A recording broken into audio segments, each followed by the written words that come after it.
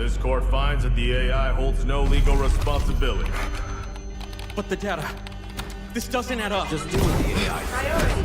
Protect company assets. Valve closed. You destroyed our home! That dream again. Gabriel Mercier, codename N2, role engineer. As a former nuclear facility engineer, N2 was removed from his position following a major incident that escalated into legal proceedings. He later returned to military service and was reassigned to Arctic deployment under CBR and related units. With the originally designated technical specialist unable to fulfill operational requirements, and following assessment review, N2 has been approved as a replacement operator for the subsequent operation. Stun out.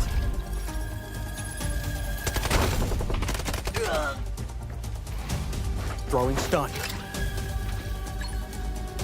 Stun hit.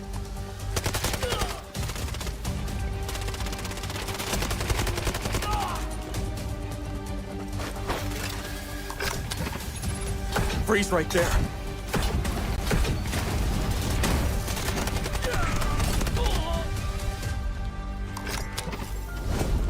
It's getting cold. N2 is equipped with a modified grenade launcher, capable of firing up to 6 LN2 grenades. Upon impact, each round detonates and releases a burst of cryogenic gas, dealing area damage and significantly impairing enemy mobility. Sustained hits can fully immobilize targets through extreme low temperature exposure.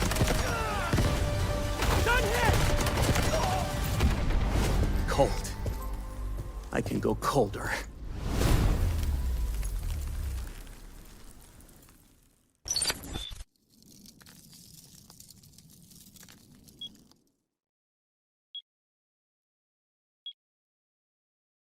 Unbreakable, unshakeable.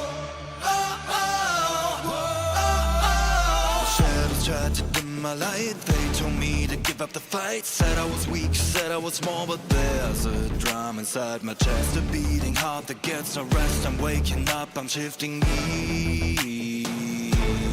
You can build a wall so high. Watch me spread my wings and fly. You can try to block my way, but hear the words I'm gonna say. 'Cause I am invincible, I am the storm, breaking the silence, I am reborn. Throw your lightning, bring on the rain. I find my power inside on the blade.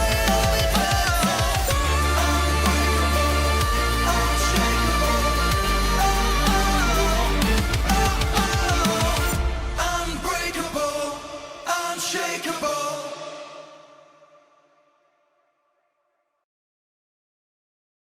Should we really be sending her to the front lines in her current state? You ought to know her better.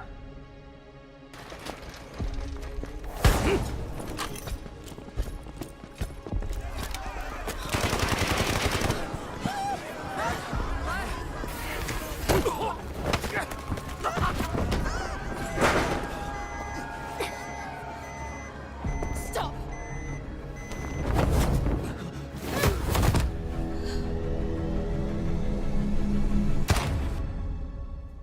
Lena Vandermeer, codename Vlinder, role support. Vlinder is a medical specialist from GTI Europe, specializing in pharmaceutical research, possessing outstanding medical expertise, and a strong sense of responsibility.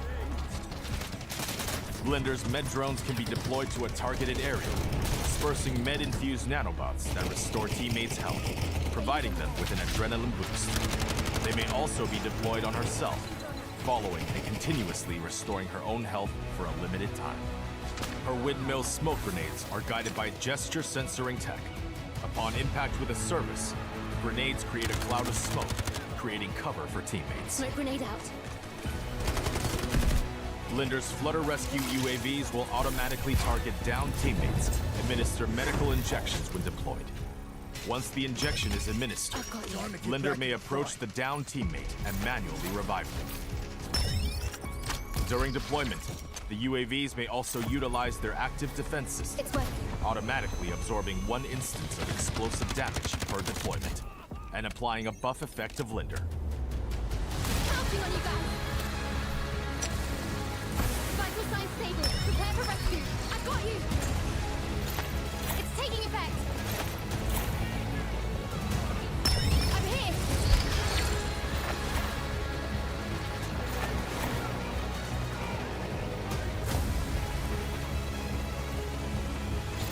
Feeling better.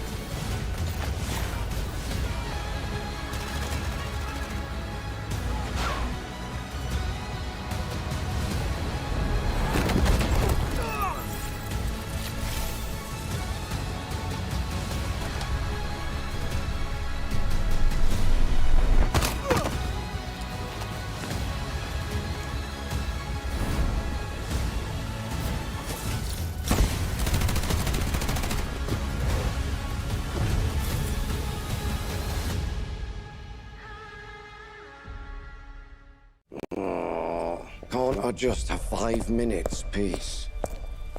Everly, we've picked up abnormal acoustic signals in the Eastern Sea. Just dolphins mating. It's that time of year, after all. You won't get away. Luke Everly, codename Morse, class Recon. Morse is a former Navy acoustic intelligence specialist with deep expertise in maritime acoustic environments, making him highly skilled in the analysis and exploitation of sound waves and portable sonar equipment. As an operator, Morse excels in the use of his jammer, a portable sonic device that disrupts enemies by reducing their audio detection range.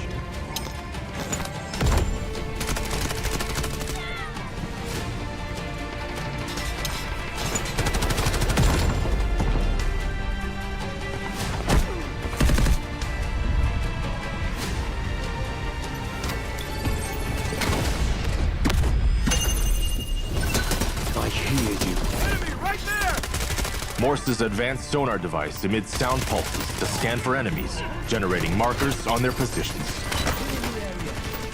No more secrets!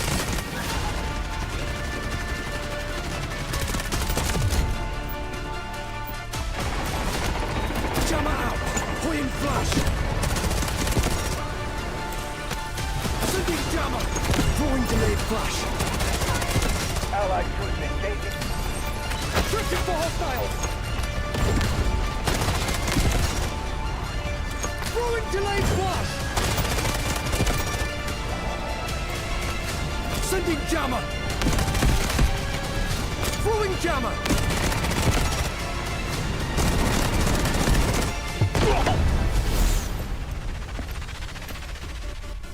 Shh. The storm is coming.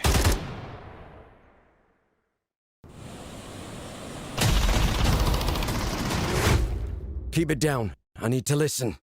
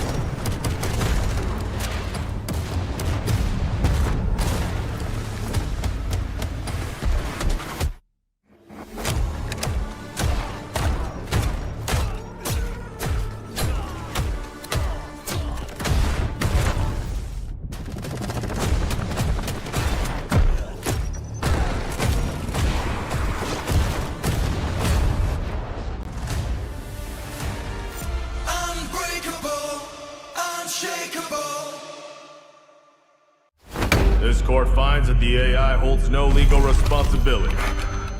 But the data... This doesn't add up. Just do what the AI says. Priority. Protect company assets. Valve closed. Destroyed our home! That dream again. Gabriel Mercier, codename N2, role, engineer. As a former nuclear facility engineer, N2 was removed from his position following a major incident that escalated into legal proceedings. He later returned to military service and was reassigned to Arctic deployment under CBR and related units. With the originally designated technical specialist unable to fulfill operational requirements, and following assessment review, N2 has been approved as a replacement operator for the subsequent operation. Stun out.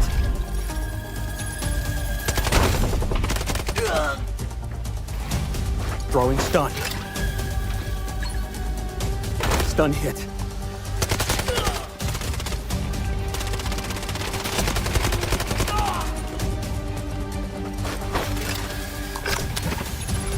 Freeze right there.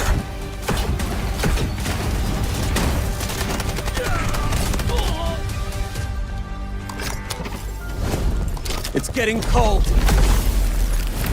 N2 is equipped with a modified grenade launcher, capable of firing up to 6 LN2 grenades.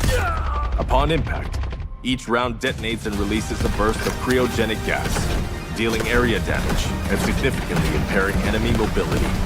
Sustained hits can fully immobilize targets through extreme low temperature exposure. Stun hit! Cold. I can go colder.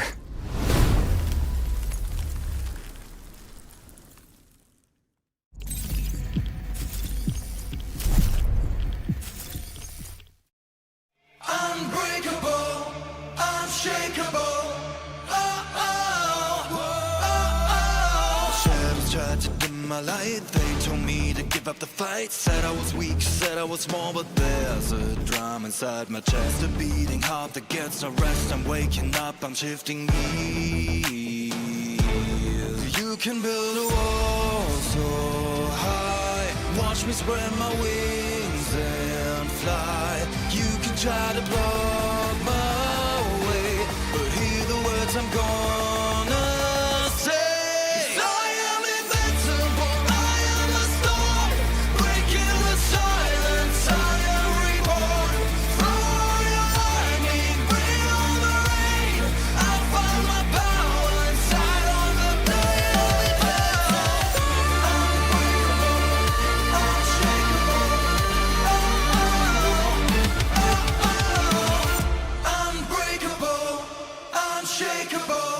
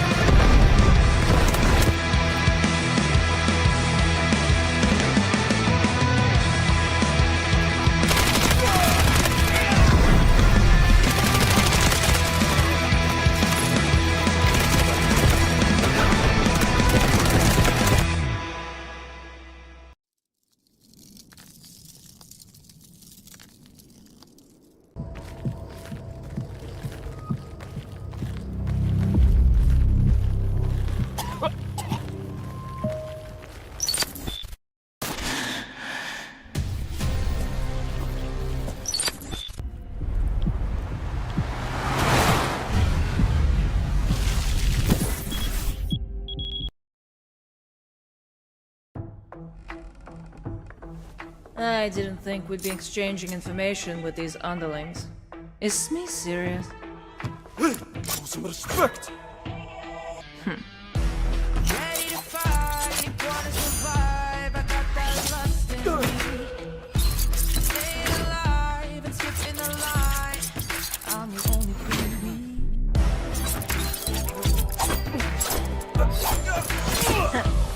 have respect for you.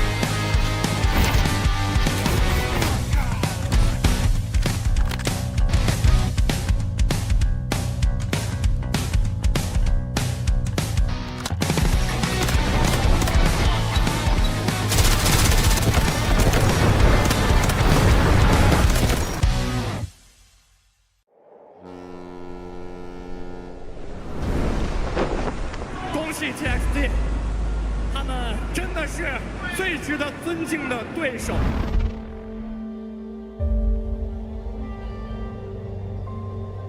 ทุกก้าวของเราเป็นดั่งกระแสน้ำที่รุนแรง ใครหน้าไหนก็ขวางเราไม่ได้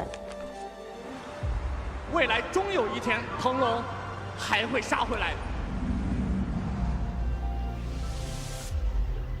这是让所有人再次看清我们的机会。数えきれないほどの昼夜を僕らは乗り越えてきた。すべては悔いのない夏をつかみ取るために。The phoenix doesn't rise without fire. We've waited long enough. Let's go. Make them remember us. 아직 아무도 우리의 진짜 힘을 보지 못했습니다. 하지만 곧 모두가 알게 될 것입니다.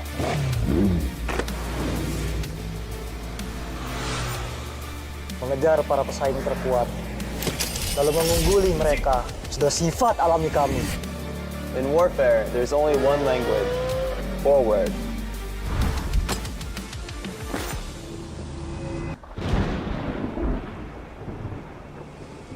We came from half a world away for one thing: that trophy. 次なるより大きな戦場へ向かおう。等待时机，快速出刀。 이제 우리의 목표는 단 하나입니다.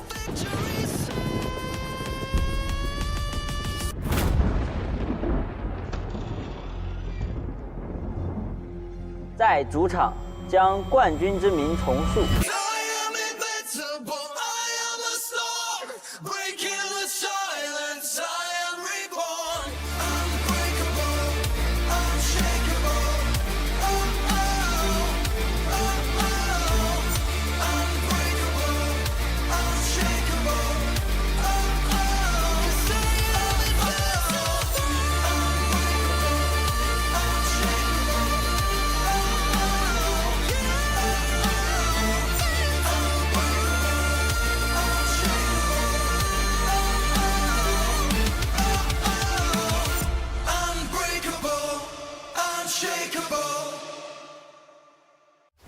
This court finds that the AI holds no legal responsibility.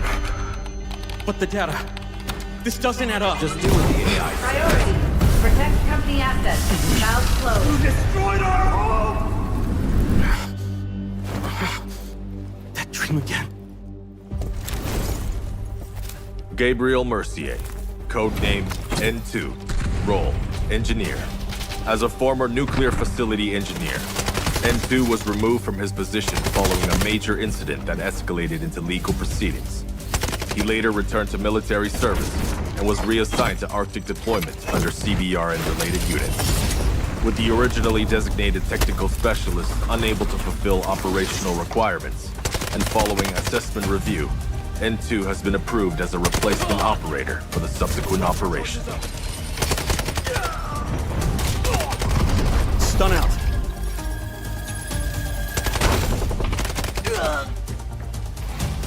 Throwing stun. Stun hit.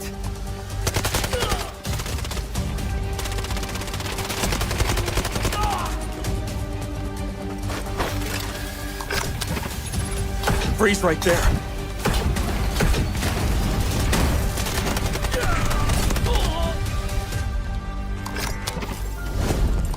getting cold. N2 is equipped with a modified grenade launcher, capable of firing up to 6 LN2 grenades. Upon impact, each round detonates and releases a burst of cryogenic gas, dealing area damage and significantly impairing enemy mobility. Sustained hits can fully immobilize targets through extreme low-temperature exposure.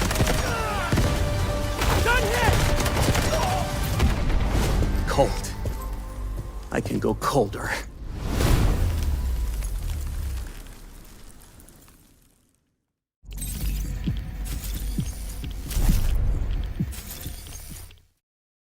Unbreakable, unshakeable. Shadows tried to dim my light. They told me to give up the fight. Said I was weak, said I was small, but there's a drum inside my chest, a beating heart that gets no rest. I'm waking up, I'm shifting gears. You can build a wall so high. Watch me spread my wings and fly. You can try to block my way, but hear the words I'm gonna say. 'Cause I am invincible, I am the storm, breaking the silence, I am reborn. Throw your lightning, bring on the rain. I find my power inside on the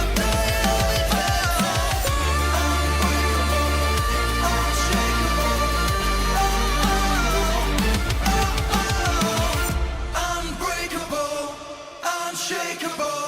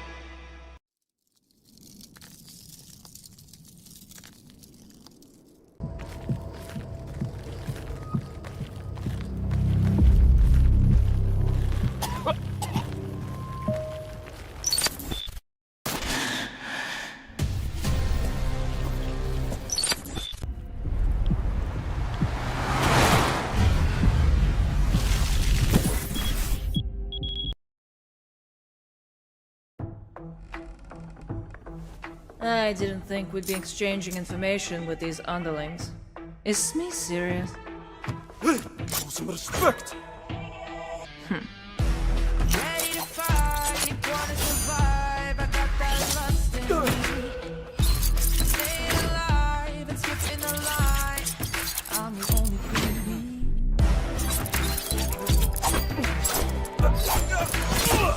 Is that enough respect for you?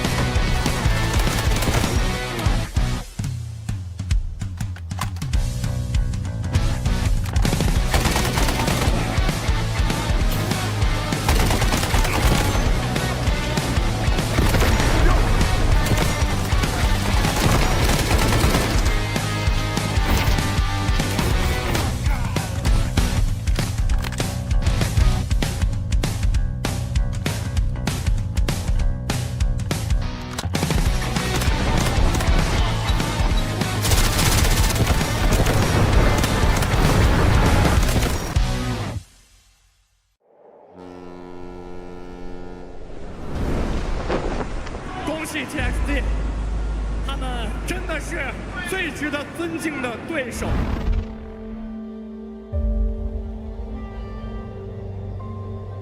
ทุกก้าวของเราเป็นดั่งกระแสน้ำที่รุนแรง ใครหน้าไหนก็ขวางเราไม่ได้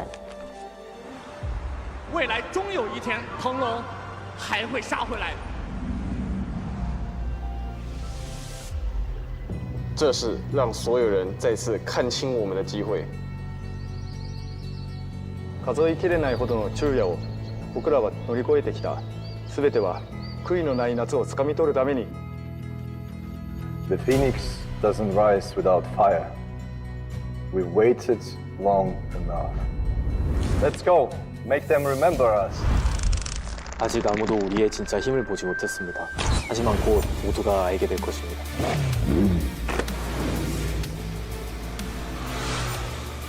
Mengejar para pesaing terkuat, lalu mengungguli mereka sudah sifat alami kami. In warfare, there's only one language: forward.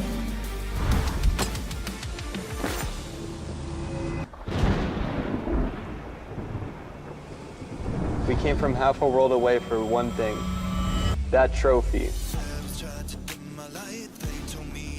次なるより大きな戦場へ向かおう。等待时机，快速出刀。 이제 우리의 목표는 단 하나입니다.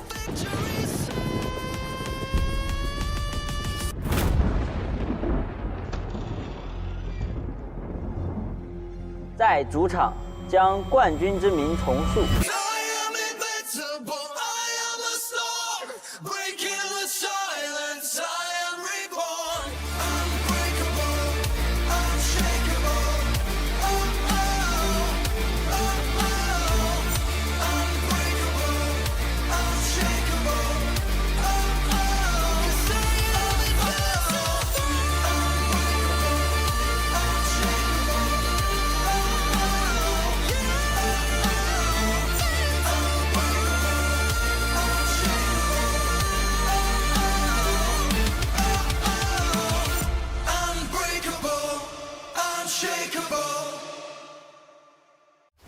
This court finds that the AI holds no legal responsibility.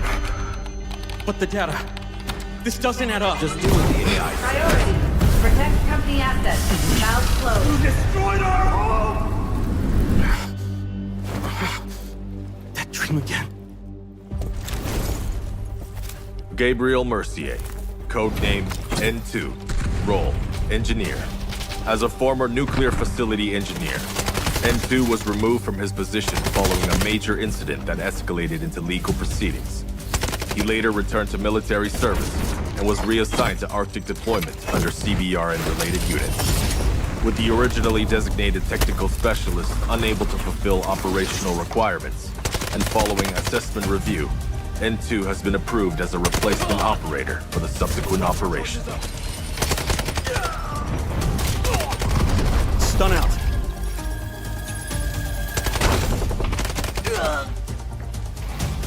Throwing stun. Stun hit.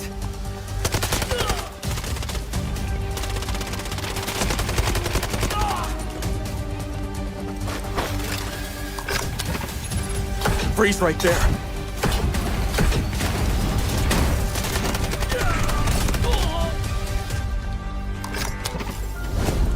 It's getting cold.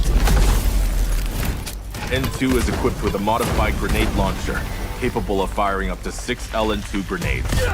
Upon impact, each round detonates and releases a burst of cryogenic gas, dealing area damage and significantly impairing enemy mobility. Sustained hits can fully immobilize targets through extreme low temperature exposure.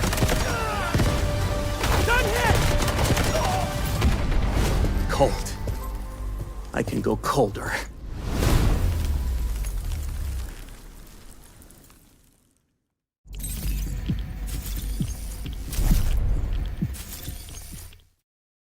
Unbreakable, unshakeable.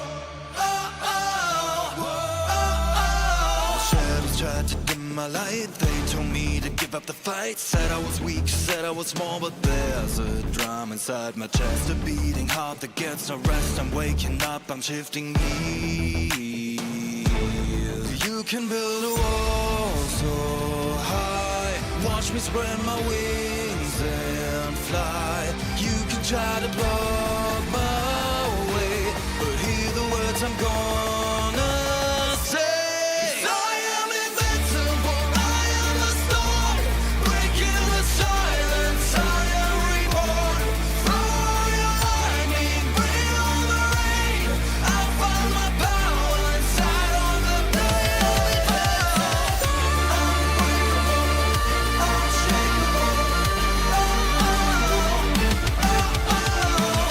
Unbreakable, unshakeable.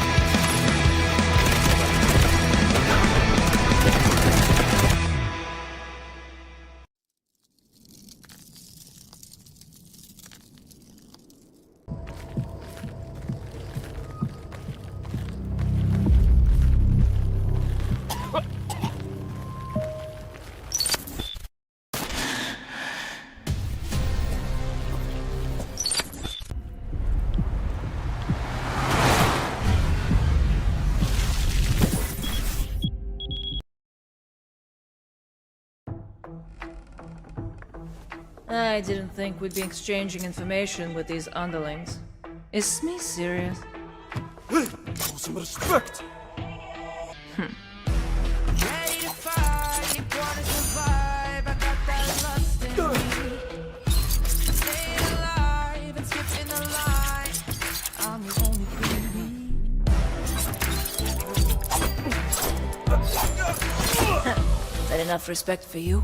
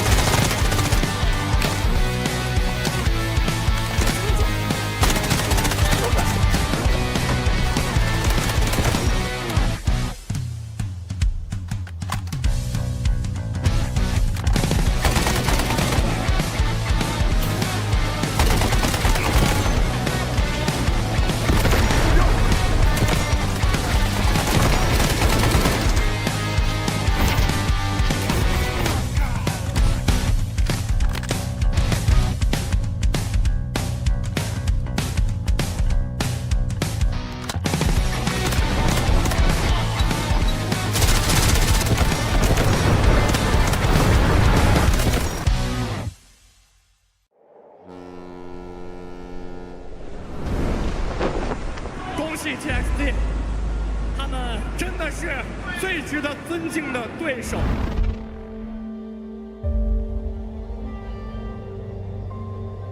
ทุกก้าวของเราเป็นดั่งกระแสน้ำที่รุนแรง ใครหน้าไหนก็ขวางเราไม่ได้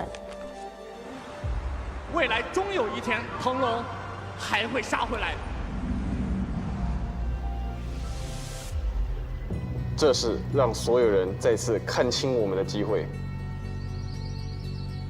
数えきれないほどの昼夜を僕らは乗り越えてきた。全ては悔いのない夏をつかみ取るために。The phoenix doesn't rise without fire.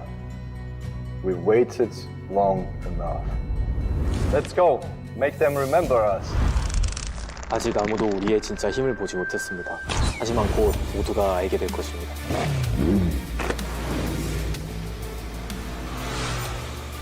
Mengejar para pesaing terkuat, lalu mengungguli mereka sudah sifat alami kami.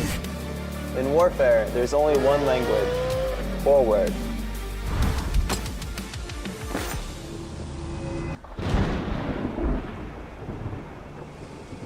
We came from half a world away for one thing: that trophy. 次なるより大きな戦場へ向かおう。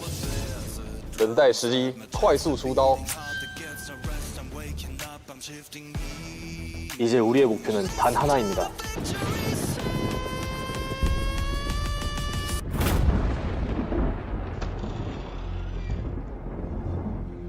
在主场将冠军之名重塑。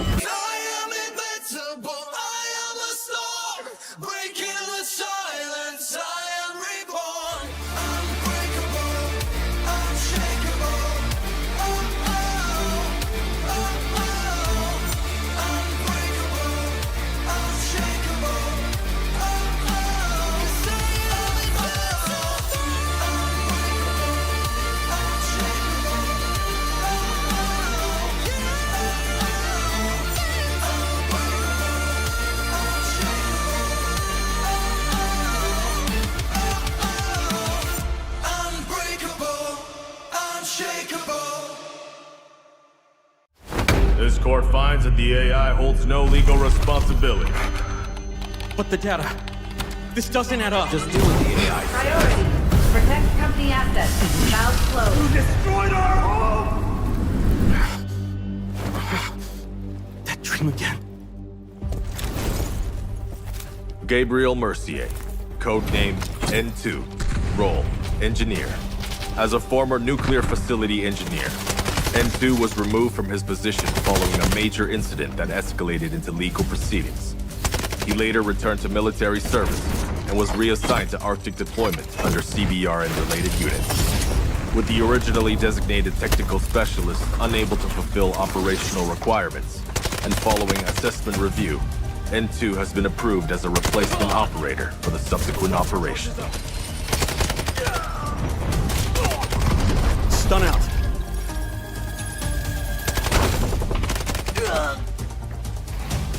Throwing stun. Stun hit.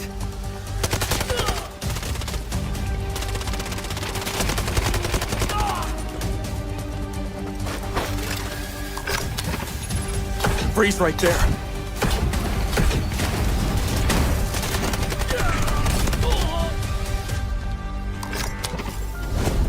It's getting cold. N2 is equipped with a modified grenade launcher, capable of firing up to 6 LN2 grenades.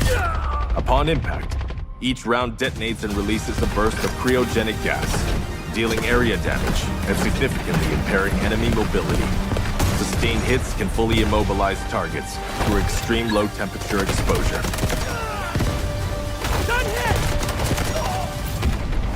Cold.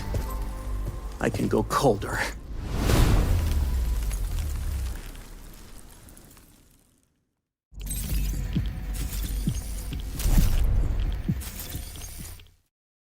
Unbreakable, unshakeable.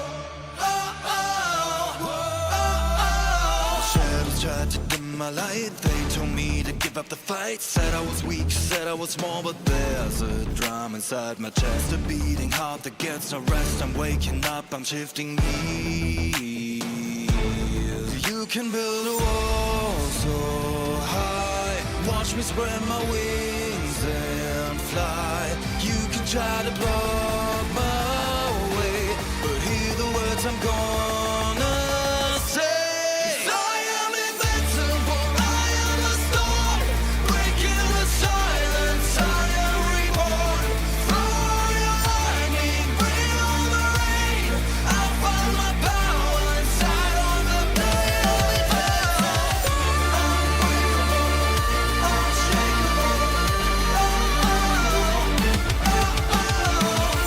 unbreakable, unshakeable.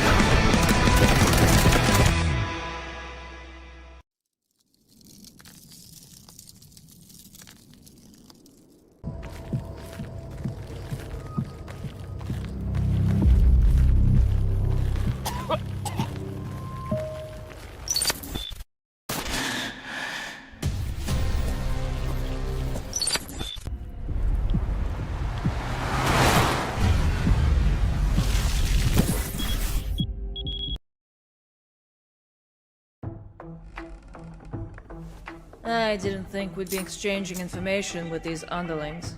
Is Smee serious? Hey, show some respect!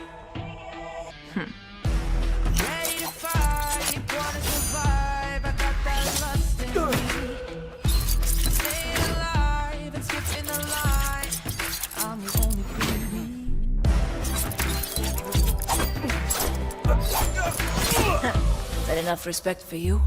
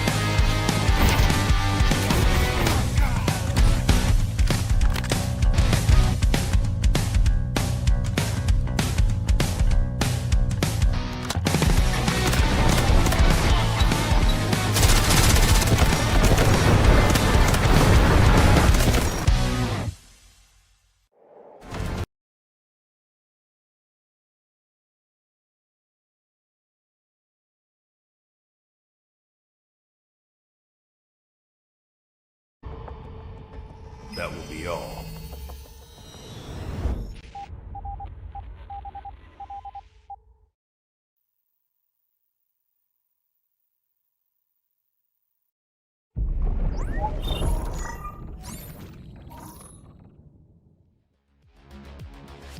Well, good afternoon and welcome into the Delta Force Invitational Warfare 2026. It's semifinals day. It is our 4th day out of 5-day competition. I'm Goj, this is Vivid. We've been with you all of the last 3 days of competition and all of the last several best of 3 matches that we've casted over. Somehow, some way, we have made it to this day with 3 teams left. Holy cow, folks. It's going to be a banger. We've got a huge one to start things off. Vivid, walk me through what we've seen thus far. What did day 1, 2, 3 look like? How do we get here? Day 1 was an absolute grind for not only us up here on the desk, for all of our teams as well. Ran late into the night, but not for a team like LT. They were their first matchup of the day, the first matchup of the tournament, and HAN gave them a run for their money, as did FX later on. But LT, as you can currently see, an undefeated team. That's why we're going to be seeing them here today in match number 12, our upper bracket finals for the side of our RQ. A similar storyline, except for that initial loss in one of the rounds up against TXD. That being said, still pretty much undefeated in the grand scheme of things. And like I mentioned, our upper bracket final, LT versus RRQ, that is where we currently stand. Also towards the bottom, HAN awaiting in the wings. HAN has done a fantastic job. Ever since their loss to LT, they've been on a tear. Look at that, down at the bottom, 2-0, 2-0, 2-0. They've played more games than anybody that's left in this competition. They've played more matches, and they've earned their spot into the lower bracket finals. We have to play this upper bracket finals first, but the loser will go down and play HAN. These are the 2 matches we're watching today, folks. It is LT versus RRQ, and then the loser of that match goes down to play HAN, which we will then watch right after. True. Tomorrow is the grand finals. Crazy to say that it's just right around the corner. In the grand finals, we'll just watch 1 match, but let's take a look back on what happened yesterday and talk about some of the highlight level players. I think it's a big shout and worth mentioning TXD, who ended up falling yesterday.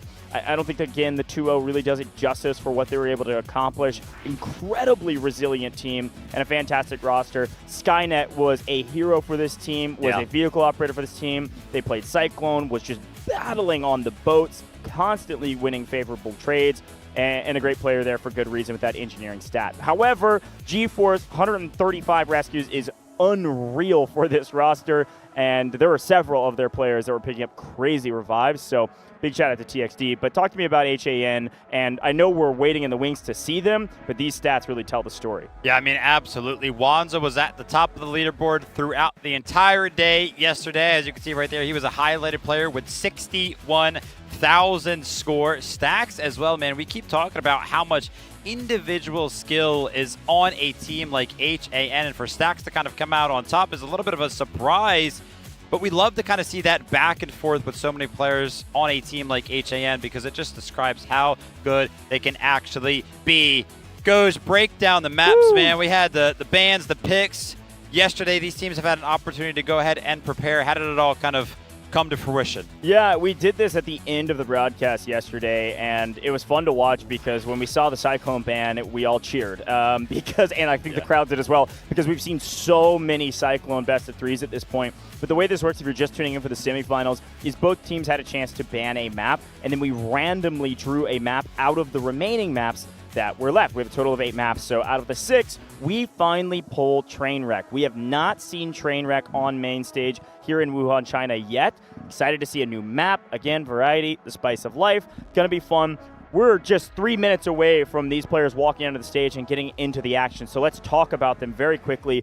LT currently undefeated, as is their opposition. They are led by 78 Dog, a new commander for this roster, but there are a lot of returners over the last 6+ months of this team competing. 78 Dog leading with the Dog squad, but some heavy hitters from this team. You've got 009, you've got Kiss Shot, you've got Lian, who's going to be some of the top fraggers for this team, and then of course you've got Betterzetchi. Talk to me about Betterzetchi, what they've been able to do and what they've been able to accomplish, because this team has been playing so much Cyclone. That guy's going crazy.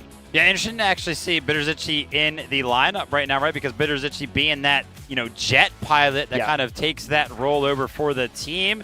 Obviously, we do know that we're going to be playing Trainwreck. Does not necessarily feature an aerial vehicle. So it'll be interesting to see what role he's going to be filling throughout the day as well.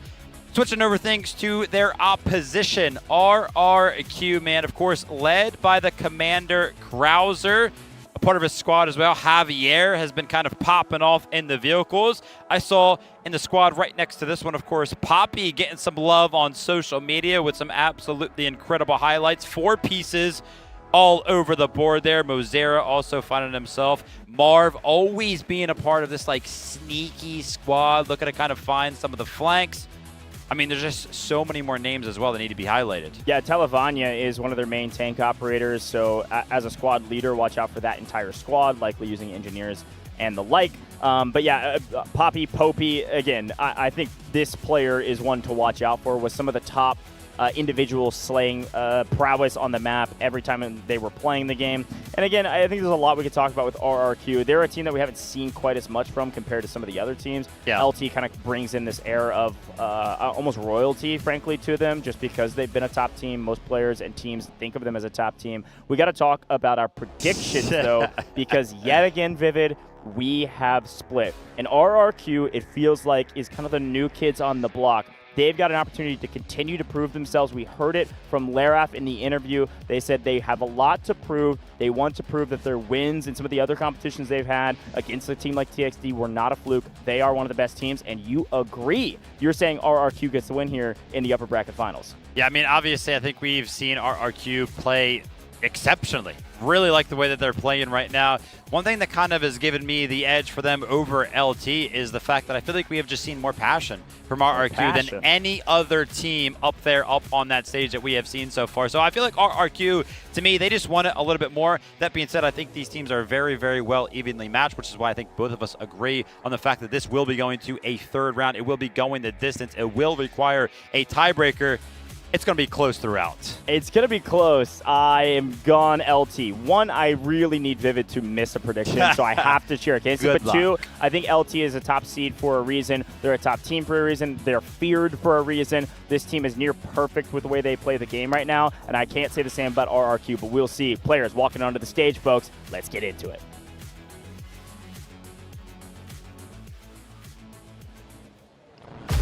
欢迎来到2026三角洲行动全面战场国际邀请赛。Welcome to the 2026 Delta Force Invitational Warfare. 有请龙腾战队。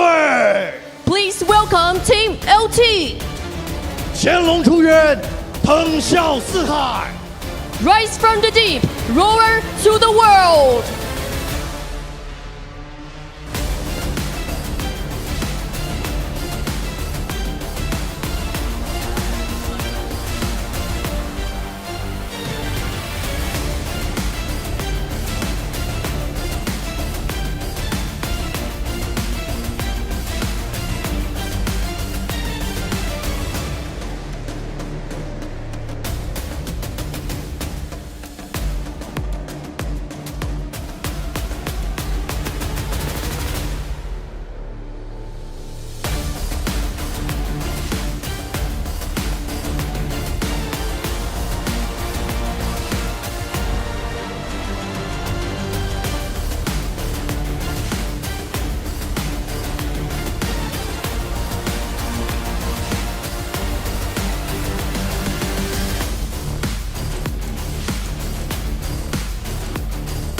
请 RRQ 战队。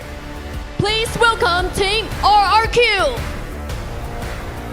荣光归于 RRQ。 Viva RRQ.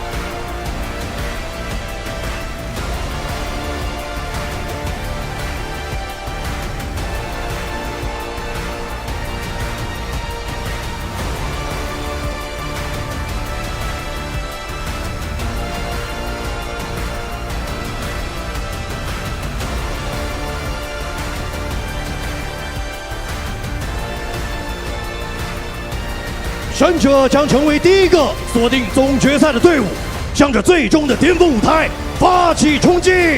The winner secures the first ticket to the grand finals. Onward to the ultimate showdown.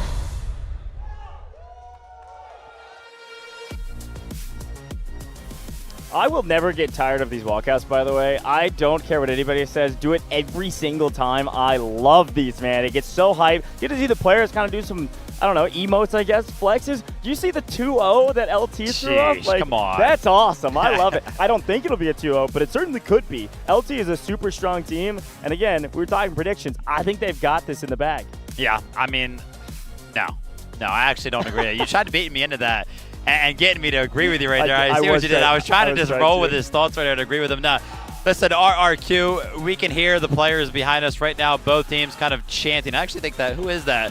That's actually LT right behind us. Yeah, they are going absolutely crazy, kind of bringing that energy to the stage. They're trying to prove something. They're trying to prove me wrong. They said, Vivid, we heard you, man. RRQ are the only ones bringing the pass into the stage. Are you kidding me? Listen, we've been talking about RRQ. I will give you some credit. You've been cheering them on since nearly the beginning. You asked me, what, beginning of day 2? You were like, who do you think is going to win the whole thing? I was like, Vivid, why are you asking me that? We're like barely into the competition. And so I asked you the same question, and you said, I think RRQ goes literally the distance and wins the whole thing. And I was like, that's crazy to me. I don't remember who you said. Who did you say? I said LT. Okay, wow. I said nice. LT. Now, there we go. Folks, I have been extremely biased on this desk, and I no longer have any bias because all of my the teams that I've casted over in the past for their regional finals are all gone. So no bias here. I'm taking the best team. One thing you and I have talked a ton about, though, and we'll get into more of the minutia of the stats and stuff, but you and I have been talking about how easy it is for you to be perfect in your predictions because everything's gone to script. Everything's gone to paper in terms of seeded teams, who we expect to win, who we didn't. All the underdog stories really haven't panned out. Yeah. Maybe the one exception to that rule maybe could be RRQ versus TXD, but technically speaking, RRQ came in a higher seed because they had beaten TXD, and I believe it was the Pan-Pacific competition that they did. So anyways, I think this is going to keep going to script here, Vivid. I think LT is the better team on paper, and I think they're going to come out on top. But of course, we are all here in the Hongshan Sports Center. We've been here since the very beginning of this competition, several days ago now, and plenty of best of threes long gone, and there are a lot more folks in the arena today. Our upper balcony is nearly full, sold out in the center sections, and even down here with us, Vivid, things are starting to fill in, and this is just semifinals. I am pumped for tomorrow as well, but we got to get there. So here we go. Listen, LT is technically the hometown team, so I'm expecting that if you hear cheers through our mics, it's usually when LT is doing something well. Keep that in mind. But in general, RRQ has also brought a sizable amount of fans. And Vivid, you brought it up. Those guys are passionate. Yeah. And I mean, we saw they were the only team to really, I wouldn't call it trash talk, but do the classic esport emote at their opponent, not just in general. So, they did like the choke sign, they did like some of those things. They are very passionate. Now, I think you can agree or disagree with that mentality, but the passion idea that you have behind this RRQ team, you think is going to carry them over a team that maybe on paper is a hair more disciplined. Yeah, absolutely. I mean, I think you kind of mentioned it earlier on paper. I think LT pretty much have a few more percentiles in the odds category of who we would probably go ahead and predict to win this, man. But I'm sticking with RRQ. Like you mentioned, I predicted them way early on in the competition. They're still here in the upper bracket finals. Heck, even if they lose this matchup, they've got another matchup, later on today, which I think is important to note as well. Both of these teams are not going to be out of the competition. If they do lose, they'll have to play later on today as well. But why don't we go ahead and talk about, the matches in general that they've played, because one thing that we haven't mentioned is that they didn't play yesterday. These guys are well rested. Yeah, they could have done team, whatever they wanted yesterday. Hopefully, it involved the spa or something like that. Because obviously they didn't know what map they were going to be playing. They could have been maybe, necessarily warming up the aim and everything like that, but they couldn't necessarily prepare any specific strats. They did, however, know what team they were going to be playing. I think it is important to know LT are one of the teams that have been switching their bans based on who they've been going against. They banned Aftershock against HAN, they banned Vault against FX, and they went back to Aftershock for RRQ. RRQ, by the way, have only banned Cyclone, not interested in that map at all, which, by the way, goes LT. What's the only map that they have played in this competition so far? They've only played Cyclone, so there's no VODs that they can review here on LAN, but I'm sure there's plenty of VODs for LT out there in all of their other competitions. So LT, we're going to be seeing them on a different map for the first time here in Wuhan, China. I can't wait, man. And listen, we're going to be seeing LT on a first map. Heck, we're going to be seeing any team, the whole competition, this whole tournament is going to be seeing a whole new map. Yeah, that's right. Yeah, Trainwreck is a fun one. I mean, we can briefly talk about it before we jump into it. You see the players I think are running around or about to be running around, so get ready, folks. We should be jumping straight into it. And by the way, RRQ is attacking first. LT will be on the defense. And you can even see from their monitors right now, game has started. It is time. RRQ on the attack. They get a tank off rip, and we're going to be working our way through the construction zone here at Trainwreck. We all know Trainwreck is a map rather that goes to the D sector. It will end with D1 and D2, and there are a lot of vehicles on Trainwreck, so be prepared for that. This is a vehicle-heavy map.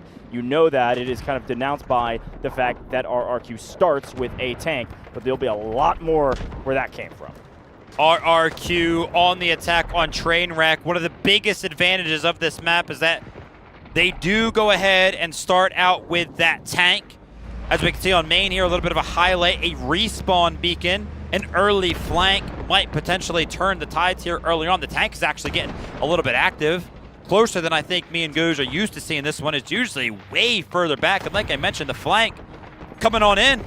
Yeah, it's a really smart play here from the commander. That's Krauser leading the team and making a flank. One of the reasons why, nice kill there, is because the win con for the first sector is usually these two broken buildings. You got one on the left, one on the right, these high ground positions to shoot down on. Very nice. Watch out for some more respawn beacons playing around these high ground positions. You can see the defense fully set up in the broken building tower that is overlooking the A sector. It is very easy to jump onto that sector, and it's very easy to body stack in that sector from either team. And so that high ground, very important. Without the high ground, you can't see through all of the cover. NW Dog off in the distance. Trading, going bat for bat with a tank. Just a small Aluru in a world full of vehicles. It feels like somehow he's still surviving over there behind that container. Looks like the engineering squad is going to be on that side, trying to go ahead and face that tank. But like I mentioned, obviously, these guys know these teams very, very well, but RRQ, to me personally, are playing a tank position that I have never seen, and sometimes countering something that you have never seen before. I'm just saying this is an if-case scenario. If LT have never seen this tank position before, it might be very, very hard to counter, but the flanks are getting countered very, very well by the side of LT. Good job by them by flushing them out, and they are also going to find the beacon. Yeah, traditionally speaking, you do have this tank play this back ridge and then can kind of jump into that trench right there to get a bit of cover should things start going awry. And generally, it's just going to try to stay back, get some high ground, take some shots, pot shot over, and hopefully help these attackers clear their way onto the point. Quick look at the map feed. You can see the attackers kind of still playing full frontal. They're playing the low side of the broken building on the right that I was mentioning, doing a win condition for this sector. And it doesn't look like they're really trying to take the high ground yet. It doesn't feel like they can. And so right now, they're kind of just bumping their heads against the point and trying to figure out where the defense are. One way to do that, though, Ragnarsson, traditionally speaking, has used a lot of snipers. This time, splatters a couple and then gets blown to smithereens. Whether or not that's worth it, you can be the judge, but there are no green bodies directly on the flag. A couple flooding over now, seeing the same. usage in general of the Humvee is rare, finding value. Incredible work right there. I'm still seeing the tank get active in the kill feed, as you can see as we tune into some of the POVs from the side of LT. Engineering squad is trying to keep that thing at bay, but take a look at the point, take a look at the progression bar. It is all red right now. They're making a lot of progress towards capturing this thing. It's about 50% of the way, and it's going to force the side of LT to jump onto the point.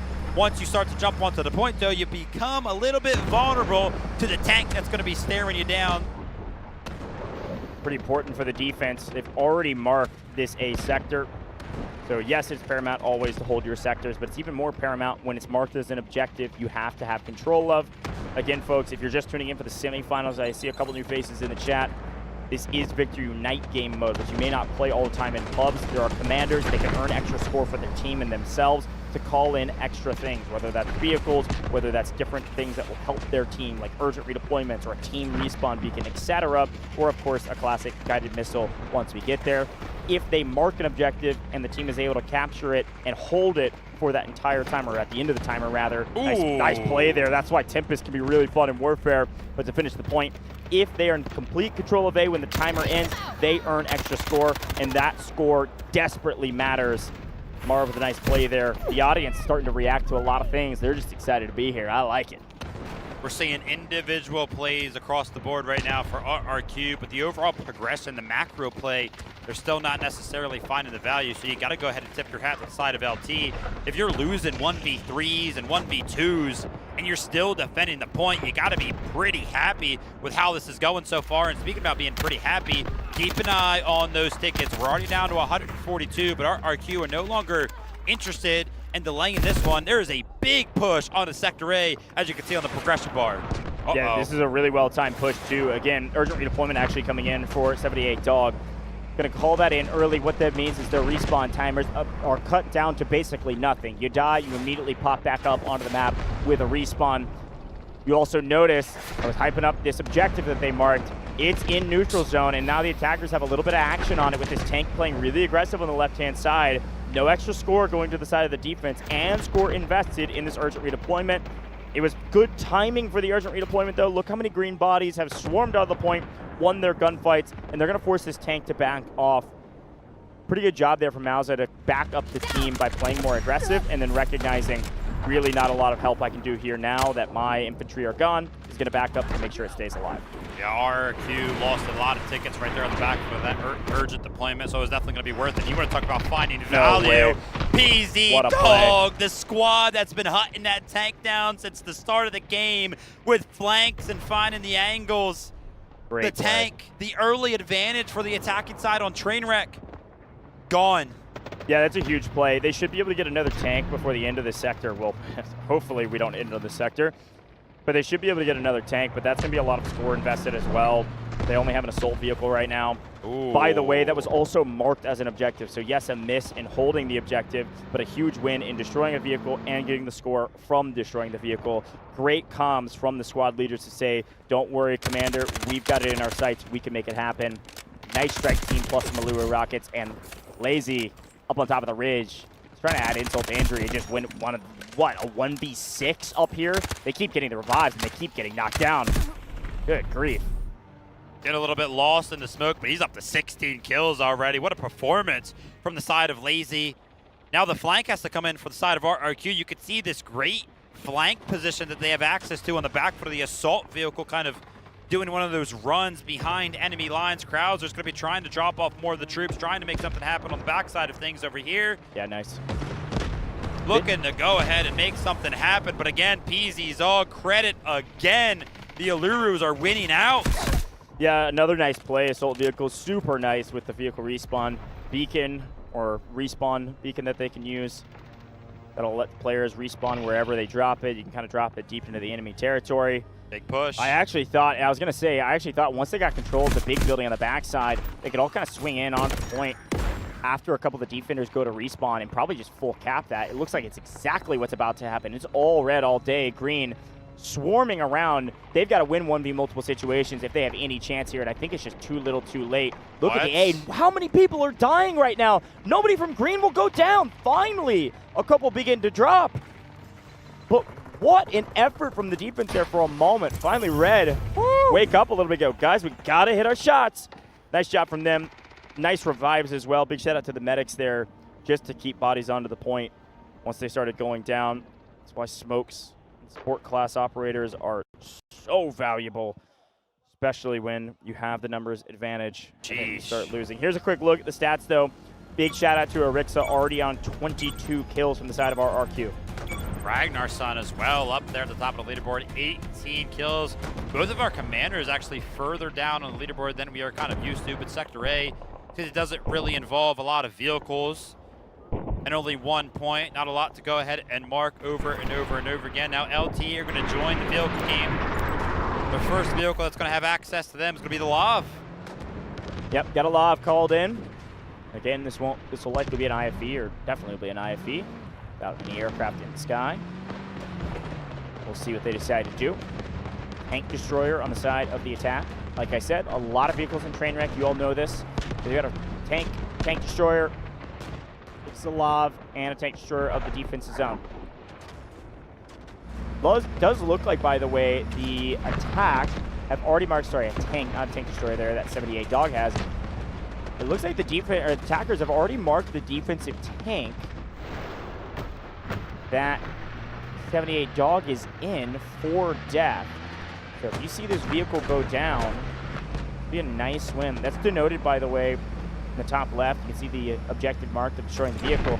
And then the vehicle that they chose to try to destroy is the one that has the yellow triangles around it. That's also marked down in our overlay at the bottom, just in case we don't keep reminding you of it. To usually do a pretty good job of that. Here we go. In general, the defense won out on Sector A just simply based on the back foot. Hold that thought right now. A big strike team over to the side of 78 Dog. The right play. They marked it as their objective. What a great call from the commander of Krauser, and his team followed it up swift and clean. A big advantage now for our RQ as they win out in terms of the vehicle side of things, but also the score. Really strong play. And again, this is continuing to show that not only LT are good at communication, our RQ is a lot of the same. Great comms from the team, great prioritization, not of the zone right now, but of the vehicles. We've said this a billion times at this point, probably say it a couple more times, that these vehicles are everything. A vehicle advantage gives you the power play, to be able to get more active on the map, frees you up, be able to make big plays. And speaking of big plays, why don't we answer back LT, a strike force of their own with a couple of Luru rockets, and down goes a vehicle for the attackers. It is going to be 1-1 in the vehicle category, and the attackers should get this one down with only a lob from LT up on the map. One thing to note, as we do see LT picked up that vehicle, if we're going to be talking about marked objectives, the side of LT actually marked the tank destroyer, not that tank specifically. So they're actually going to fail that objective. I like this artillery barrage, honestly, from the attackers. Unfortunately, it doesn't look like they've been able to follow up on it. The artillery barrage lands on the hilltop. If 2 kills. If you played Trainwreck, 3. Okay, we take those. I mean, it was well placed. I was expecting to see maybe a hair more with the defense not moving, but if you've played a Trainwreck, you know this B sector, it actually really starts on the hilltop, on the transition from where the attackers can spawn in on and where the defense are. The defense have a line on that win con for the B sector right now. Once you break over the hill and you can get control of the hilltop, eventually B will fall most oftentimes. So the defense are trying to hold the line here and make the attackers weed through their tickets pretty aggressively. And they're doing a very good job of that. Take a look top middle, 116 total lives right now for the attackers. Plenty to work with, but the fact that they're going to be going into the C sectors, which arguably are much more difficult than the B sector at not full lives, still a pretty good game thus far from LT. Very good game. I mean, Sector A was great with our RQ only assaulting Sector B at the start with 148. And take a look at this peasy dog. Nice. This guy is all over the vehicle side of things. That's just going to be an assault vehicle, but the engineering category is going to look beautiful for him at the end of this game. Like I mentioned, RRQ losing that assault vehicle, but this is going to be the first time either one of our teams have 3+ vehicles. Let's see if they can make something happen. Double tank destroyer in the lob.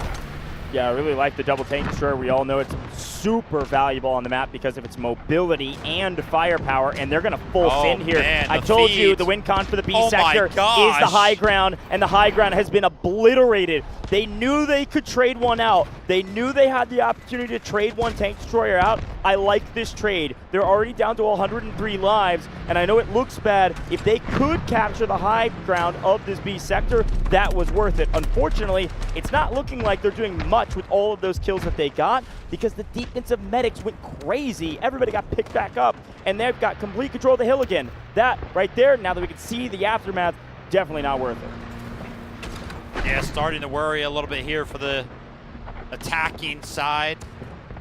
Usually this hill does fall somewhat quickly. I mean, yeah, it takes a little bit of effort, but eventually it does fall because it's like the first standpoint, and then furthering that attack into Sector B is what usually takes a little bit longer. But I mean, LT just doing an absolutely incredible job, and I think we have to go ahead and mention that vehicle that's actually up there by the train tracks all the way off to the right. Yeah, the Lav. The Lav is kind of what is denying some of those flank angles and hold up. There's actually a lot of pressure. These vehicles, there's not a lot of space for them to move. If a couple of rockets land on top of them, it'll get double damage, double value, but the tank destroyer now trying to go ahead and flush out those troops with the side of LT that have been doing absolute wonders. Finally, the medic falls. I was paying attention to that one player, the one green player that was still on the hilltop with that little medic symbol above. The support operator up there was about to revive everybody. They all go down. They all choose to be in respawn timers. And finally, green are going to have to fight uphill for the first time. Unfortunately, red also dying. They're playing these headies so well right on the lip of this mountain.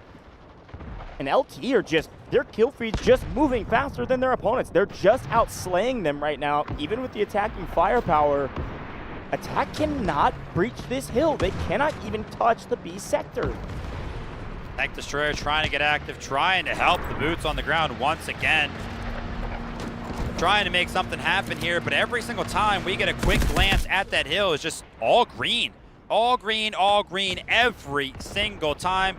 There's a little bit of a flank squad off to the left side of the hill, but you are opening your sight line straight to a tank that's going to be peppering you down. And guess who reigns supreme of the hill that we have been talking about for the past couple of minutes? Dian leading the charge for the defensive side of holding the line on the hill. All of red just revive, folks. You see that little heartbeat symbol next to their name? That means they had to revive, not get picked up or rescued, but just go to the respawn timer. And that means we take a look at the top middle, you see 82 lives. Things are looking a little bit grim here for RRQ. They've got time, but even just getting through the B sector is incredibly difficult for them right now. Hardly anybody playing Hilltop. It might be time to think about another strategy. Is there a big flank that you could pull off before they notice? Now that you got another tank destroyer down, is there something that you could clear? Is there a lane you could play? Could you go take both these tank destroyers and play hyper aggressive for the lob that's just holding the hilltop? I don't know what the answer is, but they've got to find it ASAP. We saw Dian have some highlights in the kill feed specifically. 26, man. 26 total. We only had the opportunity to catch one of those big sprees, but obviously there's been a couple. LT do go ahead and destroy another assault vehicle. We did see the side of our RQ use one of those assault vehicles to go ahead and find a flank. And you want to talk about finding a flank. Javier now trying to make something happen. He's going to be forced out of his spawn on that tank destroyer for the first time. But Ian. Whoa. Ian, ready with the rocket launcher, denies access to Sector B. They find nothing. Man, I mean, I like the play in theory. You send the tank destroyer because it's so fast. You've got the entire vehicle maxed out, 4 people. They all go in. You drop the people off on the point. It forces green to turn around. The defense has to address the actual sector being captured. But unfortunately, that tank destroyer down and 4 people down that can't get revived. These tickets are dwindling quickly. And even somebody like Lazy, who's just holding this heady, is just lining this red team up and knocking them down like bowling pins. Javier. A very aggressive play from Javier. They've already lost 1 tank destroyer. They can't afford another one, and they're taking a ton of damage over the top. It's on 1 HP in a dream, and that will certainly be destroyed with an Aluru rocket. NW Dog, the dog squad rises to the top yet again, and LT looking like they are in complete control of not only the B sector, but easily of this map. First little glimmer of hope, though. Just kidding. PZ Dog once again finds a secondary vehicle that was alive for the side of RRQ. They're going to be left with basically nothing. And I was just going to go ahead and say that a glimmer of hope right there for the side of RRQ was that finally the hill had been flushed out. Look at all of those respawn timers from 84 to 66, a full team nearly eliminated and having to go lick their wounds and figure out what do we do now. The defensive spot of this hill is totally and wholly in control. The flank, where the lava is up on top, in control and pretty much inaccessible. The team's just respawning right now. There's not a timer we need to be paying attention to or be worried about. All we care about is this vehicle right here. Right when it hits, they're going to get some engineers on it, get that thing repaired. The good news, I guess, about Trainwreck, or at least in the B sector, is that not a lot of these vehicles are being killed before they hit the ground because of how far back they are being called in. But at the very least, RRQ has done a good job to slow things down a little bit, pick up all the vehicles that they can, then make another coordinated push. I will give one quick note, though. If they make a big coordinated push here with those vehicles and lose them, that's probably GG's. Would have to agree. Couple of vehicles available to them. 3 different types, Lav, Tank, and Assault Vehicle. We did see Krauser use one of those Assault Vehicles to get a big flank going towards Sector A. Can they potentially make something happen again? But look at all of the ground that they lost. You mentioned how many revives had came through during that spree of things. If all 20 of you guys are dead at one point, LT could just push so far up, and these vehicles are trying to get active. They're trying to make a coordinated push happen. But look how much further back they are than where we would kind of expect them to be. These guys are on Sector A, and they're feeling a little bit timid. They're starting to feel the pressure here. They called it a smoke barrage. I can't even really see where it is. Maybe top of the hill to help out the infantry. That's what they've tried a couple times now. A fairly cheap thing you can call in. Once you start calling things in, though, multiple times over and over again, they do get more expensive. Feeling a little bit of pressure. A few Lou rockets get shot out of the sky. That IFE doesn't even take any damage. Here comes the push, though. The attacker is sending the house right now, and they're going to send the house to the B sector. This is a smart move. The hill is lost. They haven't won it yet. They're making a big play on the backside with an assault vehicle as well. They're going to drop the respawn beacon on the point, and they're going to put bodies on the point. The defense are going to have to respond. They respond by taking down the assault vehicle. They respond by taking down the Lav. Can we get bodies on the point at the very least to make this all worth it? Finally get a trade back, but an artillery barrage likely landing on the point, blocking any sort of a push from the attackers. Still a huge advantage from the side of the defense. They trade 2 for 1. They trade a couple percentage points on the B sector. This was the play that RRQ had to make, but it still, yet again, did not pan out. B9 trying to keep the tank alive, trying to do something, trying to get out of harm's way. But LT, it doesn't matter where you are on the map, doesn't matter what path you're taking, they're going to find you. RRQ are trying to go ahead and rush back and trying to find some sort of help. As you can see, the tank destroyer also being flushed back by 78 Dog and the tank. As you can see right now for the side of LT, the urgent redeployment was still pretty much active, so RRQ were kind of forced back, wait for that timer to go ahead and run out. Brutal. Finally it does. What a well-used 45 seconds from the side of LT.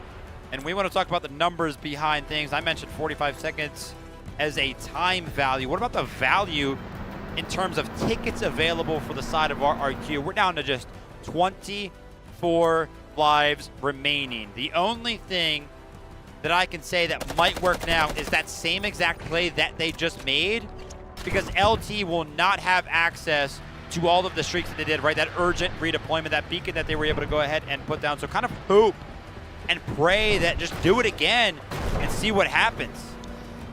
Do it again and see what happens. You don't have a play called that, but at this moment, with 23 lives remaining, it's your last play that you can make. We already said what the win condition would be. If they failed that last push, likely a loss. And you all can do quick math. That was a full team wipe. That was minus 20 lives. Nobody's picking up those players. We can't do that again. Mathematically, if the full team dies, that is GG's here. A lot of vehicles for the side of the attack now, but it's matched in kind by the defense. Here they go. Vehicle warfare, extremely important, but the infantry have to shoot back as well. And these AT-4s, these Uluru rockets, could be the difference in winning and losing some of these fights. Mauza getting extremely aggressive, should be able to take down 009. How much damage will 009 be able to trade? Quite literally almost the entire health bar of Mauza's tank. 78 Dog should clean one up. Could get two here, and a guided missile from Dian as they take down the vehicles. They don't even need the missile. They're doing it to add insult to injury. They're trying to tell RRQ, I don't care about anything you are bringing to the table. We are so far ahead. How about a missile on your forehead? Javier so trying to make something happen on the side over here. Still two vehicles left alive for the side of LT. Javier could be the saving grace right now. I did see one of those vehicles very, very low, but 78 Dog is trying to go ahead and retaliate, and that he does indeed. The tank destroyer for the side of RRQ is going to be destroyed, but not before Krauser is able to go ahead and find the return. I can't lie, I'm seeing a lot of red in the feed. Can they potentially make this happen? PZ's Dog and the tank is actually forced to go ahead and retreat. If RRQ are going to make this happen, they have to land the rocket. Javier is going to be the one to land the rocket. The tank is out. No vehicles left for the side of LT, and an absolute flood from the side of RRQ. The beacon is down as well. They're going to be able to go ahead and continue to go ahead and flood in, but only 8 tickets remaining. Be careful, do not hit that respawn button. Unbelievably close. The flood of the attackers is slowly but surely being cut away. It was a great play in the final hour, but you can't hit the respawn button, which means you will eventually lose this fight. They needed to all be on the point. They needed it to already be in the neutral zone. But the team respawn beacon from the defense will secure this with an easy win. LT felt the pressure. They sack all their vehicles to win the game, and they take down every advantage that RRQ has. And here comes the final 2 vehicles to finish the job. There was a glimpse of hope that we could go to the C sector, but Kiss Shot yet again is going to send a missile right on top of the last remaining players of this RRQ roster. A couple players being forced to respawn means we're down to 2 lives, and everybody else is just a slaughter. LT win map 1 in dominant fashion, only giving up 1 sector, holding the line on the hill, and forcing RRQ to make desperate plays, of which none worked. Cheesy little shrug as well from the side of LT, as if saying, that's all you got? Brutal. I did mention I thought this was going to be extremely close, and when I said I thought it was going to be close, I didn't just mean in the end score of things when I went ahead and predicted 2-1. I thought no matter what side each one of these teams were playing, I thought these maps were going to go the distance. I thought we were pretty much guaranteed to find ourselves on some of the last sectors of no matter what map it was. Yeah, it's tough to say, man. Looking back on maybe what the biggest issue was, or a quick look at the leaderboard here, and you can see, I mean, the top of the leaderboard for RRQ or the Revives. Look at Ripcha. 96 total there for the side of a support operator. You look over to the defensive side, though, they had plenty of revives, but they also were just slaying out. Dian picking up 43 kills on a, 2-sector map that we just played is pretty unbelievable. Really solid slaying power. And I'll shout out Ragnarsson as well at 37 on the RRQ side, and Arixa on 39. So in general, they were slaying out. It just felt like they didn't win the macro game. Like, the stats actually don't look that crazy between the 2 teams. I mean, you could argue that there's a score difference, obviously, between the commanders, but that's just a team winning versus a team losing. Really, it came down to macro plays. It felt like the defense did such a good job of maintaining control of the win con I talked about, of that hill above the B sector, and it was just too much for the attackers to figure out how to handle. They finally started sending troops around, but I don't know, man. That was just an out macro, out strategy play from LT, and they were able to execute a perfect defense. Incredible stuff there. Love the fact you bring up the leaderboard. Yeah, that was like the closest leaderboard I've ever seen. For a game that was not close. Yeah, exactly. I would really love at some point to kind of like calculate totals for both of these teams. Yeah, you know what I mean? Seeing like how many total kills both teams had in a certain game. Because I guarantee you, like Goz mentioned, it was probably very, very close. Taking a look back at the highlights, we talked about it. Trainwreck, the attacking side does start with the tank. I'm sure we'll see it in the highlight reel very, very soon, but it did not last long.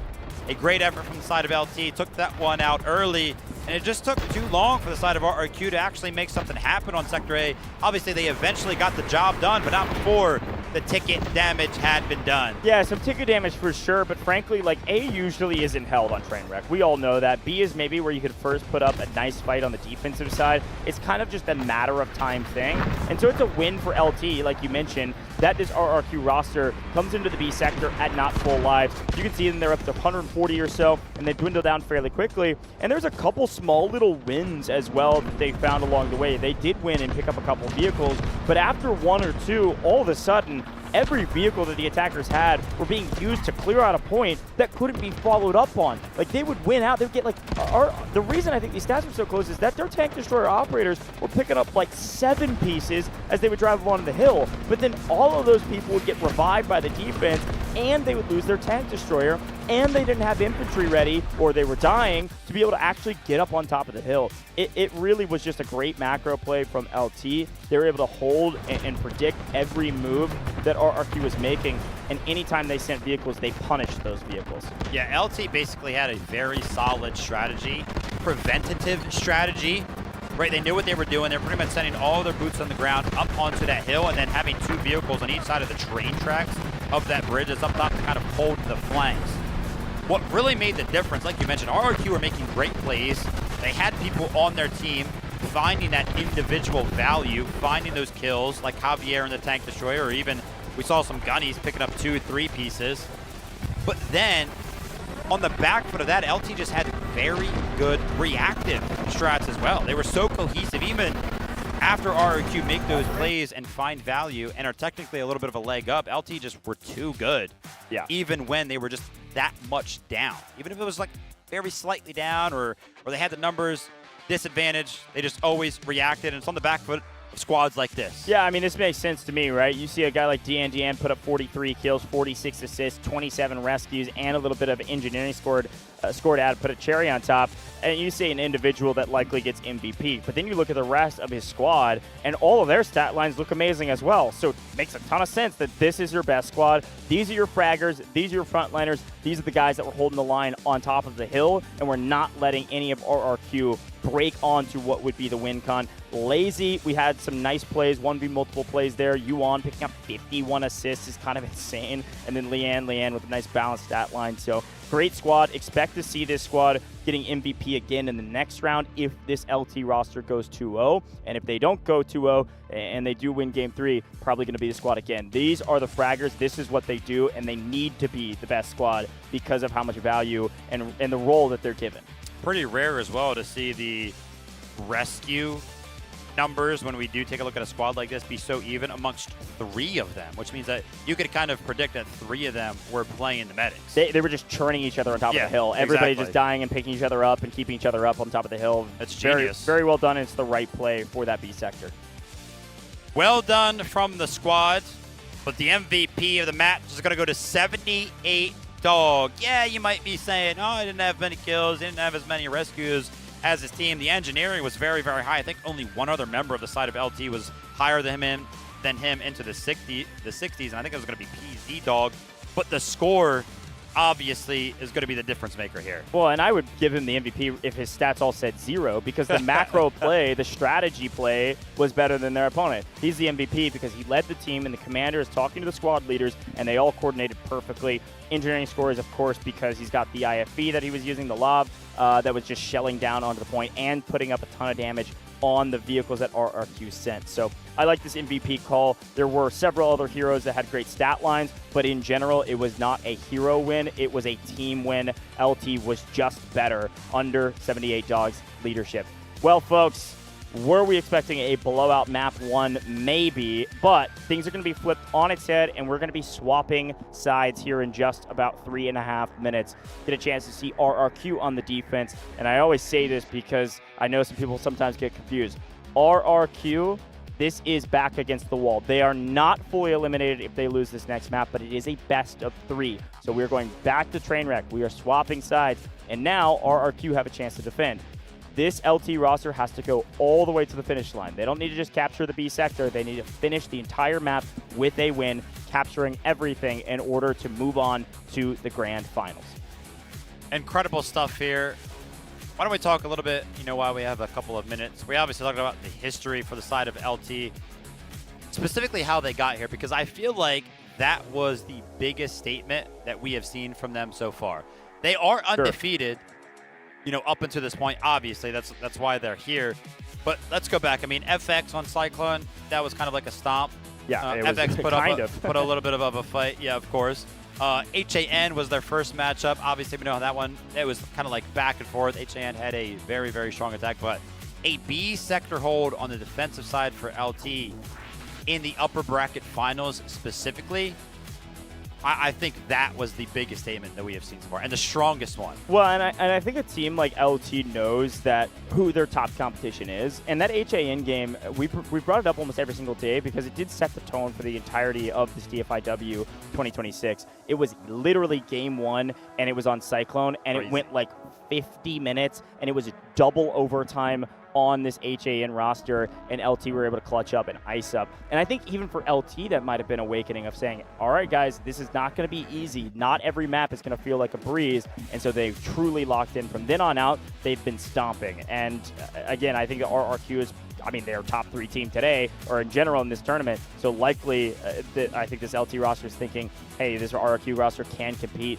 Let's kind of throw down the gauntlet, because it's either going to be HAN, who we've already beaten in the grand finals, or it's going to be this team in the grand finals. And we got to tell both teams that we can beat you, and we can beat you in a dominant fashion, so that whoever shows up on grand finals day against LT is maybe a little nervy. Yeah, absolutely. Well, if you're an RRQ fan, I've got a little bit of hopium for you guys. They've been here before, right? They have lost game to TXD and still ended up bouncing back and winning that. Yeah, of course, you know, it ended up going the distance and they had to do it in round number 3, but that's pretty much the exact same scenario right now, which is why I feel confident about these guys. You can see, look, they're feeling Ant, man. I keep mentioning the emotion that these guys bring to the stage. It is consistent, and I love to see it. I love it to see it, too. Listen, I will say, I love their jerseys. I think they're really clean. I think I like the purple. I like the purple ones better. All right. I like the alt jerseys. This team has been going back and forth between their jerseys. We've now seen white a couple times. They're the only team to do that, by the way. I think I like the purples better. Purple was a vibe. Yeah, it was clean. I mean, it was clean. Listen, if I'm going to a competition like this, I'm bringing a home and away jersey. And I don't know if this is the case. I'd have to go back and look. But I'd wear one jersey if I was attacking first and one jersey if I was defending first. Because they've determined that the day before. True. Kind of a cool way to do like home and away in like traditional sports. I don't know. Maybe you wear home and away if you feel like you're the underdog in the matchup. Or the top dog in the matchup. Yeah, but then you're like projecting emotion to your opposition. Yeah. Anyways, while we have a second, the players are loading in, let's highlight a couple individuals that need to step up from RRQ. Because again, their back is against the wall, folks. If RRQ lose here, they go down to the lower bracket and have to play HAN in just like an hour, okay, like from now, which is crazy to say. Let's talk about this team. Who needs to step up and stand out on the defensive side for RRQ? Anybody that pop out off the page to you here, Vivid? Dude, it is really, really hard, because if we're talking about how even that leaderboard was, we saw the individual prowess of a lot of the members of RRQ. I mean, Elegant is somebody that I feel like we have seen in some of their past wins and some of the past games do very, very well. I didn't necessarily see his name, but we still saw some of those, you know, pop-out performances that is required to go ahead and win. Again, it was just really came down to the macro side of things. I mean, if we're nitpicking here, maybe Poppy, right? I think he still had like mid-20s. I'm going Popey on that name, by the way. All right, Popey, fine. I'll agree with you on that one. Popey was their like top individual fragger 2 days ago. Yeah. So I think Popey's a good call. A couple players that I wanted to highlight. We saw Ragnarsson pop off on that game, even though they didn't do well. Anyways, folks, enough conjecture from our side. It is time to get into the game. It is a best of 3, but it is not an elimination round. They will head down to the lower bracket to face HAN if RRQ lose here. Again, LT now in red, RRQ in green. I want to also shout out this Charlie roster. Marv is leading that Charlie squad with Wu-Tang, Riptra, and Arixa. This has been a roster and a squad that is a strike team for this team. Watch out for that team on defense, helping the squads out, getting really aggressive to take down some of these vehicles. Kicking things off, though, BZ Dog in the tank. shelling down range, making things a little bit easier for LT to push up into the ruined buildings in the construction zone and start getting a piece of this zone. RRQ trying to make something happen early here, though, with the engineers. They're trying to actually go ahead and coordinate a little bit of a flank. You can see some of the members out there who actually are going to be getting trimmed down by the side of LT. So great awareness from the squad right there to go ahead and make sure that the flank is not found by some of the Alurus. But this tank is actually taking like 3 to 4 total rockets already. If they would have landed at the same exact time, the tank would have been blowing off the map right now. But LT doing what they do. They're going to go ahead and flood into the side of Sector A. They're capturing it right now. Again, Arix is a guy that's got to step up for the team. Already on the boat, already on 4, but having to play fairly timid, taking quite a bit of damage over the top, and there are way too many attackers on this A sector to be comfortable right now when only 6 lives have been used. This is an extremely fast stomp onto the A sector. And again, A doesn't usually get held for very long, but this is too quick. This is too fast. This is immediate. We move to the B sector, and the defense are on respawn. They immediately need to get to the high ground and pull out a miracle here on the B.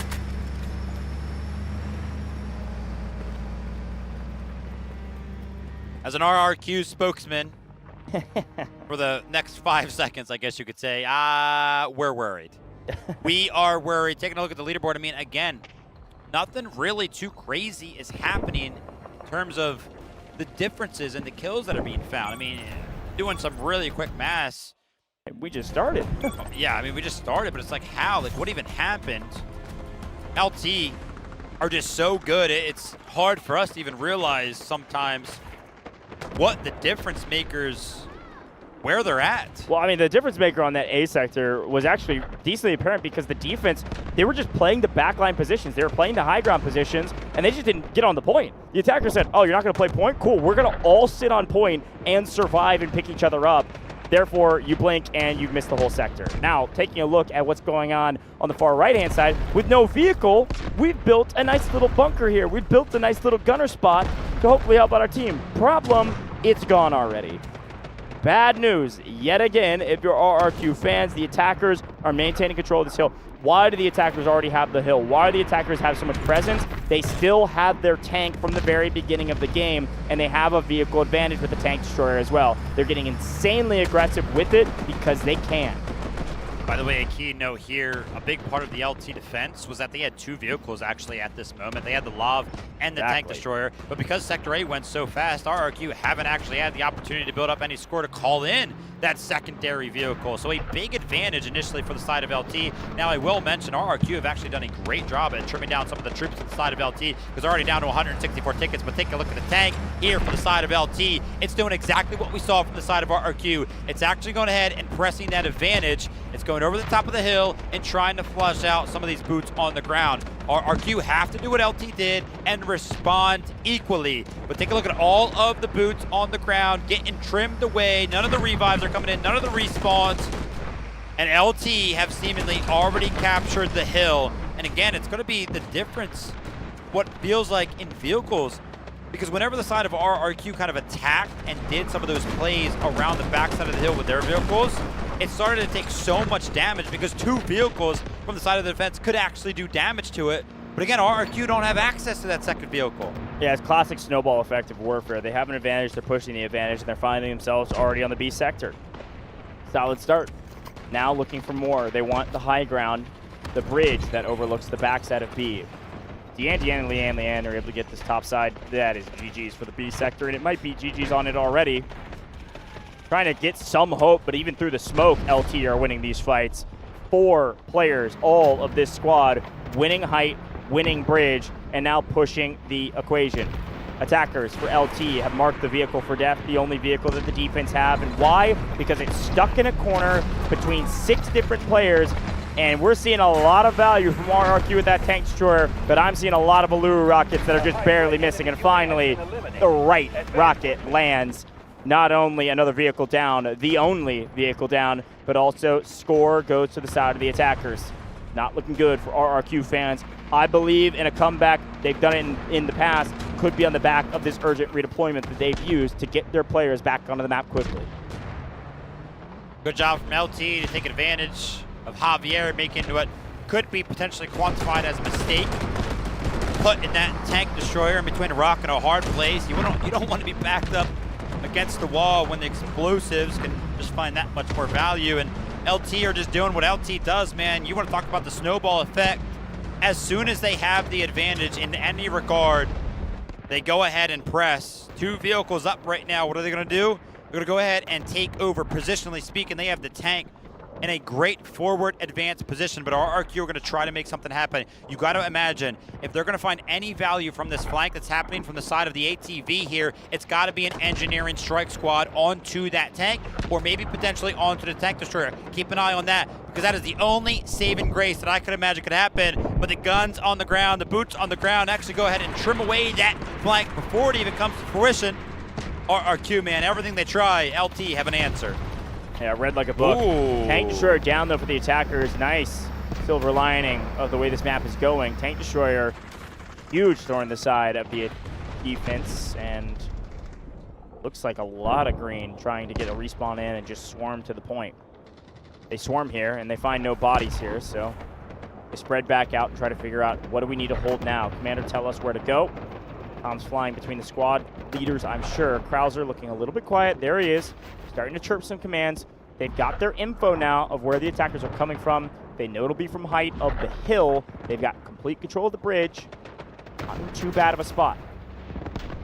I'm constantly keeping an eye off in the distance and towards that UI at the bottom, trying to see when our RQ kind of bounce back in terms of the vehicle economy side of things. When are they going to get access to one more of those vehicles to try to go ahead and help out the defensive side of things? Because, you know, right now, if they could equalize 1-1 against that tank for the side of LT, that would be great. But now LT again on to the point, and there are a lot of members flooding from that left side under the bridge. What is the response from the side of our RQ? We're trying to take a look around the map for some of the rotations. Where could they possibly come from? They look so far away. Yeah, they're coming from respawn, man. They're coming from their base. They're coming from D and C sector on some of these respawn spots. Is there not beacons down? They've got one respawn beacon on the backside of the hill, but that's not close enough to get to the point either. A frustrating one for them. The B sector falls, and look at that, 179 lives going into the C sector. They only could count a 1-life victory on that hold. But the good news for RRQ fans is that they do have a tank destroyer alive, and they're going to be able to use it for the C sector. Quick look at the stats. This time a little bit more one-sided. LT looking stronger in the fragging category, looking stronger in most categories, frankly. The one thing I'm seeing here is 27 revives from the side of the defense with V4XA. It's a nice little value add to keep bodies up and around the point. Unfortunately, it wasn't enough to do anything on the B sector. Switching over to the C sector, though, both sides are going to gain one more additional vehicle. We did see Javier jump into that tank destroyer a little bit too late. Almost made it to help out with the defensive side of things, but like I mentioned, just a little bit too late. And actually, correction, I mentioned that LT were only going to have access to 2 vehicles. Looks like a third was able to join the party, so they're going to have 2 tanks. This is going to be a big advantage for them, and you want to talk about advantages. One of the biggest advantages the LT have is having Dien on his team every single time. We take a look at this guy, man. He is just finding value, finding kills, mowing down the units of RRQ, and there it is. Keep them coming. Man, this is the squad. I mean, they just out-frag their opponents, man. Unreal job. And again, quick look at their operator choice. You got a Hack Claw, Toxic, and just gunning the opponents. D1's actually falling. Kind of classic train wreck Sector C, though. Yeah. This is a giant tug of war, so usually we do see one of them conceded early on, and then once the attacking side makes it a push towards the other one, you know, flip-flop, tug of war. You guys know how it goes at home. 166 tickets available for the side of LT, so on initial approach, they did lose about 14. RRQ, again, they're just trying to make something happen, but again, they're just losing these individual fights around these trains right now immensely. Like, I haven't even seen where their vehicles are at. Yeah, probably the backside of C2, I would assume. Classic strategy, you brought it up already. The attackers should regroup inside of C1, and then actually it looks like their push is already happening from C1 over to C2 right now. They've got a couple people on the flank, all red, by the way, on the C sector. It's not even kind of close. The defense's only job right now, after they've all been wiped with this urgent redeployment, is probably to trade, try to go for C1. Problem, there's going to be vehicles over holding C1 while the infantry push C2. This is meta. This has been meta for years. And it's just extremely strong. It's still what they're going to try. Look at where the defense is at. They've got actually a two-pronged assault. They've got a full squad heat checking C1. They realize, hey, there's actually quite a few bodies over here and vehicles at C1. Let's full send at C2. A good call from the commander. Urgent redeployment's really going to help them out here. The attackers cannot respawn nearly fast enough. As long as they win a few gunfights or bow fights, they are able to hold C2. A lackluster investment from the side of LT, and it forced out the response of an urgent redeployment. And also, C2 is now going to require the attention of what appears to be 3 vehicles from the side of the defense, which is, that's great, man. But I'm still worried because LT have done such a good job at winning out in terms of eventually picking off those vehicles. So if LT are going to want to go ahead and make a push towards this C2 sector, they're of course going to have to find one of those vehicles. And Lan has found a very comfortable position right here. Jump shots from the bow. We're going to find incredible value right there. Lazy, part of that same squad that continuously finds value. And I just mentioned that LT, if they want to make something happen, they're going to destroy the vehicles. Not but 10 seconds later, boom. Listen, again, the vehicle should be on the backside of C2. There's no reason for an IFV to be up in between the 2 points when the attackers have complete control of C1. That is just a death waiting to happen. So seeing an IFV go down there from RRQ, that feels like a mistake more than a huge play from this LT roster. But again, we didn't see the full transition of why or when or what. Just seeing where it died felt wrong to me. Here is this tank destroyer. 009, I doubt gets too aggressive here. Could go up, poke and prod, and then return if they see C1 starting to get captured. So they're actually going to pretty heavily invest on this point right now to make sure that they can get through the C sector right this second. The tank destroyer getting upstairs, shooting down. Going to be very difficult for the defense to get into the mix. Looks like one of the reasons that the defense are missing a vehicle and they're calling in another one. And they're also making sure that it gets very, very safely to the ground, way back over there. By the time this vehicle that they just called in gets onto the battlefield, C2 is going to be gone. Yeah, I mean, this tank destroyer position feels absolutely impossible to go ahead and face for the side of RRQ any single time.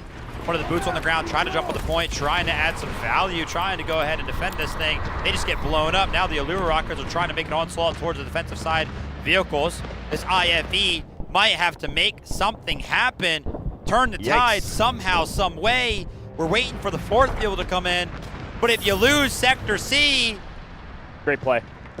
They just outnumber them, they outshoot them right now, and they've got more firepower. They left the tank on the C1, so he couldn't get a trade back. Again, a classic strategy that just frankly works, especially if you're shooting as straight as LT is right now. 009, gonna move forward with the tank destroyer, gonna keep this tank playing defense, if you will, moving into the D sector. Should see the exact same playbook. This time, instead of 2 buildings, the D1 zone is right underneath the middle of this bridge. This is one that can exchange hands fairly easily just because it's so dang open. And then D2 is actually quite difficult to take just because the defensive spawn is right next to it. Could take some guided missiles. Neither team have them yet because we've been moving so quickly, but I'd expect to see a guided missile come in for the side of the LT team probably within the next 2 to 3 minutes at most. Well, actually, I was just going to mention that the pacing of this train wreck has been a little weird, where LT have kind of been obviously extremely dominant. And train wreck is a map that usually gets elongated on the attack. And once you do get to Sector D, you actually have a lot of guided missiles that come into play and make the attack happen easier, obviously. But because this has gone so fast, LT actually haven't been able to build up any score. They've just been so dominant. Obviously, eventually, though, they will gain access to those guided missiles. But as of right now, like you mentioned, 0 available. So this has obviously been a very quick one, and it's coming into play in the later stages of this. 009 being 5, 6, and 7 in a tank destroyer tells the full story of how this map has gone. The presence of the tank destroyer is more of a threat than anything else. They haven't needed much from it. D1 will be the first to fall, I can only assume. Attacker is actually playing through bridge, playing high ground, and then dropping down when they decide they have cleared everybody out over here. 1 falls, 2 falls, 3. Tank takes some damage, 78 dog.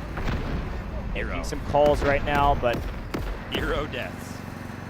26-0. We talk about quadruple positive fraggers. What about a 26-0 commander who's not even up in the sky? I know he's in a tank. I know that tank is the first one they start with. That is still impressive, man. Yeah, how have RRQ, I mean, not taken out the initial objective of the defensive side, right? That tank attack starts with it. That's the only thing you got to worry about sometimes. LT have just done such a great job of defending it, shooting out some of the Allura rockets from the sky. I mean, it's hard to do that, but they're making it look easy. D1 falling immediately. The defense here, they did mark D2 as an objective they needed to hold, which is quite an easy hold for them, so that's a nice little score boon for RRQ and Krauser. D1 now marked for a hold from 78 Dog. That extra score from the D1 hold may give them enough for a guided missile. A couple artillery barrages certainly could be used, but they want the missile to help clean things up onto D2. Again, regardless of the firepower that LT have, D2 can be very difficult to capture just because of the spawn positions of the defense. But now all focus from both teams is on vehicle gameplay. You got to keep them alive. You got to keep them in cover while also having an impact on the map. 3 to 4 in the vehicle category, and LT have had the same tank since the beginning of the game. The play from the defense right now is to play tug of war as long as humanly possible.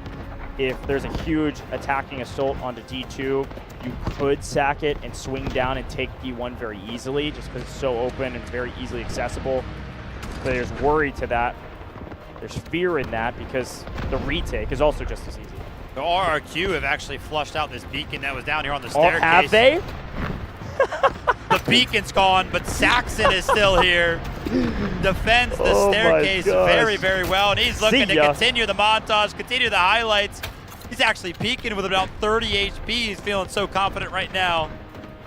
What a great individual effort. Now, obviously, Saxon is going to be picking up a lot of individual kills, but I was just going to mention that RRQ did a great job of fending off that beacon, and because they did go ahead and fend off that beacon, LT took a giant dip in terms of how many tickets they do have available for them.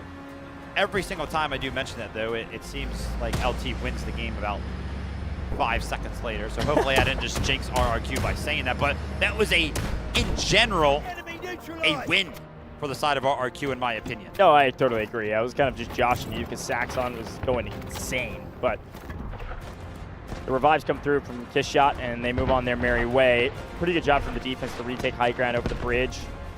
Wonder how long to be able to hold that D1 in control of the attackers, and here's a squad trying to come in from the backside of this team in Ego Chow. What a 3v9, and they're winning. Only 1 player has gone down for the side of LT, and 5 have fallen for the side of the defense. Tank Destroyer 009 getting a little bit more aggressive to play the low side and continue to establish this foothold for its team, looking for the flanks, looking for anything he can get his hands on, while the infantry re-up, everybody together and make a coordinated push towards this D2 side. If there's any team that can hold D2 for the entirety of 180 lives, it is RRQ. Still looking for a miracle, though, and I'm looking for a strike team.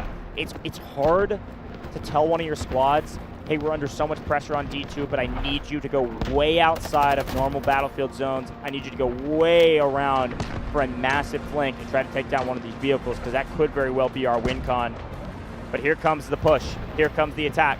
Swinging over the top of the bridge, being met by the guns of RRQ. Both sides finding a bit of damage and finding some blood.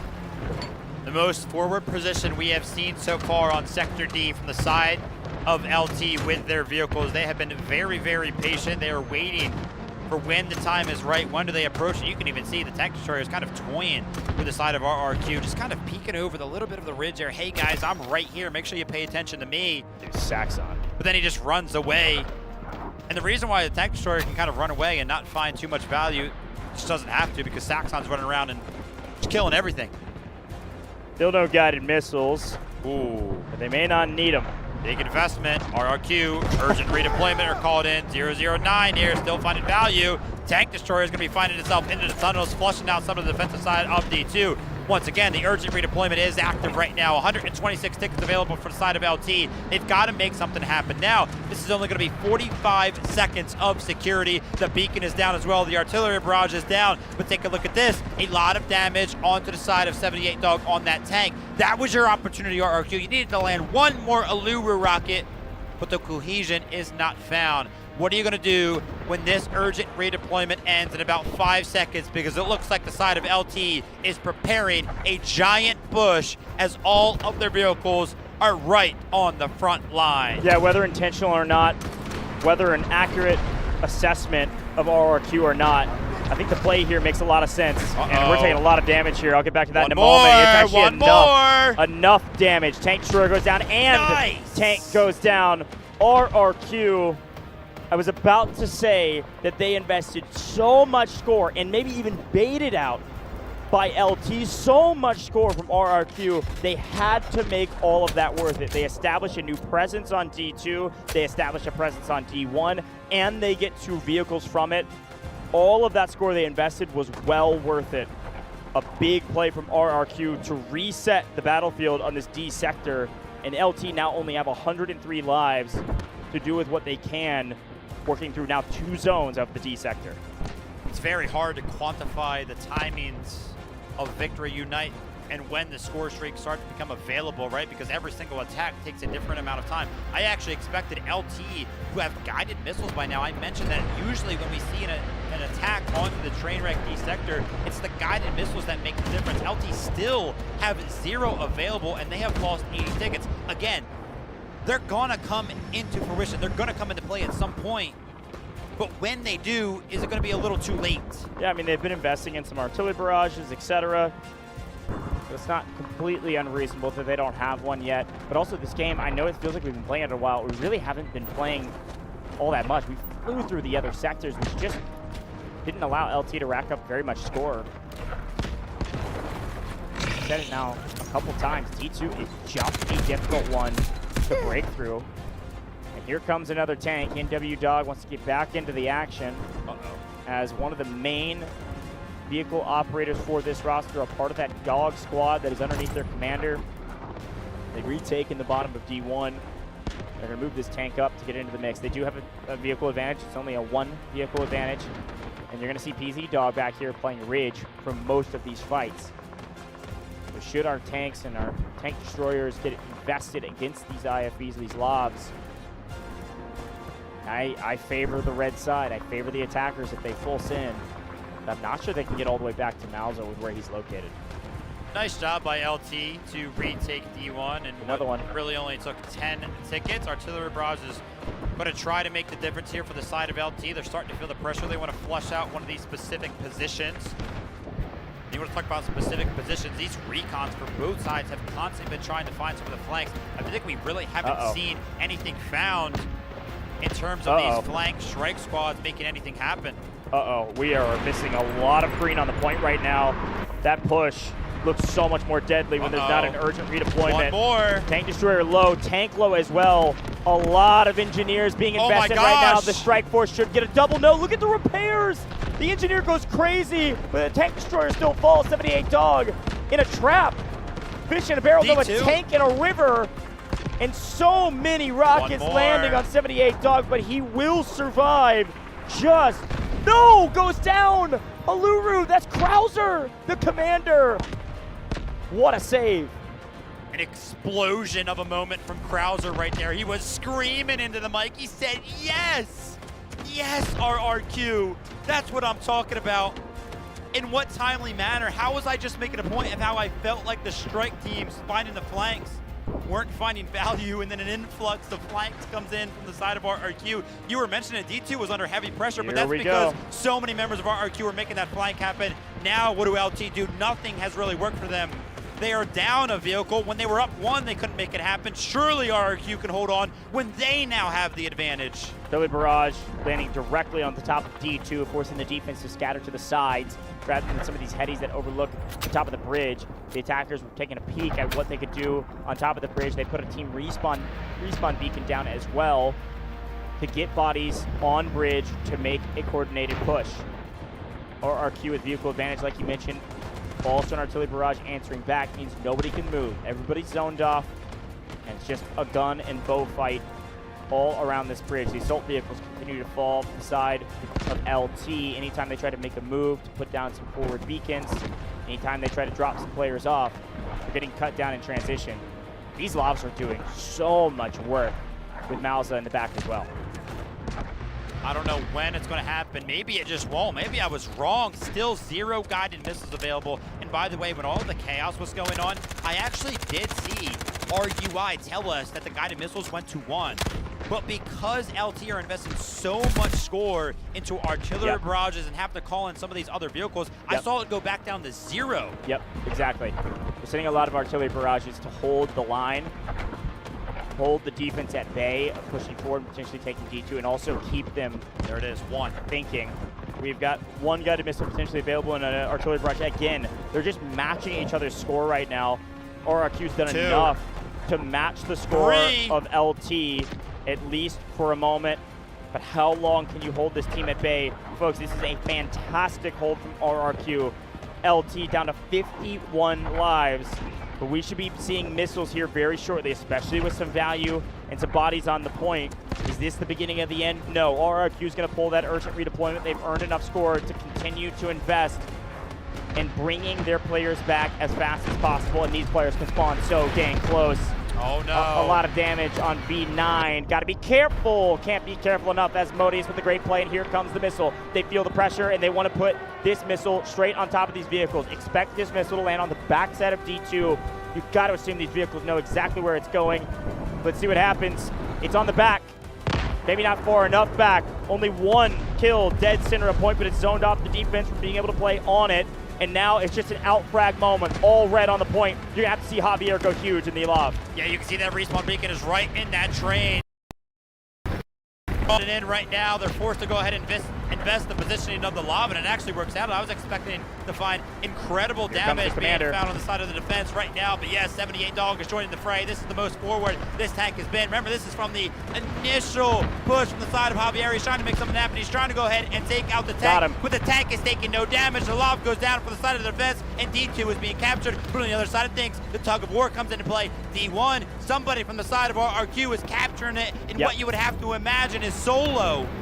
Great play, team respawn beacon down to continue to battle on these points, but D1 nearly fully captured by the side of the defense. This is still a worthwhile trade for the attackers, especially if we get another tank, but no, it goes the other way. Malza able to pick one up, and they get the trade out on the other side. We now have attackers with 2, defense with 0.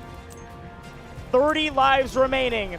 An unbelievable Herculean effort from RRQ to keep this game going. The attackers feel like they have a shot to win right here, right now, but a team respawn beacon. Look at all this green swarming D2. A great beacon. The defense are here. The reinforcements have arrived, and there's not enough firepower from the attackers to take D2. We are being reset again, and we're going to see more players having to go through the respawn. Are you kidding me? These tanks have to land. If these tanks land, RRQ win this map, and they may win it anyways. 1 goes down. The second one lands on 1 HP. Where's the last rocket? Able to stay up. Nice job from the engineers. I think that might be GG's. I think RRQ have somehow pulled this thing out. This is unreal resilience from this roster. Yeah, I think so as well. I think as soon as the attack comes in from the side of LT, they can just answer it. Guidance for the game right now. LT have to cook up something crazy to make this happen. Watch overtime. It's going to be an overtime play from LT. They know their lives are low. They're investing a ton of respawns right now. The assault vehicle is going to go ahead and call in the troops, trying to make something happen. An absolute flood from the side of D2, but they're actually getting pieced up. They're getting chopped down on approach. RRQ are doing a great job of recognizing where they are coming from and responding accordingly. And I keep my eye on those tickets because you're talking about overtime. If they don't put a body on the point, it's not going to matter. Down to 7 right now. What can they make happen? RRQ are doing such a good job. Krauser's going to go ahead and mark the objective. Krauser, we know what the objective is, man. We know we have to defend D2. 6 lives and counting, and here's the strike team. All they have to do is jump D2 with enough bodies to put it into contest. And that's exactly what they're doing right now. 6 lives. Beacon, guided missiles, same exact time. They need the overtime.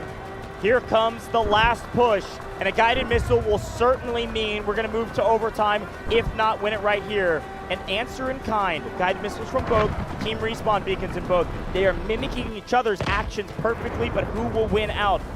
TLMS picks up 1 with his. Here comes another big fight from the side of 78 Dog. They trade again. Trade after trade. Missile after missile. Barrage after barrage. These teams are mimicking each other. And the zones are contested. There are bodies here. Everything's in jeopardy.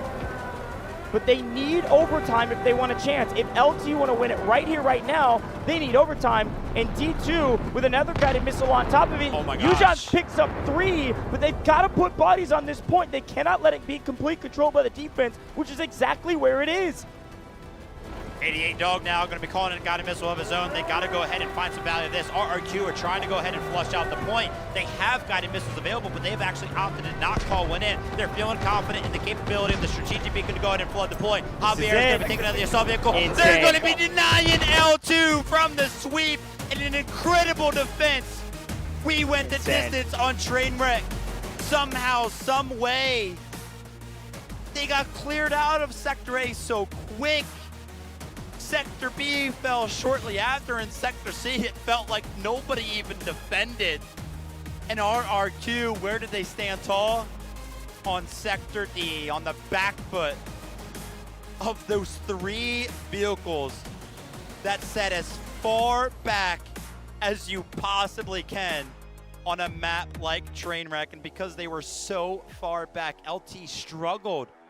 They struggled to go ahead and force them out of position, to force them to be destroyed. RRQ, man, we're going the distance. I am blown away with what RRQ was able to accomplish. The way we saw them play the first several sectors, I thought there was no chance they hold. I agree. And then once it started, once the tug of war started, RRQ did an unbelievable job of doing just enough to not let LT take that D2 position. Quick look at the stats.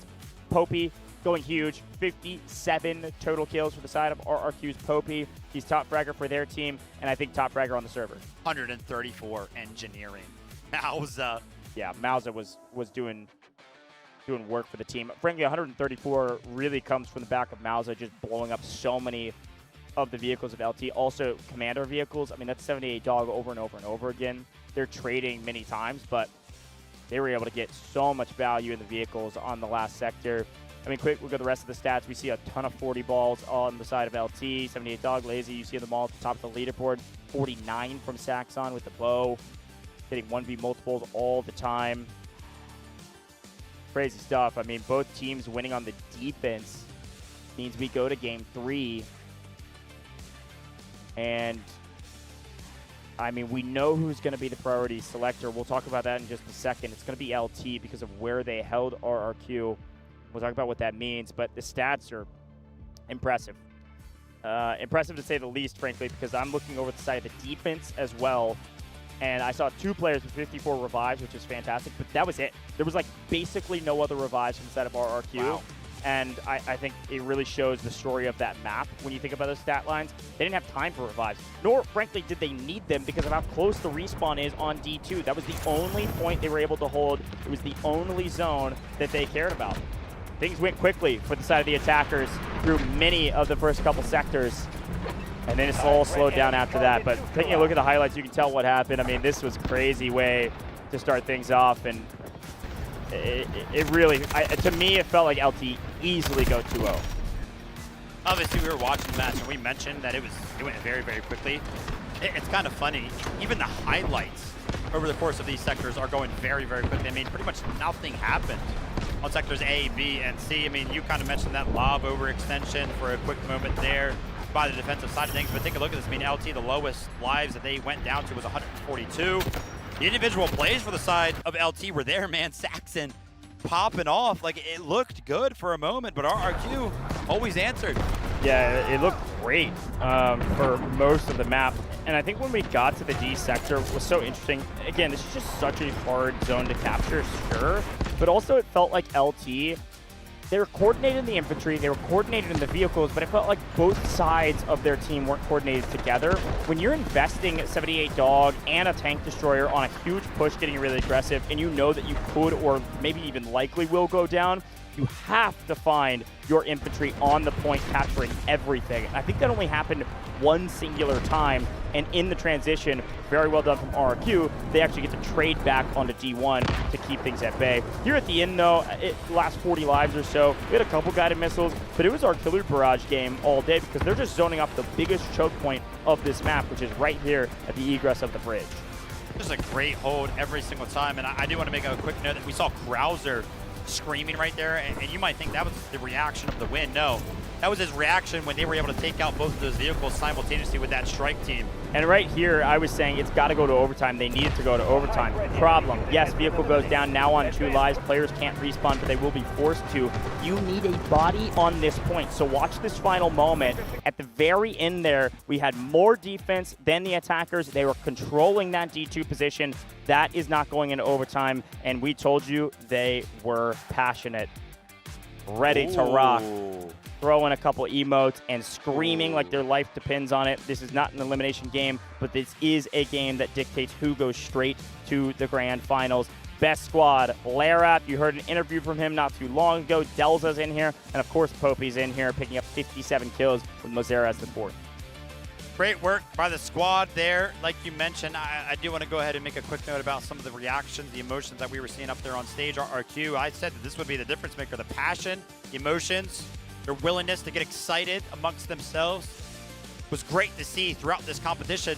But as you see on the side of LT, the first time we have seen them take a defeat, and we saw some members look defeated, confused, dazed up there on the stage, right? Looking around like, what the heck happened, guys? RRQ's what happened. LT handed them their first loss in terms of just rounds in general, and it's going to be in the back foot of the calls and the screaming and the celebrations of the man himself, our commander, Krauser. 42,000 score, 24 kills. And often, you know, we do see some of our commanders jumping into his vehicles, but I saw Krauser getting his hands dirty, man. He was a part of that strike team that made it happen from the Allure rocket from distance. Great job, man. Woo, Krauser, great job, like you said, and I'm getting word from a couple things behind the scenes of how everything's about to go down. Let's hear it. It's time to talk about it, folks. It's time to talk about how this all works. It is a best of 3. We've only seen this a couple times in this competition. We haven't seen it today, of course. If you're just tuning in a best of 3, we had our random map pool and the draw that happened. That's why we played Trainwreck. But in Game 3, things are selected. You win certain things. LT, again, as a reminder, since both teams won the defense, LT was able to hold RRQ at the B sector. They're obviously the team that gets the priority selection. What do they choose? They choose to pick side. They pick side. What does that mean? That means that the other team, RRQ, gets to pick the map, and then LT chooses what side they want to play on that map. So that's where we're going right now. I'm getting word that that is exactly how it went down. However, I am curious to know what map we're playing. So that we will wait to see. I will show that map whenever it is chosen. And I have a feeling things are going to get really weird. I don't know if you know, Vivid, which map has been banned from both teams. Talk me through that while we wait on the bans from both teams, so that we wait on the official call on which map we're playing. So the bans carry over. They still hold true. The initial bans for the side of LT and RRQ. Again, for this head-to-head matchup, LT banned the map of Aftershock, and then RRQ banned Cyclone. So those two maps are out for the entirety of this best of 3. And then, of course, we just played on Trainwreck. We know how that went. It's 1-1. So 3 of our maps have already been played, which leave 5 remaining. And like you mentioned, one of our teams is able to go ahead and pick the map. Yeah. We do know the map. Has it been chosen? I haven't seen it up on broadcast yet. We haven't shown it yet. Okay, we gotta wait until it's official. We're gonna make them wait. Yeah, we gotta wait till it's All official. Right, I tried to get you guys in on the info. We gotta know. I've been waiting on. I've been paying attention to make sure it's official before everything's shared, because I do want to share with your audience once you guys see it on the map. But sorry, walk me through those bans one more time. We've got the bans that we can't play and the map we just played we can't play. So the 3 maps that can't be played. LT banned Aftershock. Got it. RRQ banned Cyclone. Yep. And then we play Trainwreck. Cool, perfect. Those are the 3 maps we can't play. This next map will be chosen by RRQ. Right. And so, yeah, looks... So available would be Fault, Threshold, Trench Lines, Ascension. Doing great. And one more, man. Come on, help me out. I'm at 7, 8, crack. There it is. There you go, folks. There's a lot of screaming. There's a lot of people cheering on these players. I was looking around. I was like, man, what's going on? And oh, no, it's just the audience is here, folks. It's the weekend. Everything's loud in the building because they're so excited for this matchup and cheering on some of their favorite players. Funny? What's up? If anybody's like really locked in, they would have just gotten a little bit of a sneak peek as to what our map might be. Did you see it on the back screen? No, we had one of our players walk up on stage with crutches. Ooh. You know what that means, right? Who's joining the fray? Bitterzitchy, baby.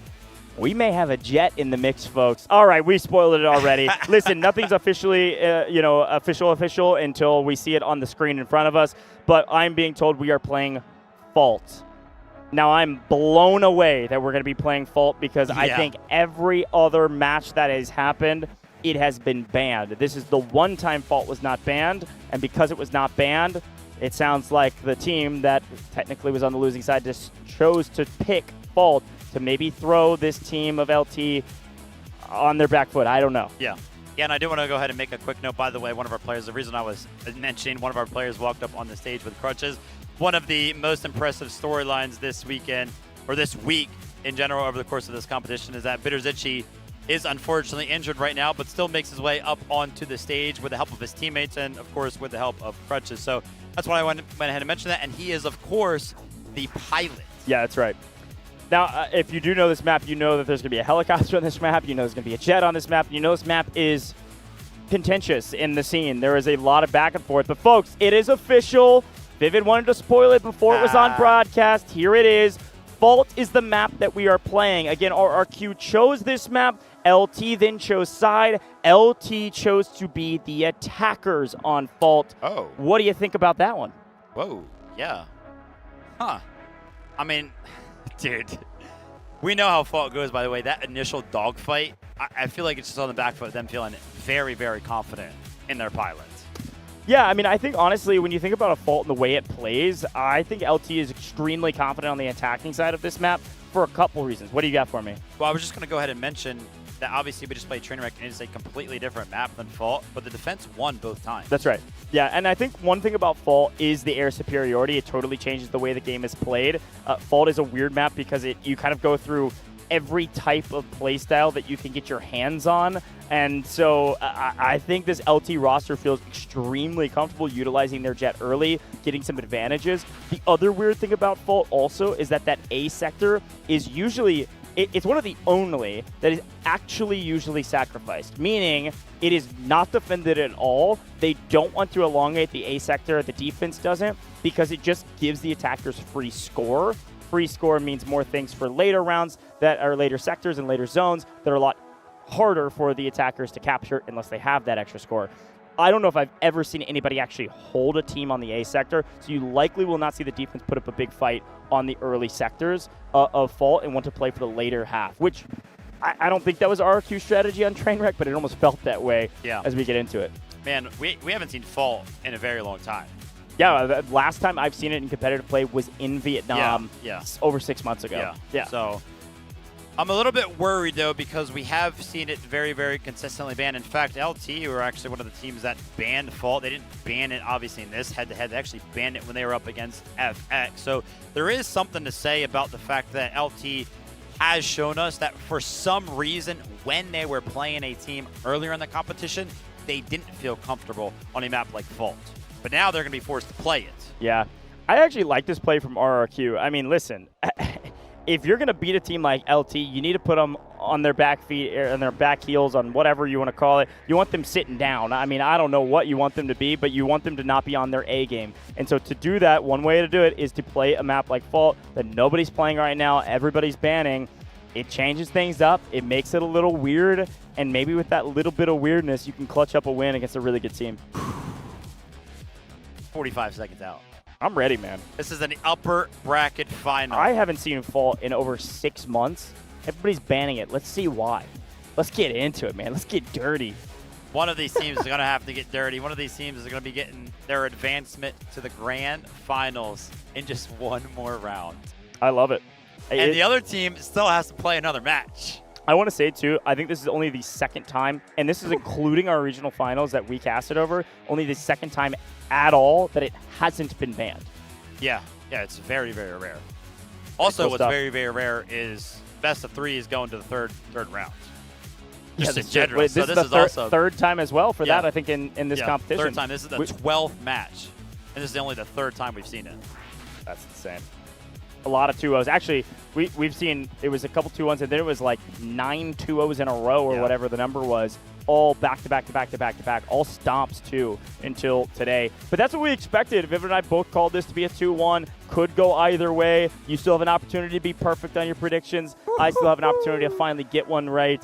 But I'm really pumped about this one, and I'll be excited to see what Chad has to think about a Fault pick here. At least it's not Cyclone. What do you think about that? Listen, shout out to RRQ for banning Cyclone. Love the map. It's given us some absolutely incredible moments. Really, just the best moments, actually. And some of the best head-to-head matchups and some of the craziest nail-biters. But we've seen enough of that map. And a map that we haven't seen yet is Fault. So, like you mentioned, we haven't seen RRQ's pilot yet, too. So we'll get a chance to highlight the pilot of RRQ. They played TXD on trench lines. Right. And then they went to Ascension. But we did see their pilot, right? Well, their helicopter pilot, but not their jet pilot. True. So I wonder if it's the same pilot for both. Most teams actually have different pilots for their helicopter versus their jet. It might be one of RRQ's bench players. You've got Seb down there. You've got Guts down there. I think we'll get to learn along with the audience if they don't know, which a couple of them do. We've got a lot of folks in chat, by the way. I've been paying attention to the chat a ton today. We got a lot of folks cheering on RRQ in our chat, and I know there's a lot of folks cheering on LT here in the building. So we'll get a grudge match between the viewers as well. You know, one thing I'm kind of disappointed in? So our teams, when they first took the stage and when they started these things off, they did a huddle and they cheered. Obviously, after it went 1-1, they had a moment to go backstage, so they rejoined the stage. I wish we saw both teams kind of get another one of those huddles in and scream, but this is exactly what we predicted. We already saw him kind of enter the stage, walk onto the stage. Bitter Zicky is going to be joining the competition, and Snowdoze is going to be taking a rest backstage. And yeah, take a look, guys. LT fans. Listen, Bitter Zicky is one of the top 2 pilots we've seen on stage this entire tournament. The only other pilot that we've seen in the jet really dominate the skies was Ghost from HAN. And so I am pumped to watch RRQ step up and show out in the air. Reminder, by the way, defense also finds themselves with a helicopter at some points. Yeah. So there's a lot. I mean, you get to see the entirety that Warfare has to offer on Fault. I mean, that is the name of Fault, literally. You get to see CQB, you get to see big wide open spaces, you get to see a lot of vehicles, and you get to see a lot of vehicles in the air. There's really no other map like this one.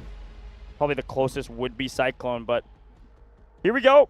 Time to see Fault for the first time in over 6 months in the competitive circuit, at least for us, and for many of our teams as well. Players are loading in, getting their commanders ready, and it looks like the only sub will be Better Zitchies for this LT roster. So RRQ's pilot still on the map, one of their starting 20. Let's see what that dogfight looks like.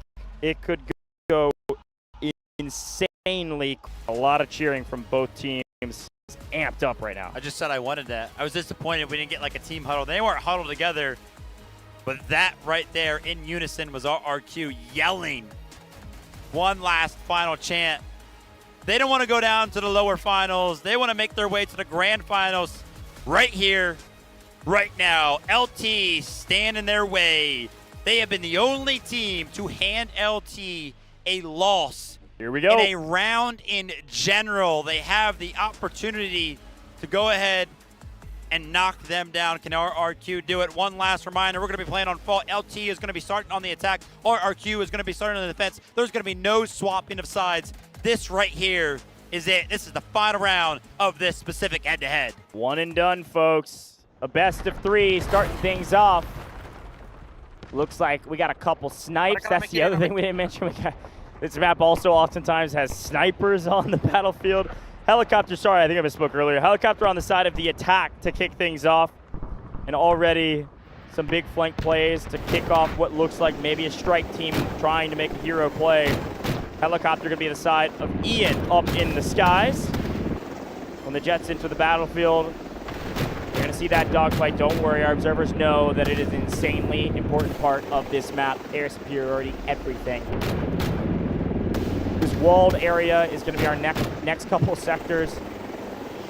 You really get to traverse a full world, it seems, like a countryside between every one of the sectors that Vault has to offer. Golly, I haven't seen this map in so long. This is awesome. Yeah, there's some weird strategies on Fault. Sometimes we do see the defense kind of concede Sector A. I've also seen the attack intentionally not capture it to go ahead and regain access to some of their vehicles as well. So Vault gets weird, man, but as you can see right here, this stationary gun going to be helping out the defensive side of things, and a giant flood from the side of RRQ, an initial concession of the point, but now they're going to be interested in going ahead and defending it. But when you have a giant flood like this onto Sector A, you can actually see the flank coming in from the side of LT up on the hill.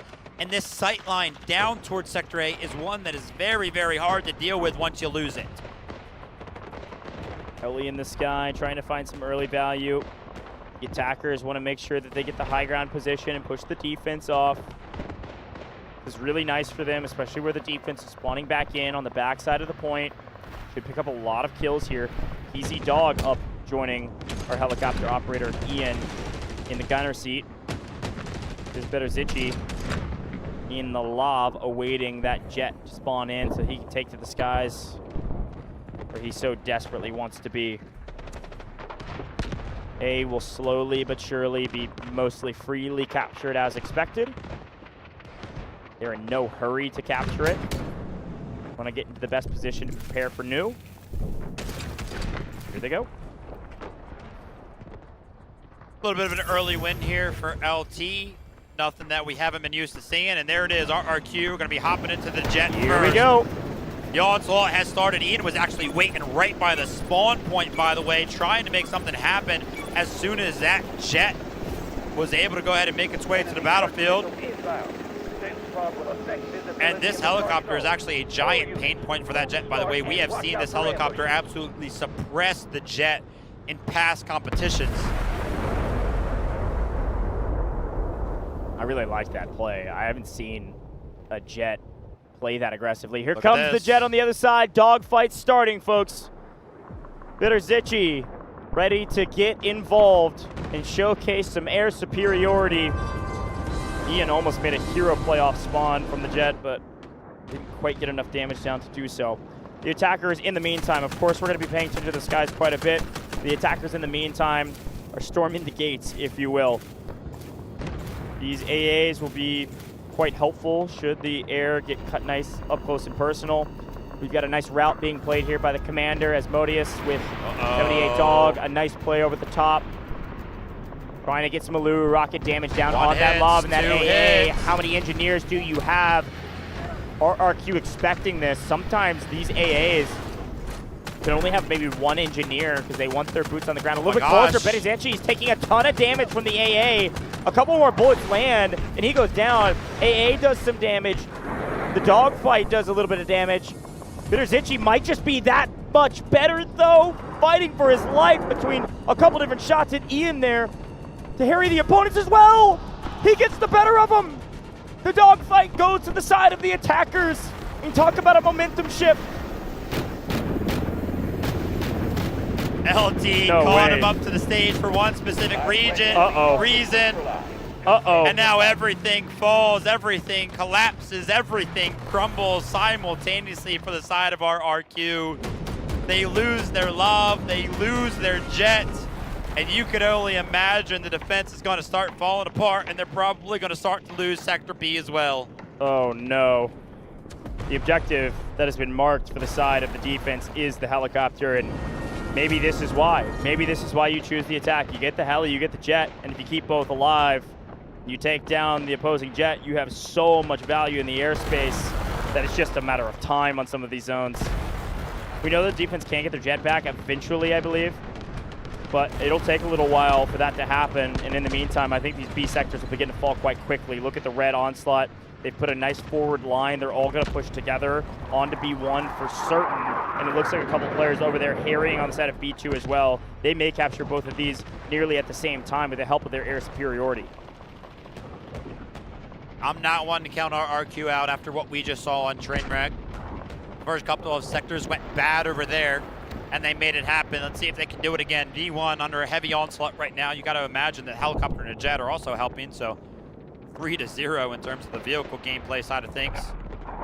Our RQ trying to find some individual plays to go ahead and help them out, but I'm taking a look at B1. I don't see a single defender nearby. LT make quick work. And this is exactly what we have seen them do time and time again.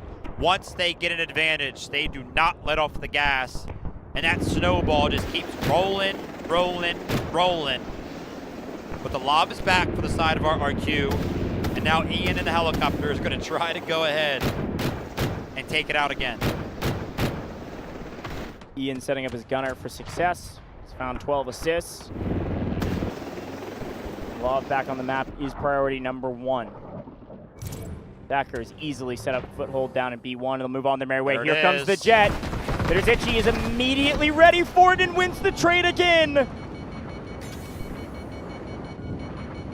There are 2 great pilots, and unfortunately, as of current, only 1 good pilot.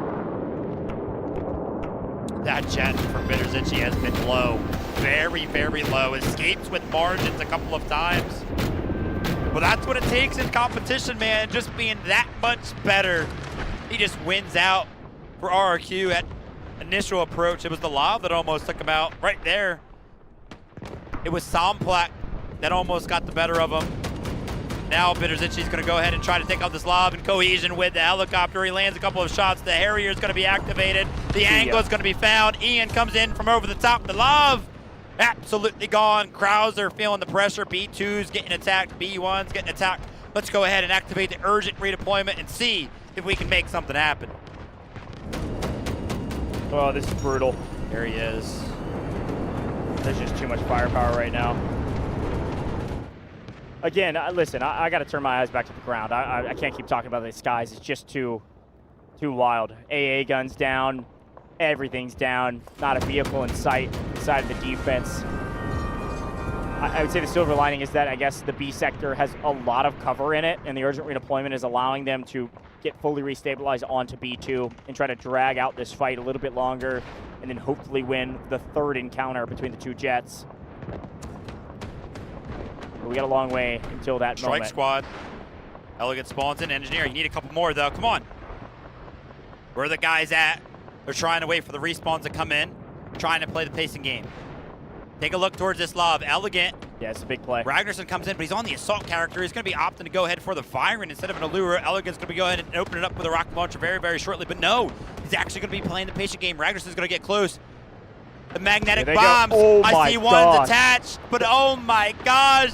009 sniffs them out when they just got there. He was an arm's length away. The margins for LT. Either read like a book or perfect timing from the gunner inside of the lob to be able to turn, shoot, fire before they can get anything going. But why not Alurus? I don't know, but all I know is it's not looking good right now for the defense. B2 starting to falter. A missed opportunity of a strike force. Yeah, a couple of AT4s. You don't have to get all that close. Magnetic bombs are really powerful, but still, Ragnarsson trying to do a bit of damage or try something on the back line will get punished. A couple things happening. The defense are marking B2 and this lob. Again, that was the right call. I mean, they marked the lob because that's what the strike team was calling for. And if everything went perfectly, they get some extra score there. Could still potentially get this B2 and get some of that score. 009 going to get really aggro. Feels like he's on a second life after preventing the strike team, so comes flying in. In the meantime, Ian shelling down on this AA. And they're going to be taking, yeah, I was about to say, they're going to be taking turns. Uh-oh, Somplex onto the map. Maybe he caught Better Zetchi first. Damage is trading both ways. No way! Again? He had height. He got first shots in. Better Zetchi just didn't miss. 3-0 in the air. I'll say, I think that was the first mistake we've seen Bitter Zetchi make. He missed the timing. He was a little bit out of position. Somplat had the lead, but I think it actually came down to the ability to aim with the gunner. I mean, Bitter Zetchi just didn't miss a shot. You actually saw a couple whiz by from the side of Somplat. Again, the margins, they come into play. LT are just proving right now that, hey, listen, you guys might be able to go toe-to-toe to us, but when it comes down to it, our punch just hits a little bit harder. 3-0 in the skies. What that means is that the defense is gonna have to try to make a play on the back line. What do we do? Everybody knows it. Attackers, chat, you can say it with me. Keep the vehicle back on B1 while the infantry go attack B2. There's a lot of green over here, though. There's a full squad on respawn beacon. Magnetic bombs, two of them. Some utils coming out, and Baxa finds them too. Attaches the bombs. There it is. Yeah, should get it there. That's a great play. Great strike team. And they actually trade out too. Talavanya, with the help of the teammates, with the lure rocket, able to take down another vehicle on the side of the attackers. The attackers, I thought they'd get both of these points. Very well done to continue to be resilient. RRQ doing a really solid job of fighting back, making really nice plays in order to open up this map and slow these attackers down. That is a lot of momentum cut out from the side of the attack. They have restabilized onto B1. You do see V4XA playing slow, and squad's gonna respawn. They know he's over here somewhere. That is hilarious. Oh. And they don't see the beacon. It's in the bush too. That's a smart play. They know he's here. He's still looking.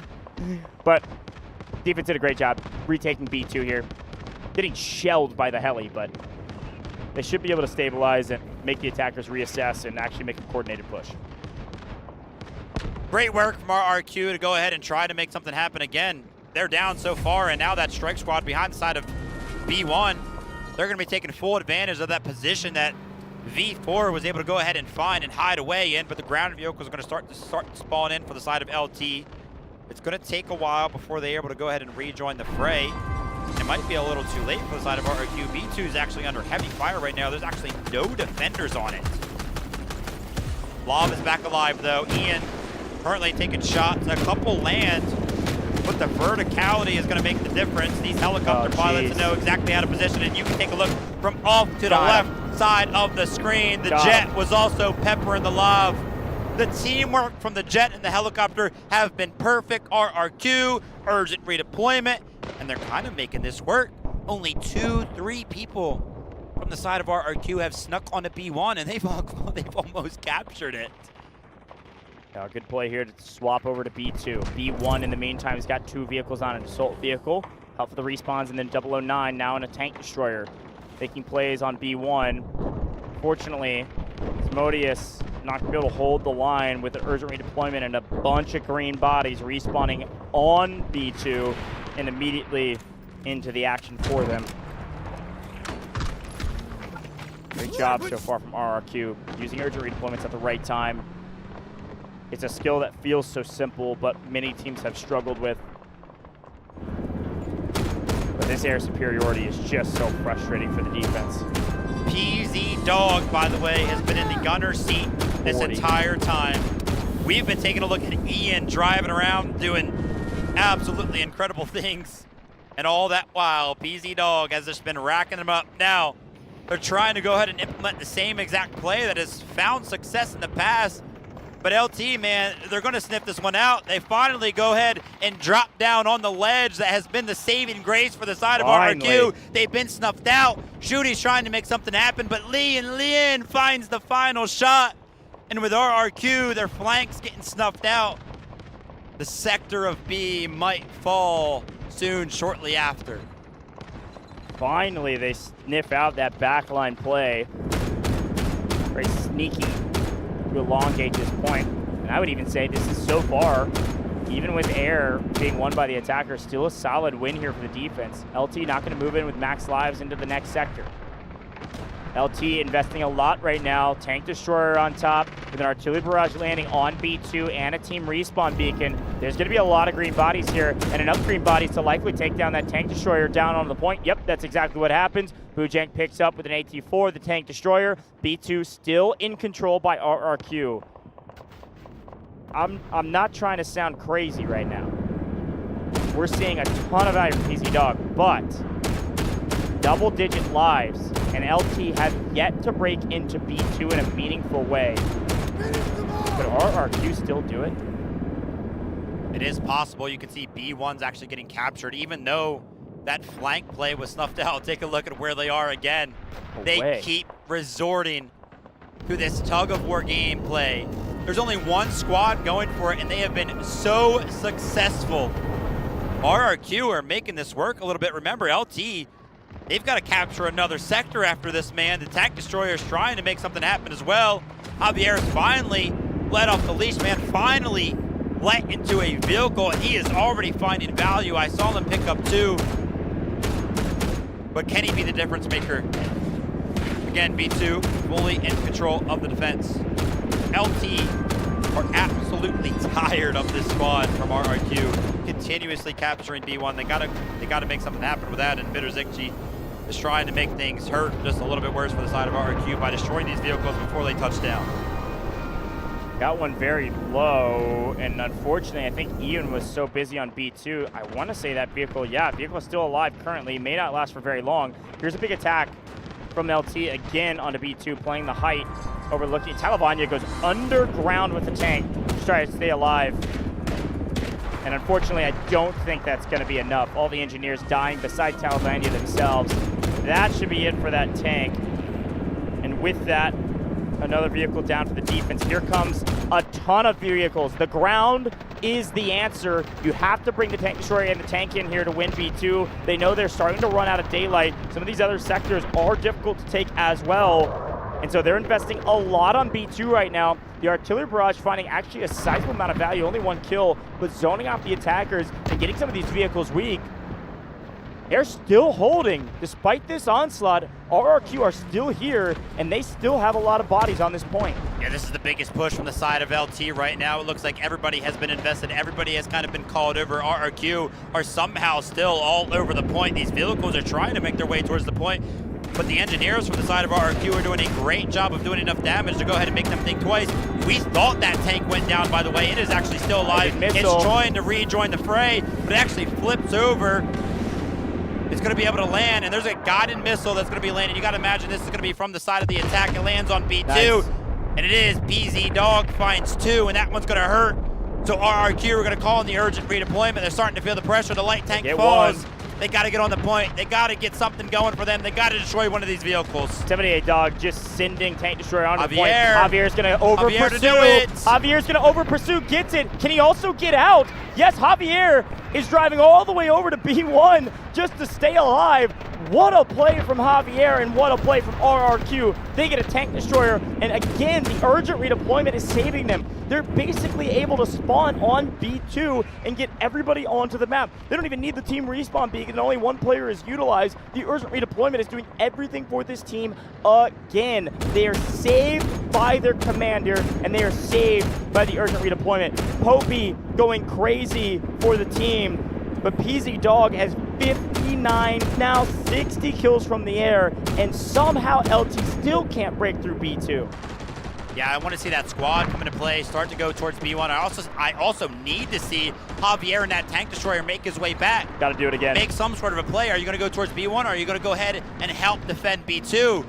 Here he comes. Could be the difference maker. He's got to take out this tank. A little bit of a drive-by, but there's a lot of pressure being returned. Side of LT is trying to take him out as well. Oh, it's too many to handle. They send the house on Javier. They said, you're not spoiling our fun this time around. No urgent redeployment. And only a single bullet separating Javier from being the hero, and unfortunately, going back to respawn. That's exactly what happens. Down goes light tank, though. They trade one out as the jet continues to find value and continues with Ian in the skies to find the backline vehicles of the defense. You've got to assume B2 falls finally now. There is a respawn beacon for the side of RRQ on the backside of B1. That might be the difference maker. They've got to jump on the point, because if you take a look at B2, Ragnarsson's trying to make something happen. He puts a strategic beacon down. The flood comes in. No and way. LT makes something happen here. They're flooding onto the point, but they're getting absolutely mowed down. Kiss shot in the feed. Ami, Yujan, Burger, and PZ Dog prevent RRQ from jumping on the point. And folks, crazy.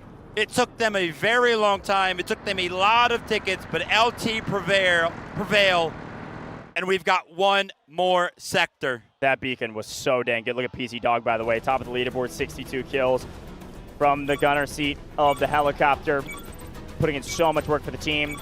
Solid stat lines across the board from everybody else. Rixa on 30 for the defensive side. Top fragger by a country mile. And the audience is getting loud for LT because they feel the pressure as well.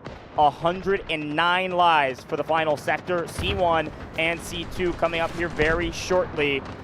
Unfortunately for the defense. Oh my gosh, PZ. Unfortunately for the defense is what you're seeing in the kill feed. They needed to win on the B sector. C sector is going to be so difficult for them to hold when LT have air superiority. There's got to be a sigh of relief from LT moving into the C sector with so many advantages. RRQ put in a great effort on B, but now it's just a slaughter. The story is easy to read when you take a look at the bottom of your screen. 0 vehicles alive for the side of RRQ. Even if they're able to spawn one in, it's going to get destroyed before it touches down. You can see a giant conglomerate. Members for the side of RRQ are trying to go ahead and find the repairs necessary to try to keep this thing alive before it gets destroyed.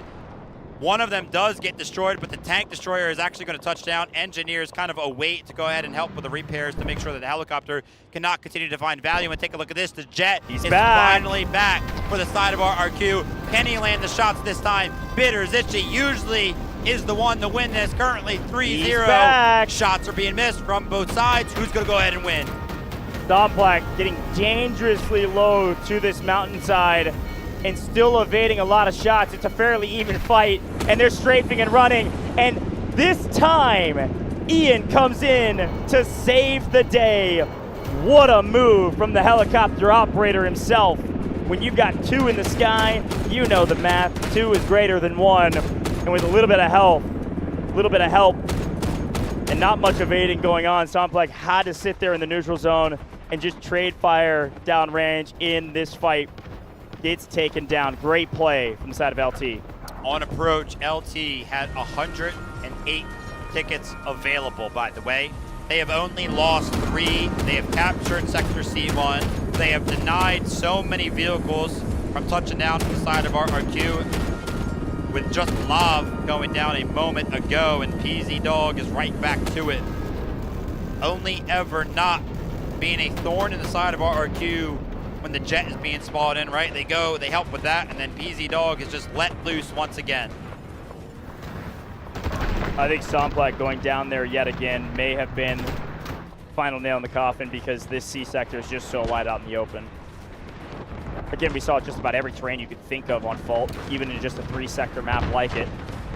The B zone is where people get annoyed and frustrated. It's so difficult to break. Even with the help of PZ Dog putting up 60 in the B sector, RRQ almost held the line. But now it's just not even close. An urgent redeployment and artillery barrage may delay things a little while, but you're right. C1 was gone and without a life lost. C2 now being contested with only a couple lives lost. And this guided missile may be coming from one of these gentlemen up in the skies. It may be coming from the commander, but it's certainly coming from LT, and we know exactly where it's landing.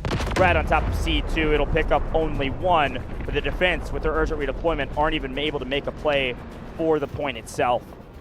A brutal, likely end unless a hero emerges for RRQ. They're trying to make something happen with the flank plays again, but there is a giant assault vehicle making the difference right now. The lob goes down.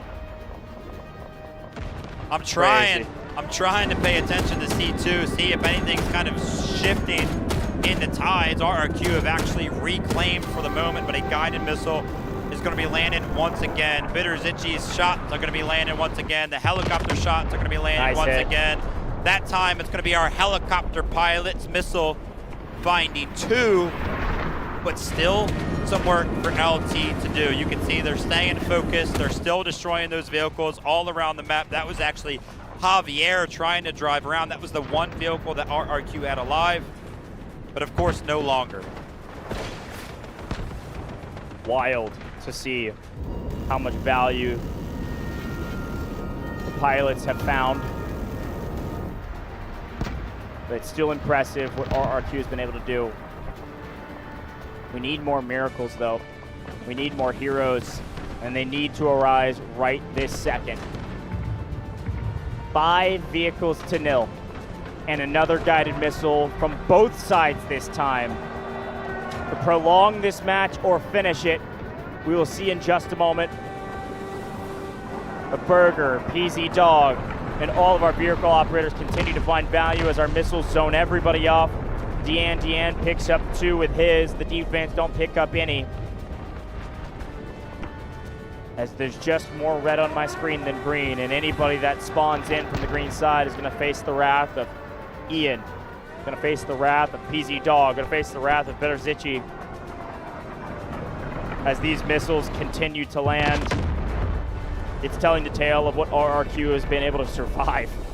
They've been able to survive constant onslaught, constant pressure, and they have one more move to make, and it is to send the house. Here they come. The defense swarms the point and are feeling the wrath and the firepower of LT, and a guided missile is going to be landing square on their heads, but they have no other choice besides to play for the point. LT will win this game, and they will move to the grand finals.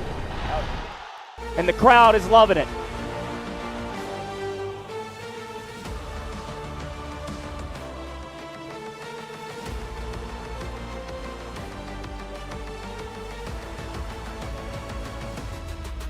Looking off into the distance, looking up into the stands, is LT met with a ton of fans clapping, smiling, holding up signs, taking pictures, and celebrating alongside them. LT are going to be our first team here at Dfiw 2026 to secure their spot in the grand finals, an opportunity to be champions internationally speaking. RRQ, man, one heck of a try. Took them all the way to round 3. Handed LT their first loss in terms of rounds this tournament. And even with the odds against them for the entirety of Fault, it looked like they could have made it possible. But in the end, LT, man, just too strong. Listen, I think when you look back on the picks and bans, you look back on the map that was chosen, and you look back to what LT was able to do on the attacking side, it makes a ton of sense why LT chose side, and then when Fault was chosen, they chose the attack. They chose the attack because they knew they had air superiority. They knew and have said on stage in an interview that they have the best pilot in the game. And right now, again, unfortunately, Somplak, a great pilot, but is going to have to prove himself potentially against another great pilot if we go to a map that has that jet in the sky. Somplak's got to get revenge on a guy like Ghost from HAN. We'll talk about that matchup here in a little while, but first, let's look back on this one.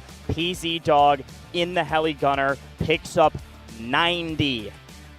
That was the difference maker.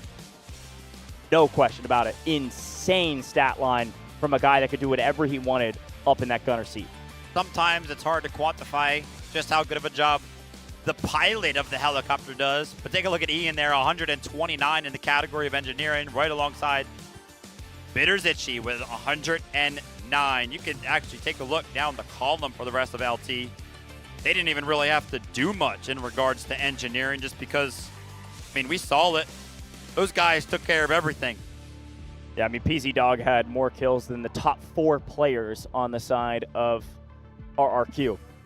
I don't know what you can do about that, folks. Honestly, what you can do about it is exactly what RRQ did. That was the best they could do. Yeah. They did such a great job on the B sector. Let's look back on it and see all of the highlights will mostly be on B. It started in the skies, though. We all wanted to see the dogfights, and so we were given them nearly immediately as A was sacked and B was the big last stand for RRQ. Bitterzitchy just outplayed over and over and over again in the skies, and when he finally couldn't outplay Somplak, Ian came in to save the day with a little bit of help in the sky. Celebrations well earned from the man and the myth and the legend, as it's his highlight reel right now. And not because Bitterzitchy found himself at the top of the leaderboard, but because he set up his teammates to be at the top of the leaderboard, winning these fights over and over again. That one, insanely close. Like I mentioned, very small margins some of these times. RRQ are going to be kicking themselves. Man, what would have happened if that jet just took that much more damage? And this is where we thought it would be possible. It was very, very close. I mean, look at that, an absolute sliver of HP available. But again and again and again, we know the story because it was the same one every single time. LT's pilot came out on top, not only today, but also every other day of this competition. Look, and he set up his team well for success. The infantry, unfortunately, you really could push through this incredible defense that RRQ was able to put up, namely on the back of Urgent redeployment. This B sector is so difficult on Vault to break through because of where the spawns are for the defense. They're able to hold B2. When it falls, though, my tone totally shifted, unfortunately, for RRQ. I knew there was no chance in hell that they were going to win this game once we got to the C sector. They needed to win on B. We all knew it was going to be wide out in the open. No way any of these vehicles were going to land or have any value because everything was won in the air by the attackers. It's simple math, and again, Somplak really did his best in the sky there. Was able to put a decent amount of damage on his opponent with a little bit of help of Ian. Still could not get anything going. And over again it went. Vehicles spawning in and vehicles dying for the side of RRQ. And then it was the guided missiles that closed things out. Some nice celebrations, but I think most of the celebrations, well, I take that back. Most of the celebrations, though, likely also came in on that B sector cap because they also knew the same thing we did. Look at the stats, though. Best squad goes to 78 Dog, PZ Dog, Ian, and 88 Dog. I mean, come on. 93 assists, 90 kills. PZ Dog and Ian working together in the helicopter. 78 Dog, their commander, picking up 35,000 score. 88 Dog had some big hero moments in the engineering category as well. I mean, of course, this is the best squad, and we also know who's probably going to be the MVP. Now, I guess maybe we don't, Vivid. Yeah. Because it's usually somebody like PZ Dog when he puts up 90, but guess what? Production knows ball. Bitterzitchy is the MVP for this team. Anytime you've got somebody that has one job, one role, one play, which is to be the fighter pilot, and they do their job perfectly, they win the game. That's my MVP right there. Yeah, I mean, his dogfight wins pretty much kept Somplak out of the jet. You can only imagine how different that might have been on the opposing side of things if RRQ had the jet alive. PZ Dog can't put up 90 kills if Somplak's in the air. It just is what it is. The jet is so dang powerful, and once one side has air superiority, the rest of the game is in their hands. MVP well earned there from Bitterzitchy, likely headed back to the bench. But LT moving to the grand finals, folks. They are the only team undefeated. They are currently unbreakable, but they have lost a map. They're not infallible. We'll see more from them tomorrow. We've got another match coming up right around the corner. We're going to head to a very short break. When we come back, it's going to be HAN looking to show their faces on day 4 of DFIW 2026. We'll see you in just a moment. This court finds that the AI holds no legal responsibility. But the data, this doesn't add up. Just do with the AI. Priority. Protect company assets. Valve closed. You destroyed our home! dream again. Gabriel Mercier, codename N2, role engineer. As a former nuclear facility engineer, N2 was removed from his position following a major incident that escalated into legal proceedings. He later returned to military service and was reassigned to Arctic deployment under CBR and related units. With the originally designated technical specialist unable to fulfill operational requirements, and following assessment review, N2 has been approved as a replacement operator for the subsequent operation. Stun out.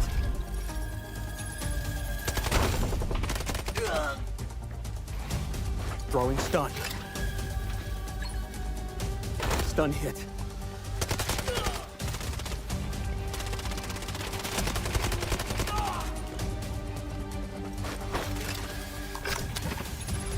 Freeze right there.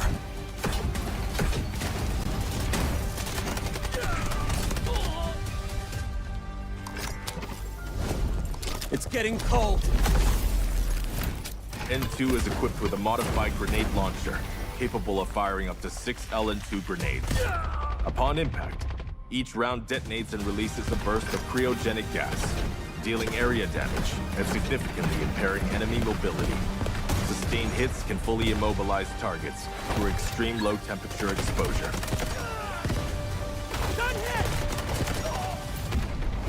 Cold. I can go colder.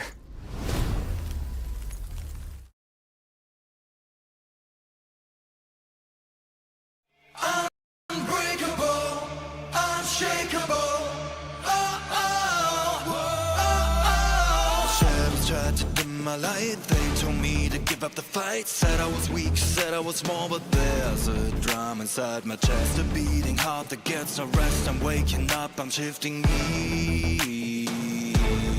You can build a wall so high. Watch me spread my wings and fly. You can try to block my way, but hear the words I'm gonna say.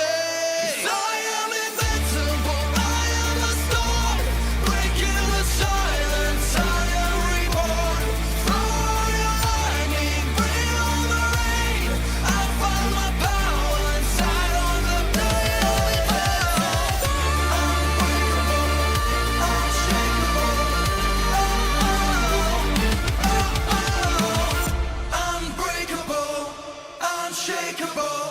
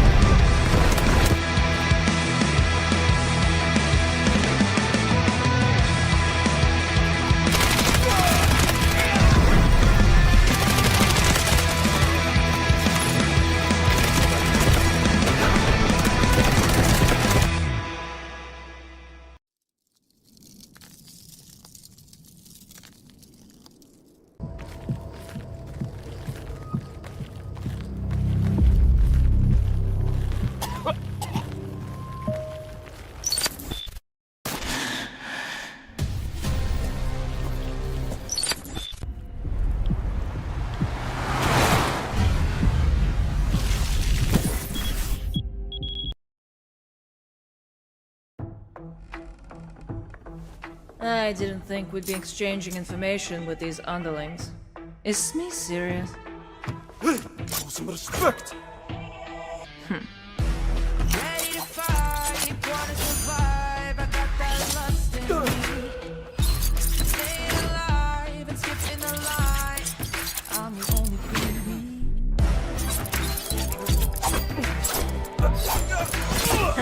That enough respect for you?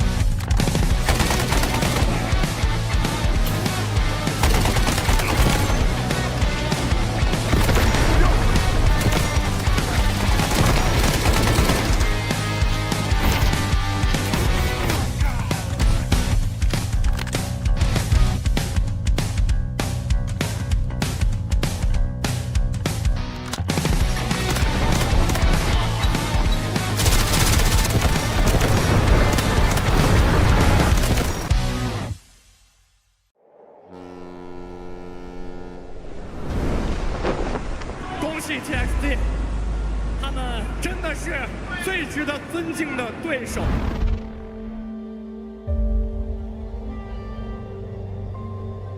ทุกก้าวของเราเป็นดั่งกระแสน้ำที่รุนแรง ใครหน้าไหนก็ขวางเราไม่ได้ 未来终有一天，腾龙还会杀回来。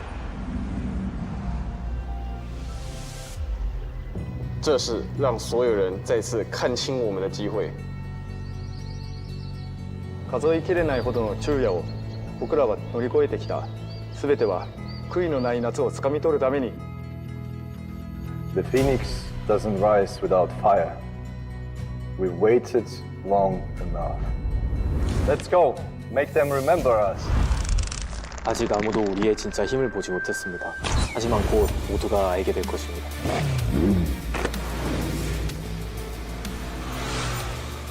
Mengejar para pesaing terkuat, lalu mengungguli mereka sudah sifat alami kami.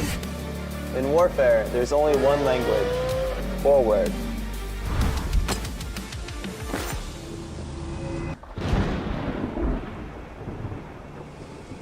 We came from half a world away for one thing: that trophy. 次なるより大きな戦場へ向かおう。等待时机，快速出刀。 이제 우리의 목표는 단 하나입니다.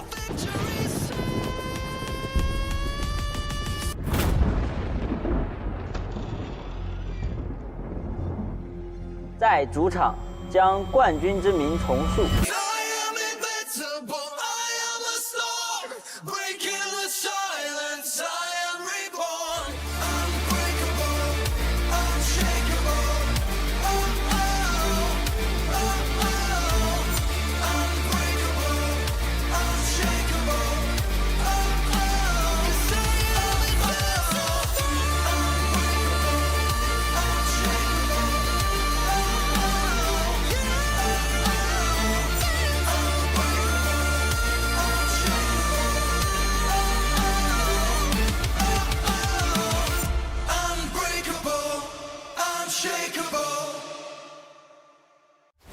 This court finds that the AI holds no legal responsibility.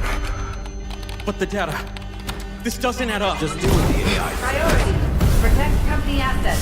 Valve closed. You destroyed our home. That dream again.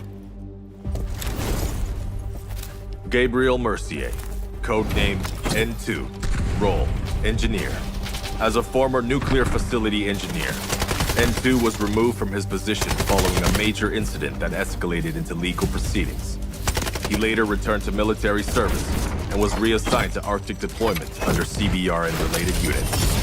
With the originally designated technical specialist unable to fulfill operational requirements, and following assessment review, N2 has been approved as a replacement operator for the subsequent operation. Stun out.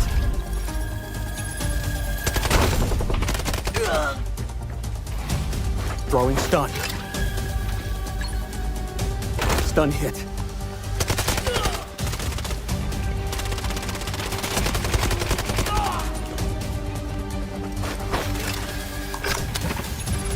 Freeze right there.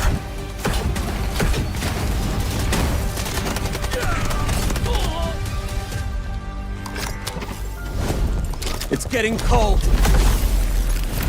N2 is equipped with a modified grenade launcher, capable of firing up to 6 LN2 grenades.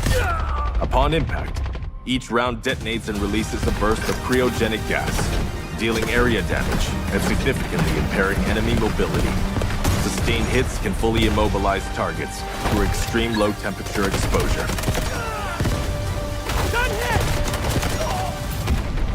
Cold. I can go colder.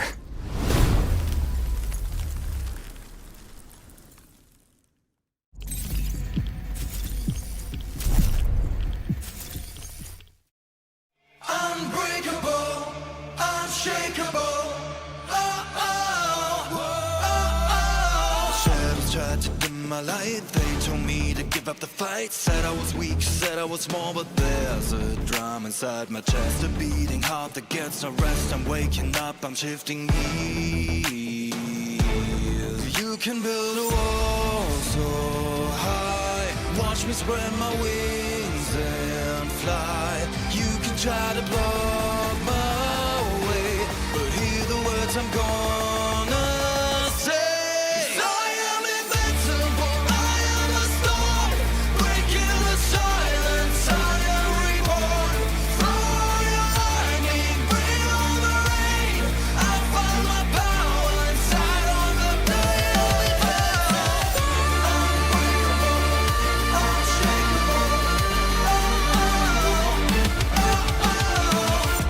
Unbreakable, unshakeable.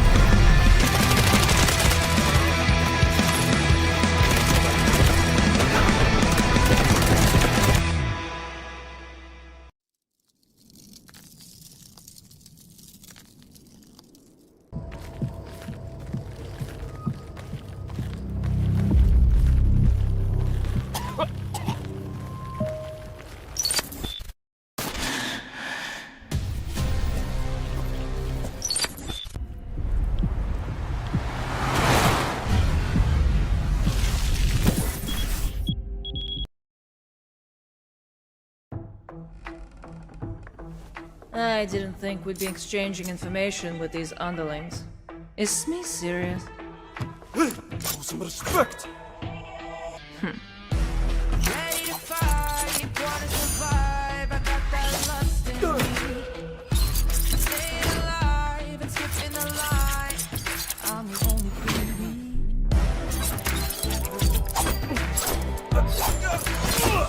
Is that enough respect for you?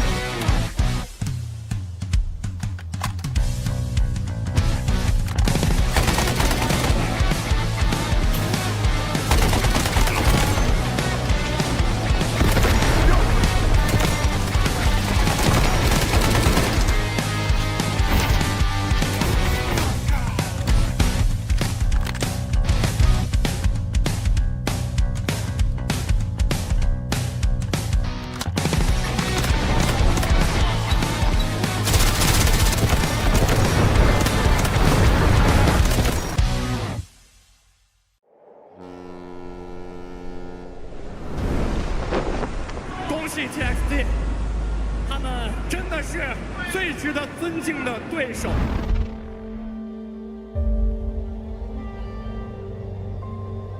ทุกก้าวของเราเป็นดั่งกระแสน้ำที่รุนแรง ใครหน้าไหนก็ขวางเราไม่ได้ 未来终有一天，腾龙还会杀回来。这是让所有人再次看清我们的机会。数えきれないほどの昼夜を僕らは乗り越えてきた。すべては悔いのない夏をつかみ取るために。The phoenix doesn't rise without fire. We waited long enough. Let's go. Make them remember us. 아직 아무도 우리의 진짜 힘을 보지 못했습니다. 하지만 곧 모두가 알게 될 것입니다.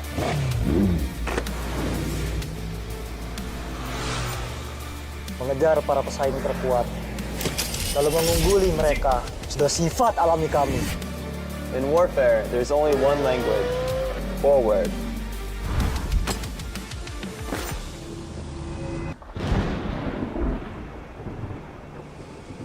We came from half a world away for one thing. That trophy. 次なるより大きな戦場へ向かおう。等待时机，快速出刀。 이제 우리의 목표는 단 하나입니다.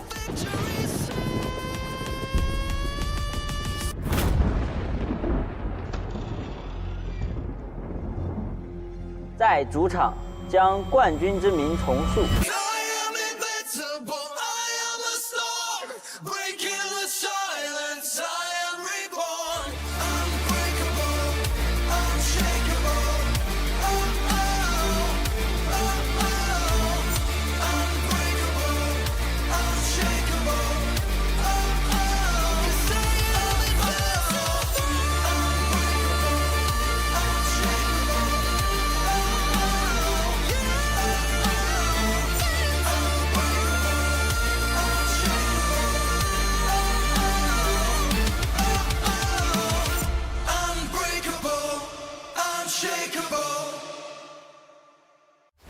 This court finds that the AI holds no legal responsibility.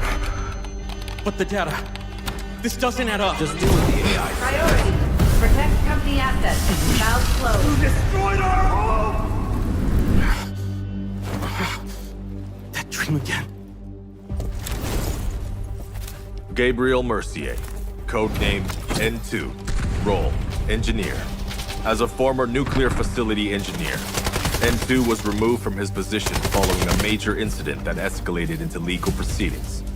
He later returned to military service and was reassigned to Arctic deployment under CBR and related units. With the originally designated technical specialist unable to fulfill operational requirements, and following assessment review, N2 has been approved as a replacement operator for the subsequent operation. Stun out.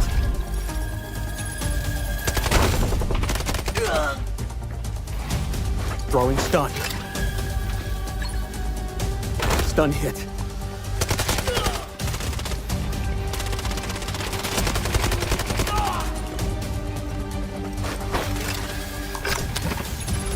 Freeze right there.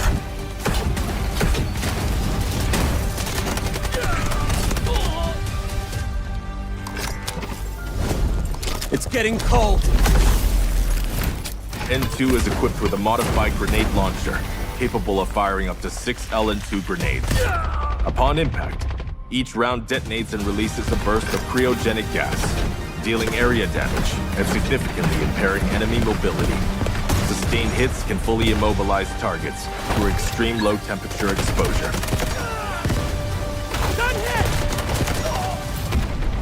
Cold. I can go colder.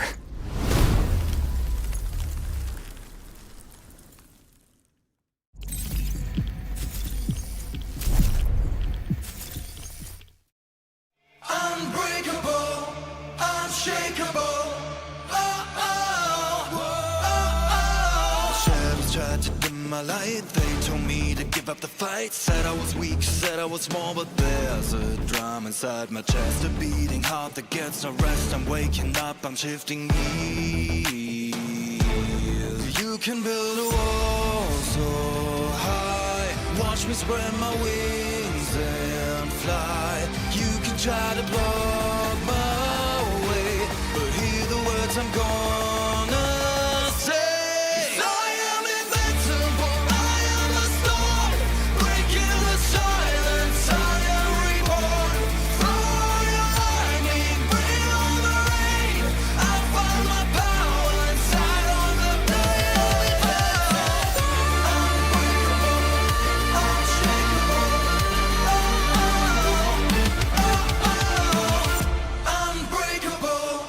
unshakeable.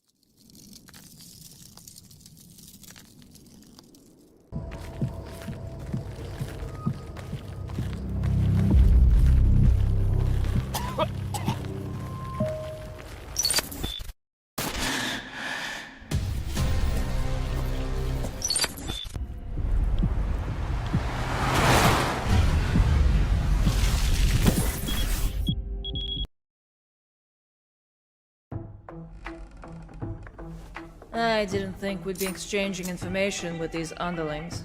Is Smee serious? Show some respect!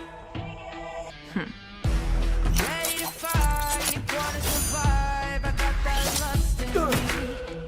Stay alive and skip in the line. I'm the only queen.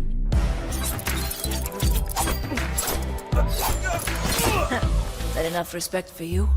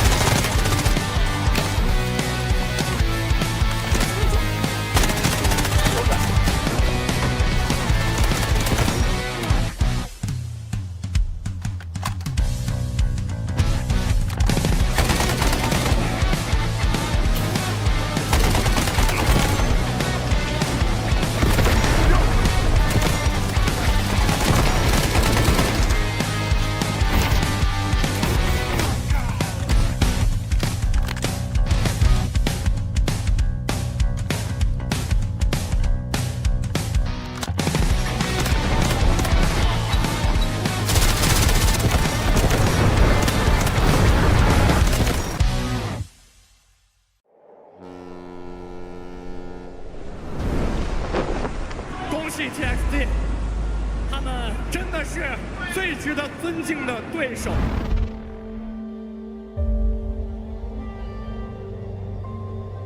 ทุกก้าวของเราเป็นดั่งกระแสน้ำที่รุนแรง ใครหน้าไหนก็ขวางเราไม่ได้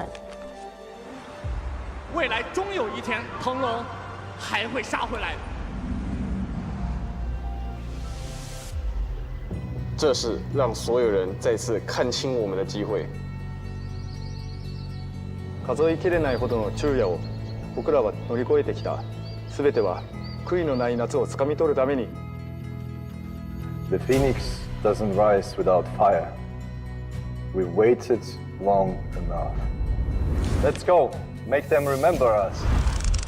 아직 아무도 우리의 진짜 힘을 보지 못했습니다. 하지만 곧 모두가 알게 될 것입니다.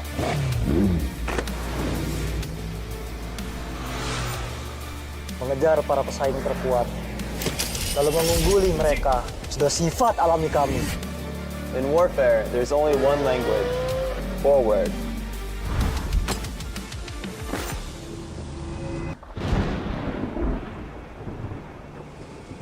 We came from half a world away for one thing: that trophy. 次なるより大きな戦場へ向かおう。等待时机，快速出刀。 이제 우리의 목표는 단 하나입니다.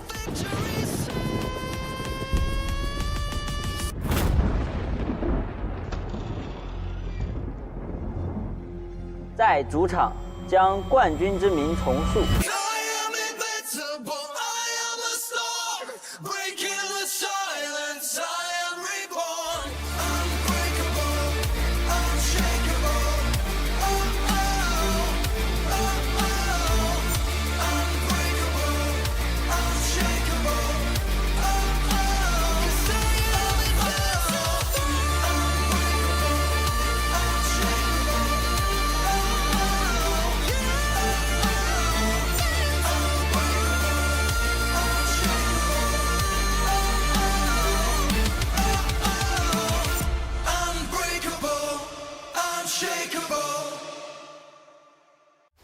This court finds that the AI holds no legal responsibility. But the data, this doesn't add up. Just do what the AI says. Priority: protect company assets. Valve closed. You destroyed our home. That dream again. Gabriel Mercier, codenamed N2, role engineer. As a former nuclear facility engineer, N2 was removed from his position following a major incident that escalated into legal proceedings. He later returned to military service and was reassigned to Arctic deployment under CBR and related units. With the originally designated technical specialist unable to fulfill operational requirements, and following assessment review, N2 has been approved as a replacement operator for the subsequent operation. Stun out.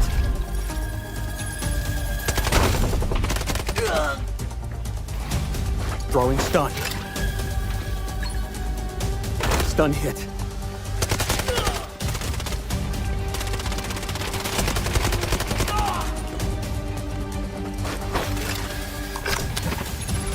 Freeze right there.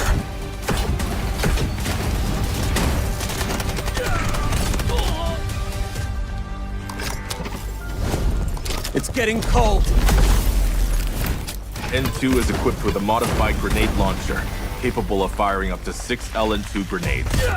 Upon impact, each round detonates and releases a burst of cryogenic gas, dealing area damage and significantly impairing enemy mobility.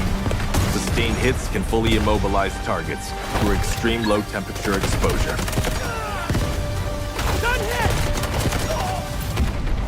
Cold. I can go colder.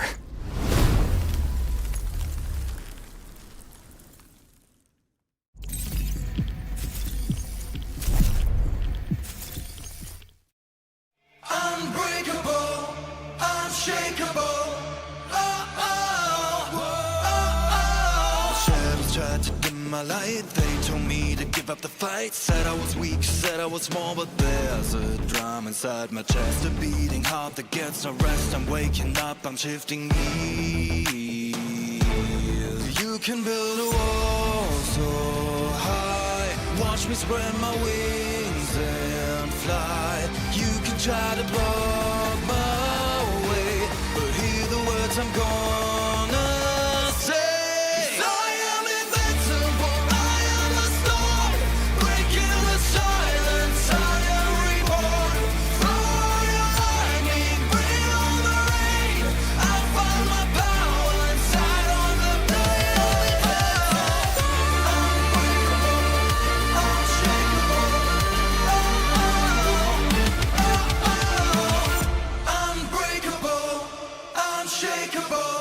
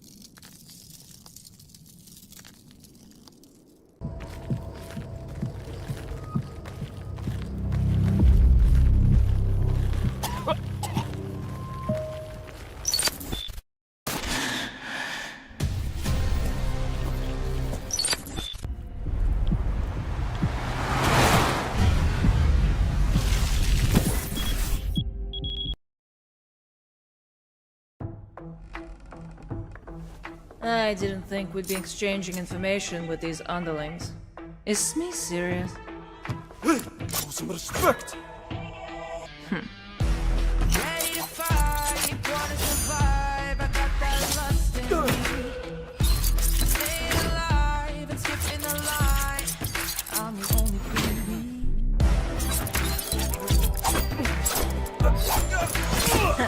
That enough respect for you?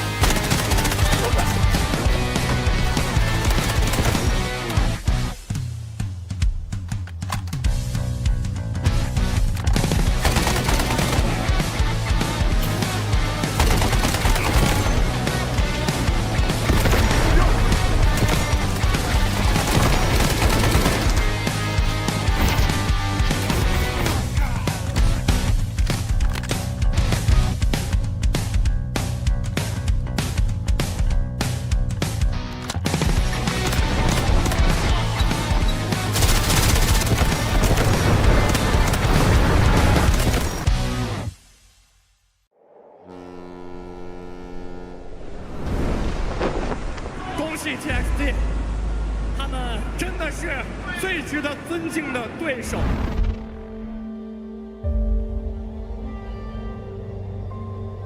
ทุกก้าวของเราเป็นดั่งกระแสน้ำที่รุนแรง ใครหน้าไหนก็ขวางเราไม่ได้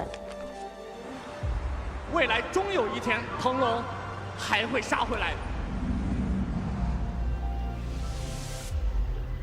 这是让所有人再次看清我们的机会。数えきれないほどの昼夜を僕らは乗り越えてきた。すべては悔いのない夏をつかみ取るために。The Phoenix doesn't rise without fire. We waited long enough. Let's go.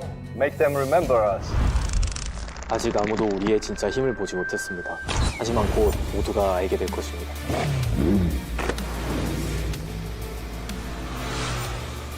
Mengejar para pesaing terkuat, lalu mengungguli mereka sudah sifat alami kami. In warfare, there's only one language: forward.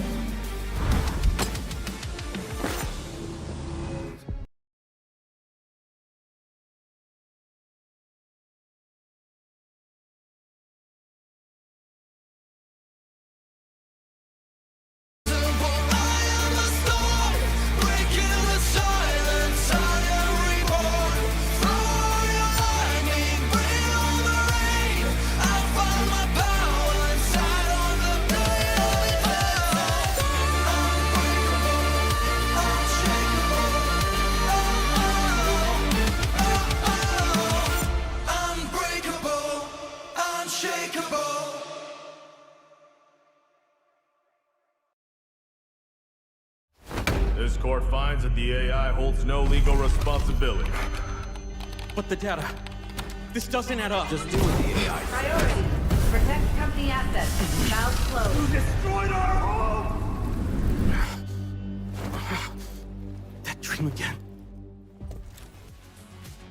Welcome back to the Delta Force Invitational Warfare 2026. Coach Vivid, we are here for our last best of 3 of the day. Only 2 best of 3s today because there's only 3 teams left, folks, and it's time for another elimination round. We're down in the lower bracket finals.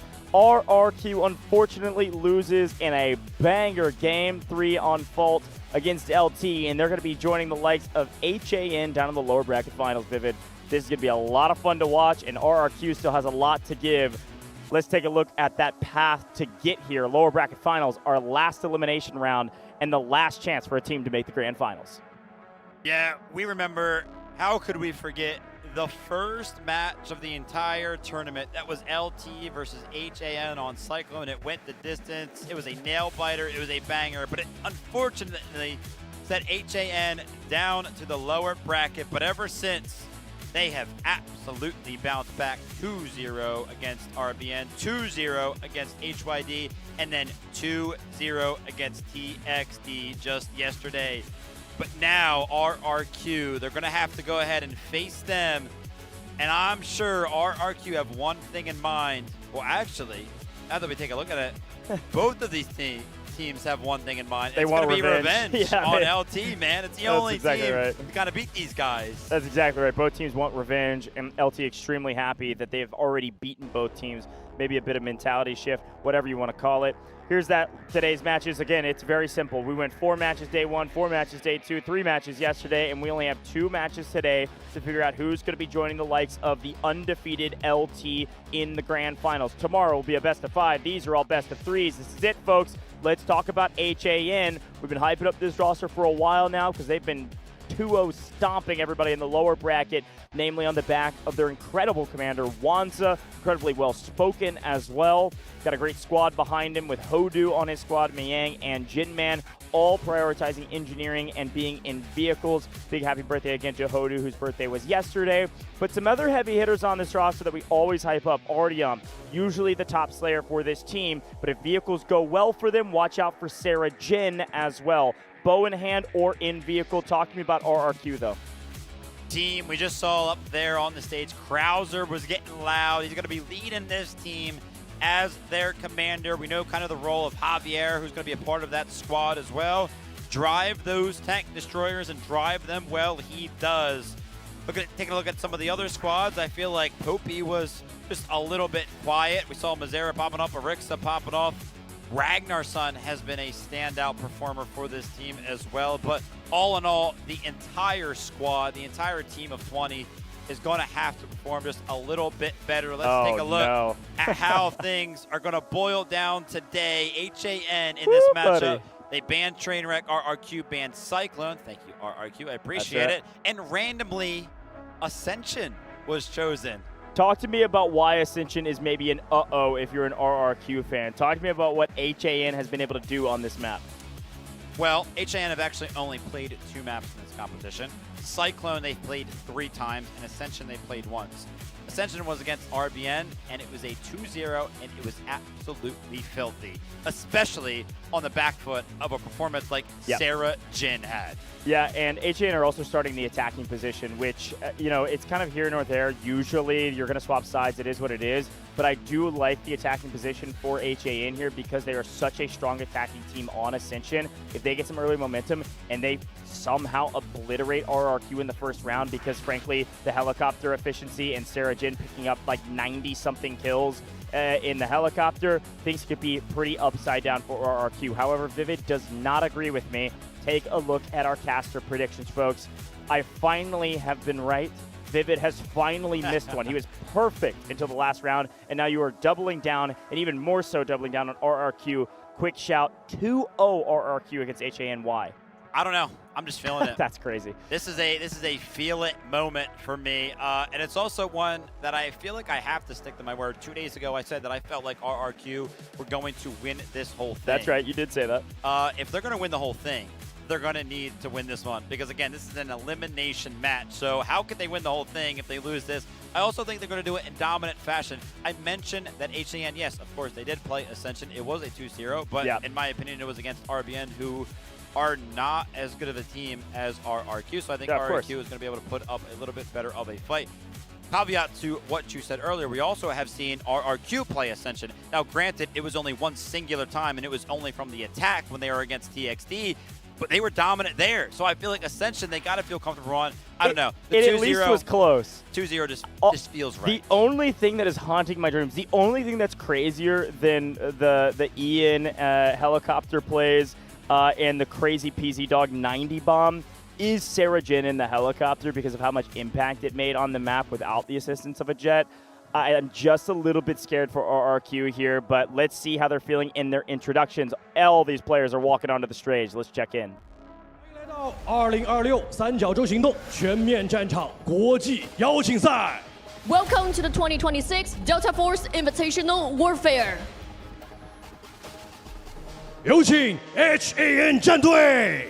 Please welcome Team HAN. 一队一心，剑指巅峰。 One team, one goal.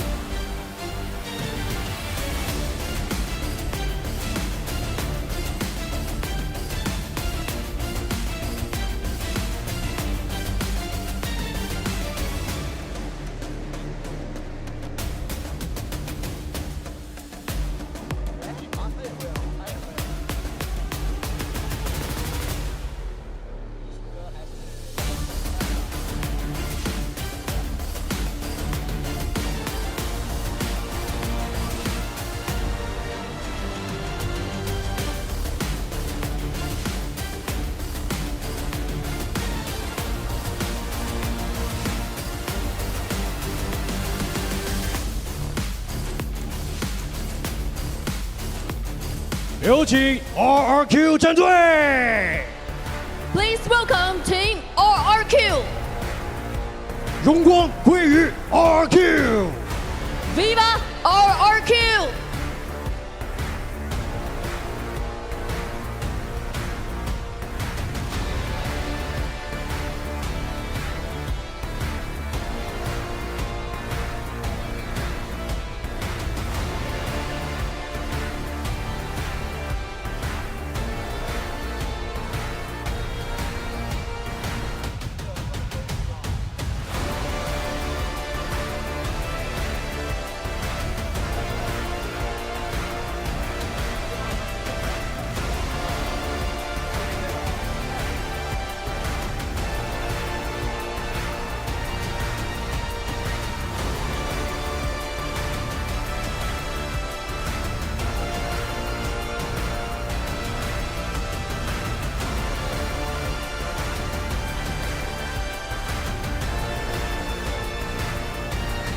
这一战将决出最后一张决赛门票，胜者晋级，败者淘汰。各位放手一搏。 The grand final spot is on the line. Victory means advance, defeat means elimination. Let the battle begin. Lose and you're eliminated. Win and you are in the grand finals. The crowd is excited about this. The hometown team has already made it there, but who will be joining them? Vivid, we already did predictions. I do want to bring up that conversation again, though, because you still are saying RRQ's 2-0.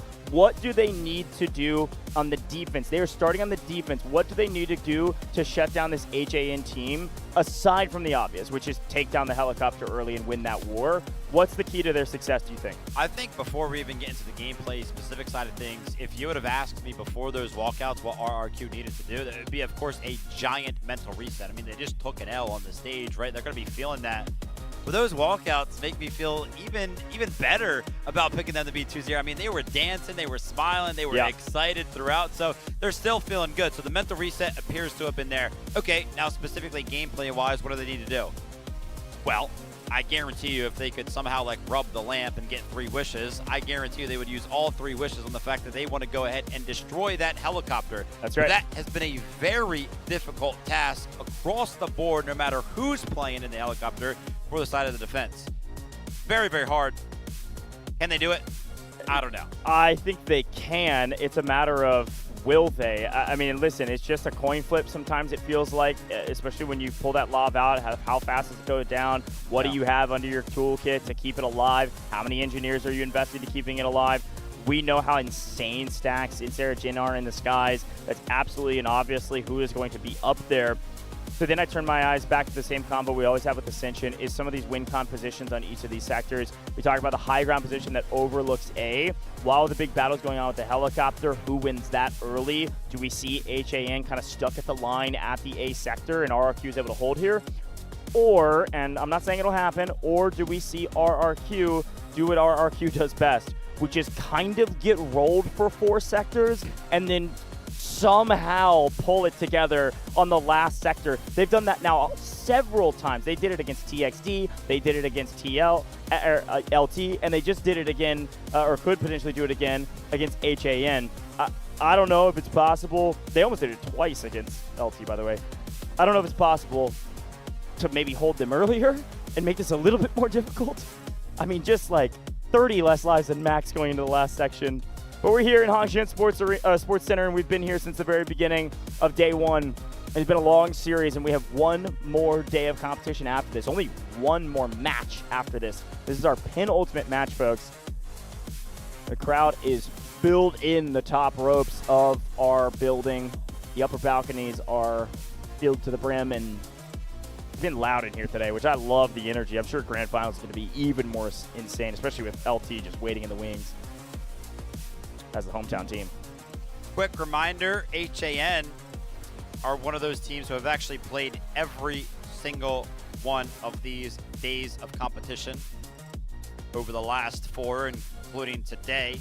They haven't obviously played yet, but they are going to be, so they might be feeling it. RRQ, the conversation on the other side of the stage for us earlier on was that, yeah, RRQ kind of had that rest day yesterday as they have been in the upper bracket. Whether or not that is an advantage probably is a reference thing amongst every single one of these players up there on the stage. But one thing that is obvious, and one thing that Goj is going to love to talk about, is that we have only seen it 2 times now. Well, we're about to see it for the 2nd time, where these teams that are up there on the stage have only had about 30 minutes to prepare for their specific matchup. Yep. Yeah, I mean, we pulled that during the break. You all saw the big break timer we had. That was just getting the players prepped. We were pulling new teams on. We were doing the picks and bans. We were doing the whole 9 yards. And, you know, I don't know if that matters on a map like Ascension. I think if it was something like Vault, maybe, which, you know, I'm not sure whether or not these teams would have been excited about that. But on a map like Vault or a map like maybe even Cyclone or some of these like longer, kind of newer, technically maps, you'd like to kind of think about your strats a little bit more. You'd like to break it all down and give yourself time to prep and FOD review. These teams have played Ascension an unfathomable amount of time. It was literally one of the first maps put into the game during the alpha for this game mode.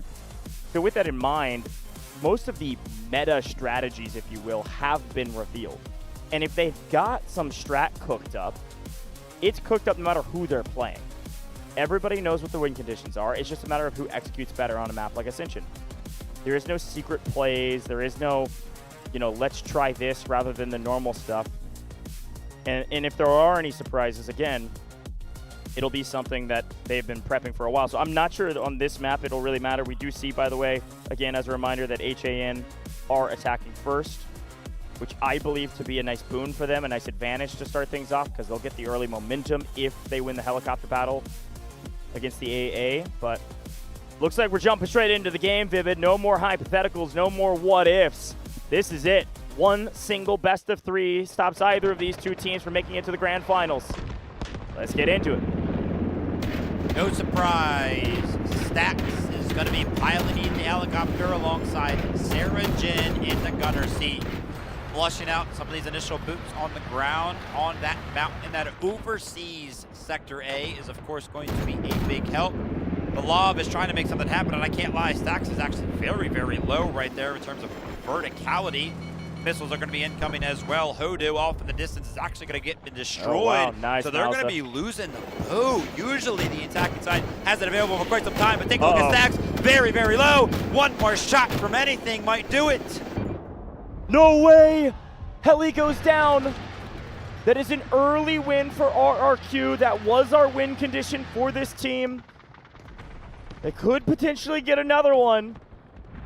But holy cow, what an early victory. An early stop to what could have been a lot of bleeding in the very beginning of this game.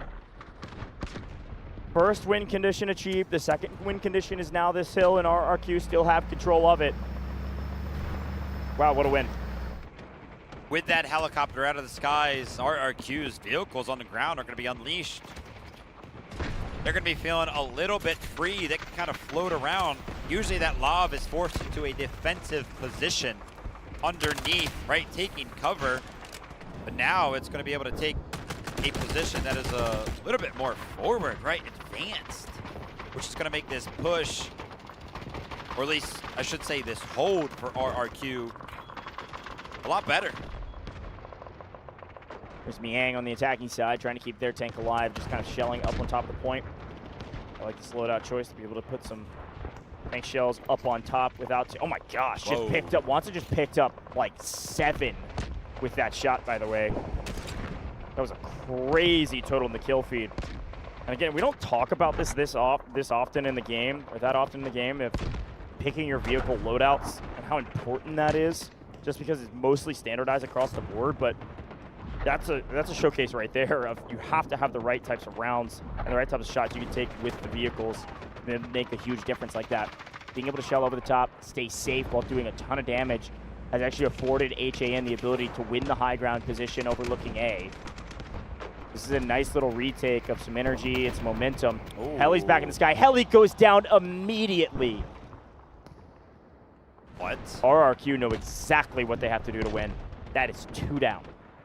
You should see my face right now. Complete and utter shock. Well done, RRQ. They are winning the vehicle warfare dominantly right now. HAN, they got to pull it together. They got to figure out something that they can get going. Take a look at this. The boat's actually going to respawn, and Mauza was waiting for it again, waiting for one of these vehicles to go ahead and respawn. They are just on top of it right now, man. Ascension feels like RRQ have got it figured out. I was not expecting this hot of a start from RRQ. They stuffed him at the line. We said this is what they had to do. HAN have got to figure out how to get to this point and win. To get to the point, I think, is even the better question. Hilltop in jeopardy. Vehicle advantage. Technically even if you count the boats, but I would argue definitely on the side of RRQ. Stax no longer in the skies. He's trying to set up secondary position for his squad. Able to play the far right-hand side while the rest of the team is up on high. A nice AA gun down here that, because we're so pushed up on the defensive side and we have so much room to work with, we can actually utilize the gun. It's a nice win, but here's that squad full respawning over here. He wants stacks. Opportunity maybe to weed some of the defenses out from the backside while the main force wins the hilltop. As we check over on Veronica with the bow through the smoke, can't quite get the trade.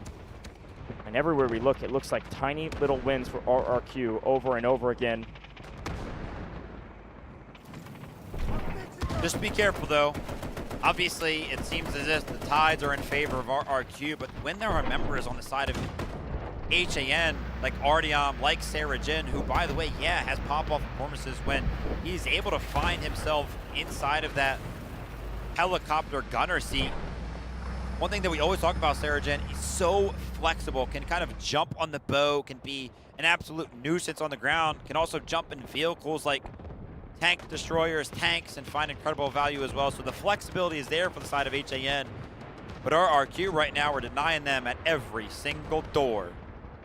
Pretty good job here again. That stack squad is going to be the point man. If they're not in the air, they're going to be up front and personal, getting some frags and getting on the objective. So a nice job to put it into the neutral zone and at least force the defense off their high horses and jumping onto the points to get dirty with them. One way to get dirty, though, is a couple splatters from both vehicles. They full send this, full jump it because they believe they have a huge advantage, which they certainly do. Great job with Dfiw getting extremely aggressive and making sure that the neutral zone becomes green yet again, and that is a lot of folks having to go to respawn timers, not able to get revived. So a lot of tickets invested there for what would have been a solid push turned into one that is completely thwarted. Yeah, that's what's scary about taking that forefront position right behind that Sector A hill. You can kind of hide behind it, right? The attacking side has that little bit of an advantage to where they can kind of creep up on the sector, but if you all go down and nobody can get there in the medics, it's a no man's land to get back, so all of those lives are just instantly lost. We're seeing the full effect of that from the side of HAN as they lose about 10 to 15 from that push from the side of RRQ. We'll be able to get one more helicopter, I believe, at some point. It's kind of when for the attacking side. Could they really go 0-3 in this battle? Lob back and way off now, taking quite a bit of damage. They're focusing on that. You can see the tank trying to take some shots over the top as well. But right now, the Reds' win con was the hill. They have gained that, and we see a lot of red lighting up the kill feed, so they're going to push back onto the point. I would expect to see this Lob get much more aggressive again, to go help out the team. An attack vehicle, go get Mixie, go for some splatters. Not a crazy amount of engineers up here, mostly stingers playing or support operators playing up close and personal. Here's a flanking squad. Here's a strike team. Krauser, the commander, trying to make a play. They lose attack vehicle, but a couple rockets, and Miang is in a bit of trouble. Full sending away from here. A great job to stay alive. A couple of Lulu rockets get it very weak. More. Is there another one of Wansa? Yeah, Miang, great job. Able to jump out. They're able to heal this thing up. Nice save from the side of HAN. Nice try from the side of RRQ. We have seen that work before. So good to see them kind of resorting to things that work. Take a look at the Lob, getting active, trying to make something happen, but it's under heavy fire right now. The boat's starting to get in the mix as well, trying to go ahead and help out the boots on the ground. And take a look at that. Miang nice hops play out of the tank, shoots some rockets over the way of the Lob, and that's going to be an overextension that's going to be punished. Yep. I don't even think that was necessary, and frankly, not worth it. I mean, even if you hold A for a little bit longer, I mean, I guess they're trying to have this team not have max lives going into B, but a big mistake, I think, from the side of RRQ. Vehicle advantage finally moves back the way of HAN. Still no heli. It does look like RRQ is going to retreat. Mauza is going to retreat all the way up on high because they've earned enough to call in another vehicle. So their next vehicle will be up on high ground where the C sector starts. Be able to shell down towards the B sector without worry of the helicopter yet of harrying you as it's falling down. This is a nice little win for RRQ. They'll get that vehicle up there, but that is classic strategy. That's what we expect them to do. And Wansa smartly gets the objective marked right before they capture it. Some nice score going to the side of HAN. I am greedy, man. I wish RRQ would have put up a little bit of a better defense there. I mean, obviously they held him for quite some time, but as you can see, HAN are right back up to 180 tickets, so effectively lost nothing outside of course, that helicopter, which will be a giant talking point. So that in general was a win for the side of RRQ, but again, I feel like they had a giant opportunity to make it hurt a lot more. One single mistake, it feels like, and HAN immediately took advantage of that one. Yeah. But I mean, still RRQ are obviously in a very good spot. No helicopter in the sky, and then you can kind of put this vehicle, this lob, all the way up top and continuously kind of rain down for forever, it'll feel like.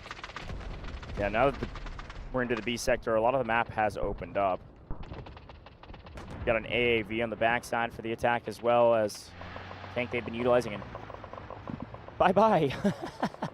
Mauser just full sins off the top rope. Doesn't actually want to stay up there. Maybe a bit surprising. Maybe calling it in just to keep it safe. That is so far away that the Lav is not going to get shot down from up there, especially when there's just a tank shooting at it. It's going to be very difficult to hit all of their shots and more, and the Lulu rockets can't go that far, so maybe just the play was to keep it safe and then come down into the mix to make sure they can have the most effective play that they can. Hodu here in the AAV looking to gun some folks down. But in general, it's going to be a slow push. That's the way HAN operates. They will slow push together as one without their advantages. Team Mauser is actually taking this vehicle back inside. Early. Taking potentially it up the elevator very early. Interesting play. Maybe it's to stall out the elevator timing for the eventual attackers, but this feels early to me. Maybe By the way, maybe just hiding. Yeah, I think just hiding. What feels like a little bit of an adjustment is, you know, we typically see Hodu actually prioritize repairing some of these vehicles, but she's actually been taking charge. She's been in the gunner seat of the AAV. She was actually the one piloting the boat out in the ocean. Something that I've noticed, but again, what feels like a little bit of an adjustment from the side of HAN. Usually other members on the team kind of take up those roles, but she seems to have switched to what feels like a little bit more of an aggressive role on the squadron for whatever reason. We'll have to see if that one ends up panning out.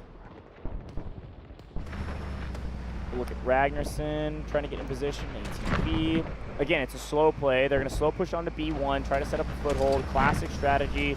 Get into B1, get their spawns much closer, and then work their way to B2, and they have the advantage. B90 is actually rocking this lob on the backside. You're right, Hodu is taking some shots down range. At least she's giving a bit of covering fire for the attacking force. We have seen teams been held on the B sector before. Doesn't happen that often, but when there's a huge disadvantage in firepower and vehicle presence, the defense can actually hold here. That is not the case right now. Just 2 to 3.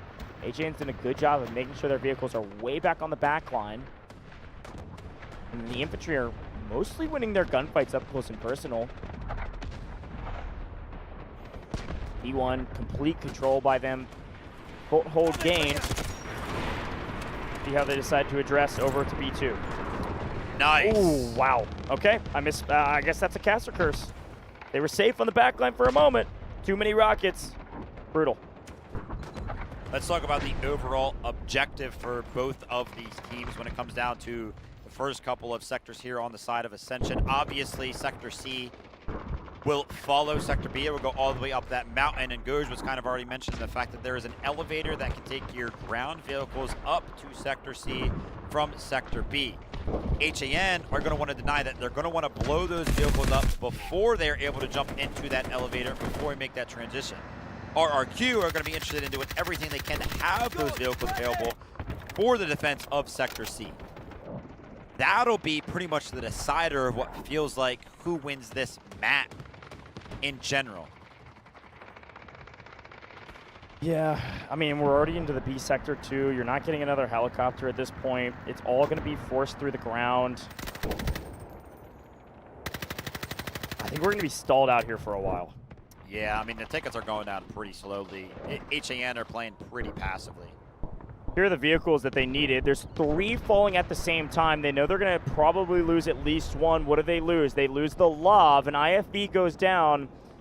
And the assault vehicle that was kind of put on the front side of this to hopefully tank some of those shots actually got skipped, which was a well-executed shot, well-aimed, to be able to sneak one through and grab that Lav, but an assault vehicle and a tank nonetheless. So let's see what the attacker are able to do with it. Good strategy. Vehicles are falling down, kind of use them simultaneously to incorporate a little bit of a shield. RRQ are actually looking to go ahead and re-aggress onto the side of B1, which is actually usually odd. As soon as you lose B1, you never really find yourself back onto this zone. But they were looking to see if they could kind of make something happen there, and they are quickly denied. HAN go ahead and clear out the boots on the ground. They were trying to make that happen. But again, we're pretty much at what feels like a standstill between B1 and B2. There's kind of some kills being traded amongst and some vehicles being called in. Nice. This one very, very safely, of course. That one's like way back there. Yeah, it's in the C sector. They're going to drive it up to the entrance and take some shots over the top, probably. Again, it's going to be a slow one, folks. A brutal one. They lost their helis in A. Can't get any more. And so it's going to be all infantry all day. Here comes the push finally, though. The attackers cresting the hill, making their way over to B2, trying to gain an advantage, and they're winning their gunfights right now. Riptra, the last remaining player on the hilltop, isn't even able to trade out one. There's a lot of boots on the ground that have made nice progress over to B2 and are setting up another nice line. What I love about these free cam shots over the top, as there's Mousa, by the way, did take the elevator, if I'm not mistaken, just FYI. I think the elevator was picked up earlier, and then they dropped the tank through the top side. But either way, has a high ground position from Mousa, still shelling these points. Still doing damage, but the attackers are on it. Battle tank down for the side of the attack. A nice little win for RRQ, but they also feel the pressure. An urgent redeployment happening. Deep kill, by the way, on that tank. Urgent redeployment should be able to save this B2 sector. Yeah, most of that damage is actually being found by that tank that is all the way up top. But take a look at the vehicles all the way at the bottom right now. All the vehicles are disappearing for the side of HAN. They only have one left remaining. That was actually very low. Shout out to the engineers for keeping that one alive. But take a look at the mix. Take a look at Javier in the tank. He's also under heavy fire right now. A couple more rockets might land. I see the Allure rockets in the sky, but I think that last and final one actually got shot out. So shout out to the efforts of the side of RRQ to keep that tank alive. And like I mentioned, Mousa all the way up here on the mountain is finding so many different sight lines onto the vehicles of HAN, doing a great job at keeping them at bay. Yeah, it's just a ton of damage that you basically can't really answer, especially when the defense has this much presence down on B2. Javier getting mixy. May not be a tank destroyer, but still a pretty agile light tank. Finding some nice value down on the B2 point. That urgent redeployment was perfectly timed, and they've got a respawn beacon on the backside. You can see it on your screen now. Team respawn beacon will allow the team to spawn up close and personal on B2 in case things get too crazy. Sarajin holding the distance, or holding the line rather, while off in the distance. Niang and Hodu repair this tank. The only tank that they have, they've got to be careful with it. Sarajin actually is over there on the engineer. I remember I mentioned the flexibility. Typically the one finding the kills, but when required can also jump over to the engineering role side of things. But unfortunately, if you take a look at the B2 zone, everybody has been cleared out for the side of HAN, and as a result, whenever we see a big clearance of those types of groups, we see a big clearance in terms of the tickets as well. I think 15 just got disappeared, and we're looking to get aggressive. Javier is way past where he needs to be. The defensive line is way behind this. He's looking for an angle onto this tank right here from Niang. And how many times have we actually gotten the POV of this tank being half HP or lower? They are applying so much pressure. They want to destroy it, man. They really, really do. It's the win con. It's what I was just talking about with B section. These sectors inside of this zone is very difficult to take. Only difficult to take when the defense has the vehicle advantage, which they currently do. If they take down the last remaining vehicle of the attack, they may have it in the bag here. It's going to be a stalemate. And the slow push from the attack was working, but without vehicles, that push has completely failed, and all they have left is to restabilize on B1, lick their wounds, slow way down, wait on a couple more vehicles, and hope that that's what you need in order to push onto this B2 sector. An overwhelming win so far for RRQ in the grand scheme of Ascension.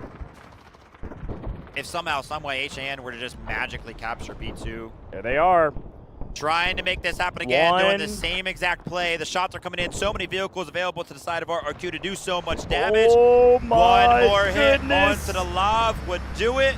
Ewan's trying to drive it to safety. Mauza waiting for the recharge of the shot. Does he hit it? It's so close, but so far away. Oh my gosh. One well-placed shot, and that vehicle goes down. A small win for the side of the attackers. Barely able to avoid Mauza's shot. Two vehicles now join the likes of the remaining tank that they've had for a while, HAN. Trying to figure out, now that they have these vehicles, how can we utilize them to take this B zone and take the sector. Mauza is going to punish them anytime they come out into the open. Gosh, and they're grouping because they're looking for one big push. It's got to be perfectly timed. It's got to be probably everything you've got while your infantry push forward as well. But this artillery barrage and equipment that's flowing over the top, the barrage is on point. But the amount of shots landing on the backline feels like it's an artillery barrage of its own. It's Javier from a distance, just peppering these tanks, assault vehicles, and everything in between. But the setup here from the attack, I feel like this artillery barrage may be a bit early. The entire HAN team just respawned. Oh my gosh, they did. And that's because they've been cleared out of B1. They have nothing left. A huge resurgence from the side of RRQ to go ahead and make a stakehold over here on the side of B1. I mean, they can capture this thing for free, but what actually helps them the most from a position like this is that they get closer to those vehicles, and the engineers can start to help some of these vehicles off in the distance to hopefully go ahead and destroy them. Javier gonna try to play a flank again. Praying and praying. Scatter shot over the top. That's the successful hold of B2 for the defense. It's not even contested. And with that in mind, extra score going inside of the defense. Could see another vehicle. More artillery barrages or more. This goes on long enough, who knows? Could see something crazy on the B sector. I think what's crazy right now is that, right, B1 is falling back to the side of the defense. Vehicles are even, but a huge positional advantage for the defensive side. Attackers have got to get it together. HAN have got to figure out how to move as a team. Vehicles are waiting for infantry to stabilize, but the bodies just keep falling. I haven't seen more than 4 people push at once up this hill.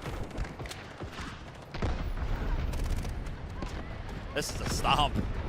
RRQ are doing such a good job. Take a look at the distance. Talavania is actually going to be picking up the assault vehicle from the Lav. And again, look how far that Lav can push up from the side of the fence. When's the last time we've seen a vehicle from the side of the fence up here by B1? I mean, they just feel so comfortable. They have so much space on the map of Ascension. It feels like HAN are still on Sector A, and they should be approaching Sector B. I mean, everything is going the way of RRQ, even though they've equalized, or at least almost equalized in terms of the vehicles available, right? It's 3-4 right now. The positions of the vehicles from the side of RRQ are just way too strong. Yeah, I really like Mauza's position with the tank up on high. Playing this high ground position, almost like a super powerful AA gun from up here, just shelling down the point. Look at Niang, by the way, from HAN, 104 in the engineering category. That's how much, yes, some damage, but that's how much repairs Niang is having to do. Yeah. That's that one tank that's been alive for the entirety of the game almost. Or actually, I think the entirety of the game. 104 is ridiculous in engineering, but of course, in terms of frag, Mozera at well into the deep 20s. But a stalemate indeed. Stalemate means a stomp inside of defense. This is a crazy hold. Something's being cooked up over here. I mean, Mauza kind of dipped all the way back to go ahead and call in an assault vehicle, and Krauser's actually investing some amount of time to go ahead and pick up said assault vehicle. So keep an eye on that. They might be interested in putting down some sort of a vehicle respawn beacon and try to flood the troops somewhere. Do something with that. End it. Cannonball. Go join everybody down below. Yeah, I mean, here's the attacking push. They're going to swing back over to B1. But again, the retake of B1, honestly, was such a smart play from RRQ. It feels so obvious because it's like, well, we want the control everywhere. But sometimes if you overextend for a B1 push, you could actually lose that and then lose both. But it was a smart play because they recognized that HAN was low in numbers. They had the opportunity to do this. And B1 basically gives them breathing room. It gives them this giant amount of time that HAN, whenever they feel like they have an advantage, have to use it for B1, which they've already captured, that they lost before. Then once they capture B1, RRQ can figure out how they actually want to address the full push. Here it is. Here we go. A couple well-placed Lulu rockets, many of which either don't connect or were shot out of the sky at the last second. Well done from the repairs to keep that tank alive. I'm blown away it did not go down. Yeah, I think they were getting shot out of the sky by maybe the tank gunner himself, actually. So great work there. And again, a great try from HAN. I mean, those rockets were shot at the exact same time.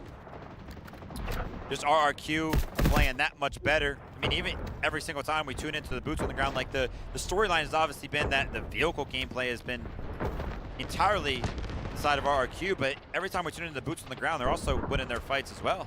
Dude, RDM's on 42 kills. I mean he's putting in the work. He's different.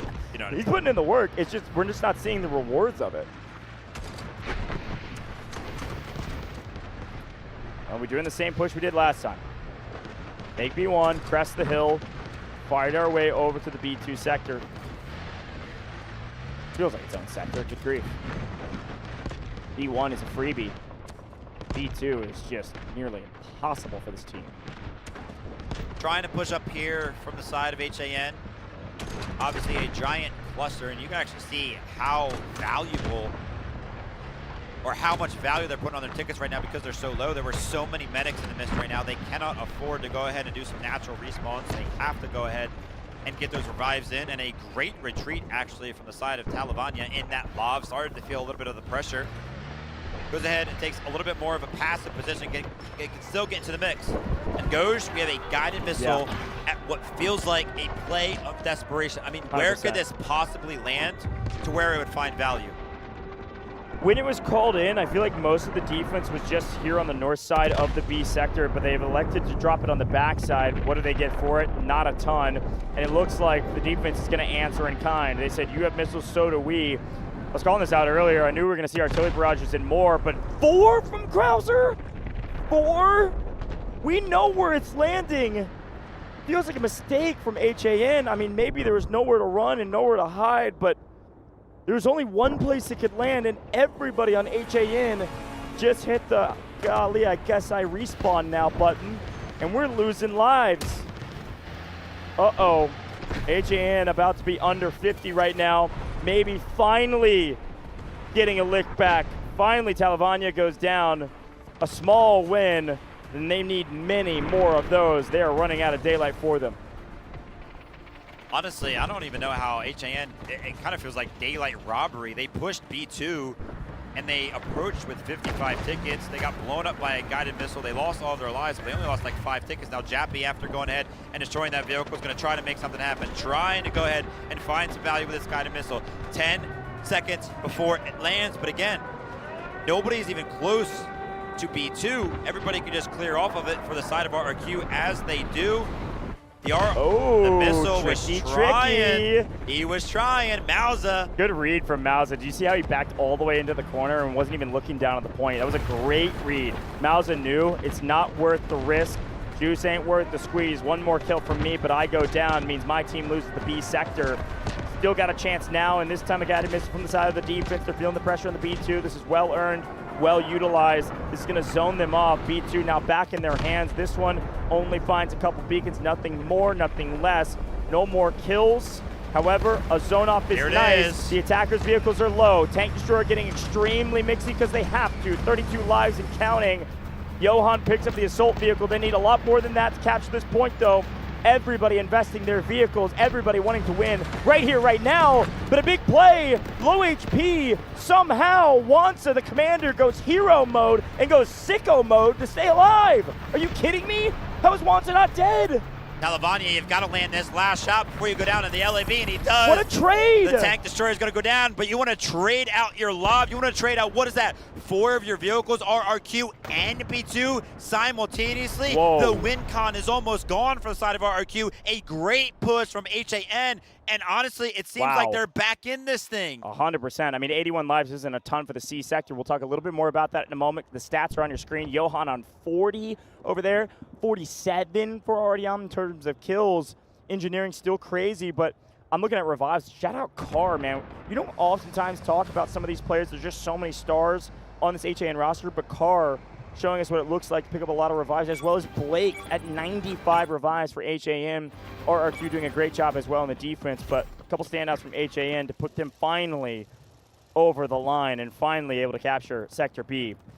But again, we move indoors. We move to the CQB, and 81 lives for this sector. I don't know if it feels like enough right now. Really favorable trades for the attacking side. You basically only have Mauza's tank that left alive up here, but yeah, I don't know. What do you think? I think that was a little bit too big of a momentum shift. I mean, RRQ invested everything, especially their vehicles. I mean, literally lost like 4. They were so far ahead. I mentioned the win con here for the defense is to take your vehicles up the elevator. That's all you want to do on Sector B. And instead of that, they try to go ahead and defend B2. I mean, they were feeling confident. They were winning throughout. But now, take a look at the disadvantage. Yeah. HAN on the attack have 4 vehicles, and RRQ only have 2 to answer. Yeah, and they already have 3 up here, too, because they called them in up here. It was such a favorable trade for HAN. And that's the way it goes sometimes. I can't even call it really a mistake from RRQ because they had to answer back the one mistake. The one mistake is not killing the man on your screen right now. Wansa, body block. The commander, is doing it all. When the team needs aid, they call the commander to make a big play, but an answer back. A couple vehicles go down. V90 with the La able to pick up, what, 2 of the attackers? Now 3, the assault vehicle goes down as well. The only thing left is a singular tank. The swings this time, man. We're on a seesaw right now. HAN try to go ahead and invest as well. Tank arrives.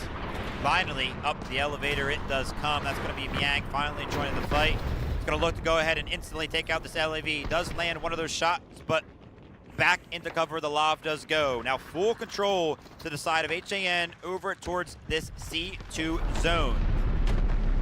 How do RRQ go ahead and, you know, try to reclaim this hangar if they possibly can? I mean, they only have 1 vehicle available, and now the side of the attack, look at this, they're just calling in the reinforcements. Yeah, they may have lost a couple, they may have made a couple of trades, but when you're able to call them right back in, I mean, that's got to be favorable.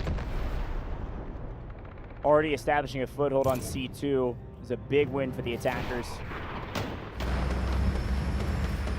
Now the question remains, do we have enough engineers to keep our vehicles alive when they enter the gauntlet that is the C sector? There is no doubt in my mind that both of these teams are high caliber teams, but I'm seeing strong, resilient mindsets in the face of gigantic momentum swings both ways. Krauser's just slow rolling through and splatting a few folks. Dangerous push from the side of HAN. Yeah, they take out the assault vehicle, but I think all of these bodies that are going down are going to be very hard to revive, so the tickets are going to fall. But take a look at this. Miang is trying to join the mix, trying to go ahead and help take out this LAV. The tank has now joined the fight over here towards C1, and it might be unsuspected, but somehow Javier is playing this perfectly. If he can go ahead and retreat, I would count this as a win. Definitely a win. He's very low, though. Nice trade on the Lav. Why retreat when you can stay in the fight and take out the vehicle? Are you kidding me? How did Javier not die there? I mean, they got to get one back after what happened on the B sector, but still. Oh! Great ego chow from Javier. Miang taking a decent bit of damage on the backside, but gets some help from over the top infantry. Javier staying alive there and not getting traded. Again, such a big win. Here's another. Look at the guided missiles for the side of RRQ. 5. Yeah, and they just called an urgent redeployment to get everybody back on the point, so they're fully restabilized back on C1. And you might be thinking, how so many vehicles? Folks, you remember how long we were on the B sector? Nice play. B9DHM. A big kill there to again cut down the reinforcements. Strike team is here though. Watch out. We got a lot of rockets and we want to use them, but double vehicle, double the fun. Changji won. A great effort. I don't think it's going to be enough. I'm trying to do it all. Nothing. Talavanya picking up a crazy amount of kills. These vehicles are going crazy. But again, we spent so much time in the B sector. Man, these teams are going to keep going in vehicle after vehicle after vehicle after vehicle. It's going to be a bloodbath here on the C sector. And again, I posed the question, Vivid. Was 81 lives enough for this crazy sector? I don't know. They're going to try it again. Upon initial approach, when we first saw them try it, I think they pretty much all missed their rockets. There was pretty much no damage taken. They're trying to make something happen on the back lines, but why don't we go ahead and take a look at the front lines? It's a trade. Vehicles are being traded indeed, but if this strike team can make something happen, RRQ will have 0 vehicles left. Get the rockets out, make something happen. The knife connects on one of the bodies. B9's trying to stay alive. Oh my gosh, again, a sliver of HP. These lavs will not go down for the side of RRQ. That was a hero play from Talavanya. When the knife hit the engineer, I thought that was GG's. Oh my goodness. V9. 32-3. Yeah, V9 going crazy right now in that lob. Okay. He's at a stalemate. Can you even call the C sector a stalemate with this amount of action? No! They're gonna steal it! He steals it! He gets it! What a steal! Millisecond difference on getting that vehicle. If it falls, it's still a win, but if it survives, it could be everything. The cavalry are here and they almost ruined that tank's chances of staying up, but it stays up, folks. What a huge shift in momentum again. HAN, when their backs are against the wall, they make big plays at the right times. Woo! Artyom's nasty. Guy's crazy. We only give him credit for how good he can aim, but take a look at the instant decision making there. Well done. RRQ, man, they thought they were safe. They called that thing so far back, but the strike teams can get some crazy angles sometimes. Take a look at this. Nice trade. He's looking to go ahead and return the favor. The tank destroyer does go down. Now the LABs are going head to head. Krauser jumps out, lands one of the rockets. Tank starts getting the mix from the side of HAN. They're going to be successfully finding the defensive lob right there. Krauser's trying to make something happen, trying to make the trade happen, but will be unsuccessful. Oh my gosh, I'm seeing a number. It's 24 tickets available. This back and forth, it has looked, honestly, like HAN have been winning the trades. They've been stealing vehicles, but we forgot C1 hasn't even been touched yet. Yeah, I mean, that was a big win there for HAN. They were able to trade vehicles out, but there was only one vehicle on the side of RRQ. So now with all the advantages, you're going to see probably all 4, if they survive, all 4 of these vehicles full send on a C1. I mean, you have to at this point. 18 lives.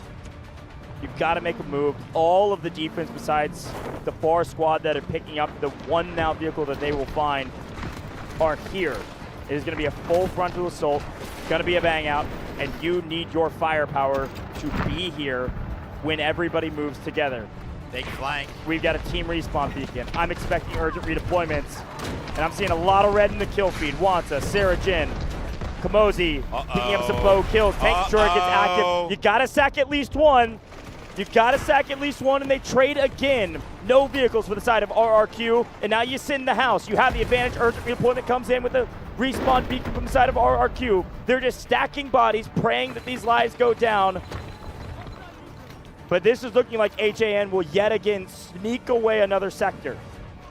They're trying to, but the flood's still coming. The urgent redeployment is still active. And Soldier's strategic beacon. Take a look at all the bodies joining the fray onto the site of C1. And I am seeing the red bodies disappear very, very quickly. I'm seeing the respawns be forced to happen in the feed as well. Crazy. What a great beacon. Again, you see 16 of the 20 players spawn in an instant on this C sector. HAN made a call. The call was back up. And with the lob down, they want to make one more push. The problem is they only have 4 more lives. These players are forced to respawn when their timer is done. I don't know how many red players are on the map already, but the lives tick down so aggressively. There is a chance that one player has died. One player could be the difference between this team winning or losing here. All green alive, most of red. Looking like they've calculated correctly. They have one more play, one more push, and they hardly have a vehicle advantage. They have to win this here, and they do. Tank Destroyer is going to come in and has got to get absolutely mixy and insano style. It's not going to happen. Watson's on 1 HP in a dream. They don't have it. They don't have enough firepower. They don't have enough bodies for the C sector. 81 lives was not enough. A perfectly timed team respawn beacon, a perfectly timed urgent redeployment. RRQ is holding the line. The only thing you could pray for is an overtime, and you're not going to get it. Green's even on C2. RRQ hold. They take map 1.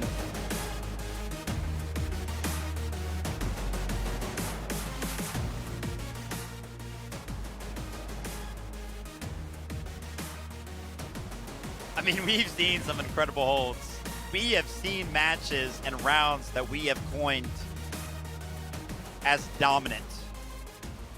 We are in the lower bracket finals. There are only 3 teams remaining, and RRQ put up a defense like that. Really strong, man. I'm really excited to look back on these highlights because there was a couple key moments. Again, we have 20/20 vision, maybe better than that up here in the booth because we can see everything. It felt like on the C sector, 81 lives probably wasn't going to be enough, but for it to be enough, they had to send the house. It felt like every vehicle needed to be on the point. Every vehicle and every player needed to be on the point for that last remaining push, and it felt like the vehicles were a hair too timid or a hair too slow.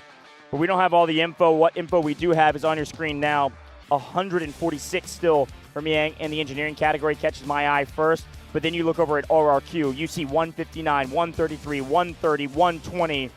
They won the vehicle war. Top to bottom, RRQ crushed the competition by winning in the vehicle gameplay. Some hero plays from HAN Vivid, and we can shout out a couple of those individuals that go big. Artyom picks up 58 kills and a vehicle steal. I'll throw that in as a stat line. But at the end of the day, RRQ, they just outplayed them. The first domino fell of taking down the heli. The second domino fell of taking down the second heli. And then the dominoes, I don't know if gravity was turned off or what, but they just sat there for a while. A huge stalemate. And then they had vehicle advantage. Dominoes began to fall. Boom, boom, over and over and over again. HAN, hero play here, hero play there. But the dominoes were still falling. You're not stopping gravity. And it was just too little too late. By the time HAN got some momentum, they couldn't capitalize on it. I pose the question, is 81 lives too little for Sector C? I think 100%. A team like RRQ, they made big plays, HAN did, but it all started at the beginning of the game. What an incredible defense, man. Ascension is such an awesome map. So many different ways for it to be played. No helicopter this time for the side of the attack. And RRQ take full advantage of that. I feel like they won it, obviously, from that, like you mentioned. But just so many incredible efforts from all the vehicles that were able to sit so far back after it went down. Dude, I love this for RRQ, man. They just took a loss on the stage. Yeah. And the immediate bounce back is super incredible.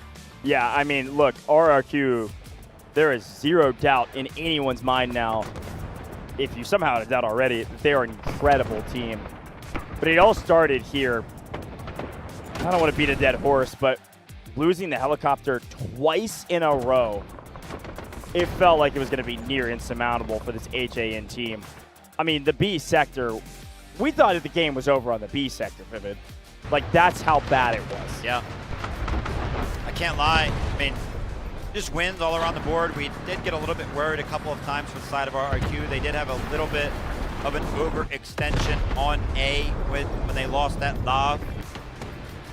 As soon as they did lose it, like we mentioned, it went down. But HAN, man, they kept fighting back. They tried to get some stuff going, right? Strike teams all across the board. The Virons getting mixy.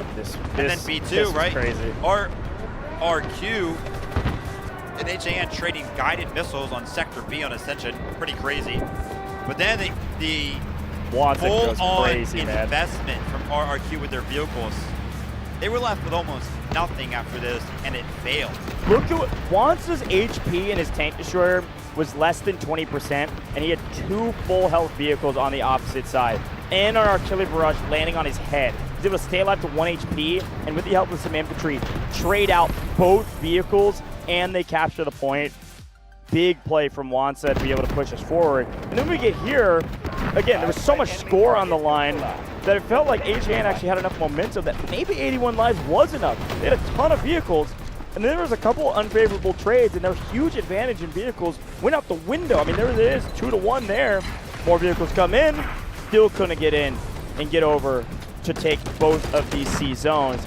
We know this sector can be difficult, Vivid, but it felt like RRQ just had a complete handle on some of these sight lines. They were winning some nice favorable trades. They lost a vehicle to getting stolen. And I don't know if it was RRQ's huge success or HAN mistake. They had, HAN basically didn't touch the second zone of C sector until the last 10 lives. Yeah. I mean, they really tried. Individual efforts across the board, like you mentioned earlier on. We just saw Artyom steal that vehicle. He got out with that tank, but somehow it just wasn't enough. I mean, we keep saying, yeah, HAN did this, but RRQ responded every single time. And frustration does indeed settle in for the side of HAN. Best squad, Krauser going to be joining Stomplot, Javier, and Boonjet, which is no surprise. I mean, Javier, we constantly saw him in the vehicles, kind of driving those things, finding incredible value, 70 engineering score. Boonjet, 130 engineering score. Krauser, obviously commanding the entire team, picks up a bunch of score. The engineering is there, driving the vehicles here, there, and everywhere. So good. Yeah, really strong squad. They worked together really well. They played off of each other really well. And the engineering score tells the whole story of what this squad was able to accomplish. So many vehicles down, and those vehicles so valuable. In this best squad, you know, the one player that's missing is probably Mauser. I mean, yeah, crazy amount of value from the tank up on high. And so maybe that's the MVP if they're not on a screen now. But Krauser picking up 44,000 score on Ascension is crazy. Ozera with 50, 43 assists and 72 rescues. That is a nice, healthy stat line and is being given the MVP. Yeah, I mean, competing, you mentioned 44,000 score line for the commander, who, as we do know in Victory Unite, is constantly find themselves at the top of the leaderboard because all of the objectives they're able to mark. And Ozera is actually going ahead and competing with that. Yeah. 44,000 of his own. I mean, that is like, we call those Mario stats. Yeah, that's well-rounded right there. You hit every single one of them across the board. Really strong performance there from Mozera. I still think my MVP is Mausa, though. Yeah, I think Mausa's ability from up on high to hit shots over the top with the tank, how much pressure they put down range against multiple vehicles. It was basically like one vehicle doing the same amount of value as like the 3 vehicles that HAN ended up picking up. So in general, I think Mozera, both players extremely valuable as well. But looking forward at this next map, swapping sides, folks. Do you think HAN can hold? I mean, you don't think so because you're thinking RRQ goes 2-0, but HAN going to be on defense. I predicted 3 games. We've had banger matches today, as expected, with top 3 teams left in this competition. HAN back against the wall. Again, this is an elimination game. Loser goes home, winner goes to the grand finals. I'm feeling good about this. I feel like RRQ, the harder side was going to be the defense. I feel like I like them on the attack here to go ahead and take it home Yeah. 2-0. And I'll go ahead and mention, we actually have seen RRQ on the attack of Ascension before, and they won. It was up against TXD, actually. Yep. Big note on that win, by the way, they did that when they won on the attack. They did it without a helicopter. Their helicopter went down instantly. Yep. And they still pushed TXD through. Ooh, So, buddy. I don't know. I mean, RRQ are pretty good on the attack. I think they got it, man. 2-0. I called it. I still believe in HAN. I believe they can pull this one out. I believe they can force us to game 3. I want to see a game 3. I know you all too. I'm seeing chat light up saying that was fire. It was a ton of fun to watch. I totally agree. These games have been crazy, and I'm excited to jump straight back into the action and flip sides and see what happens. I will also give credit to RRQ. We gave them the early win condition. You got to kill the helicopter. Second question or quandary I gave to them at the very least was, hey, can you stop them early rather than rely on your defense on the very last zone? And they did exactly that, man. B was crazy. Almost held them in the B sector on Ascension is impressive stuff. But again, it started with the heli going down. Without air superiority, B is more difficult than oftentimes you find it to be in either pubs or even in comp when you do have the heli. Yeah, absolutely. Our players are actually rejoining the stage. They were given the opportunity to go ahead and take a little bit of a rest and kind of talk through the things because, again, the stakes of this match are very, very high. And as they do go ahead and jump back up on the stage, I'm hearing a lot of screams, a lot of shouting, a lot of excitement. And I can only imagine, without even turning around to see who's doing it, I bet you it's RRQ. Get them in a huddle now. Player F on the far right. One of the players we've had a chance to interview from RRQ on their win earlier against TXD.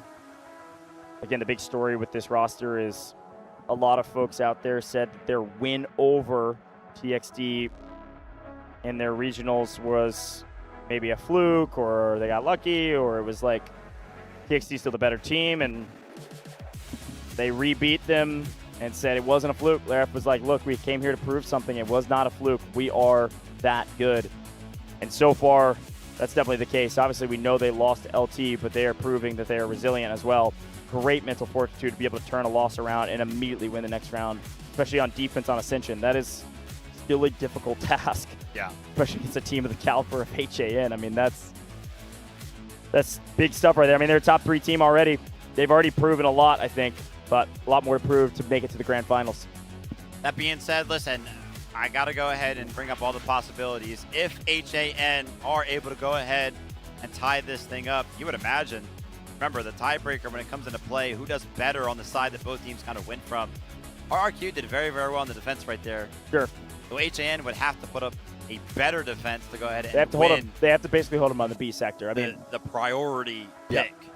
Yeah, I don't even know what you pick here. I don't want to get too deep into the weeds because we'll conjecture about it if we get there. But yeah, it is a tough question because oftentimes when you think about that third place or that third game, rather, you think about, okay, what map can we pick where when we're probably given the attack we can succeed on? Ascension is actually one of those usually, right? So that's kind of off the table. And then we got some bans as well, but we'll get there if we get there. HAN have to hold the line here. They will win priority side selection if they hold before Sector C, or at the very least better on Sector C. Otherwise, they will lose that, and we'll figure it out when we get to Game 3 of what map we could play. The only maps, by the way, we still haven't seen. Threshold. Yeah. And I think that's it now. That's it. The only Just one. Threshold, because we've seen Fault and Trainwreck now today. Yep. So Threshold, which is, again, I bring this up because it's so funny. In Vietnam 6 months ago, we basically only played Threshold. It was we played 7 best of 3s, I think, in a row on Threshold. It was ridiculous. This event has been mostly Cyclone, but we're now seeing a lot of variety. But I haven't seen Threshold one time. The randomizer giving us a little bit of a breather, I guess. I like it. Still a lot of opportunity. Clutch up and see Threshold. But as you can see, the teams are loading in. This is an elimination game. Winner goes to the grand finals tomorrow to go ahead and re-challenge LT. Both of these teams, by the way, have lost to LT, and that's the reason why they're in the lower bracket final. Both teams want revenge, but of course, they both still stand in each other's way. The loser will, of course, go home. RRQ currently have the advantage. They are up 1-0 after an incredible defense up against HAN on the defensive side of Ascension. But now they got to prove that they really did deserve it. They got to prove that they are the better team by swapping sides and doing it from the attack. They've done it before against TXT. But HAN have also proven to us that they can win on the defensive side of Ascension, or I mean on the attacking side, when they played RBN. So both are capable. A lot to prove. Who's going to come out on top? I predicted RRQ. I said 2-0. And I'm still feeling good about that. I'd be feeling good if I were you too. I believe in HAN, though. Again, the resilience question is kind of out the window at this point between the top 3 teams. They've all shown moments of resilience, so just a matter of execution now. It starts here. The first couple seconds. Crowd's been loving the games today. Right back into Ascension, folks. HAN going to be in the green on the defending side. RRQ attacking. RRQ have to capture every single point. They got to get to the Spire and take it all if they want to win 2-0.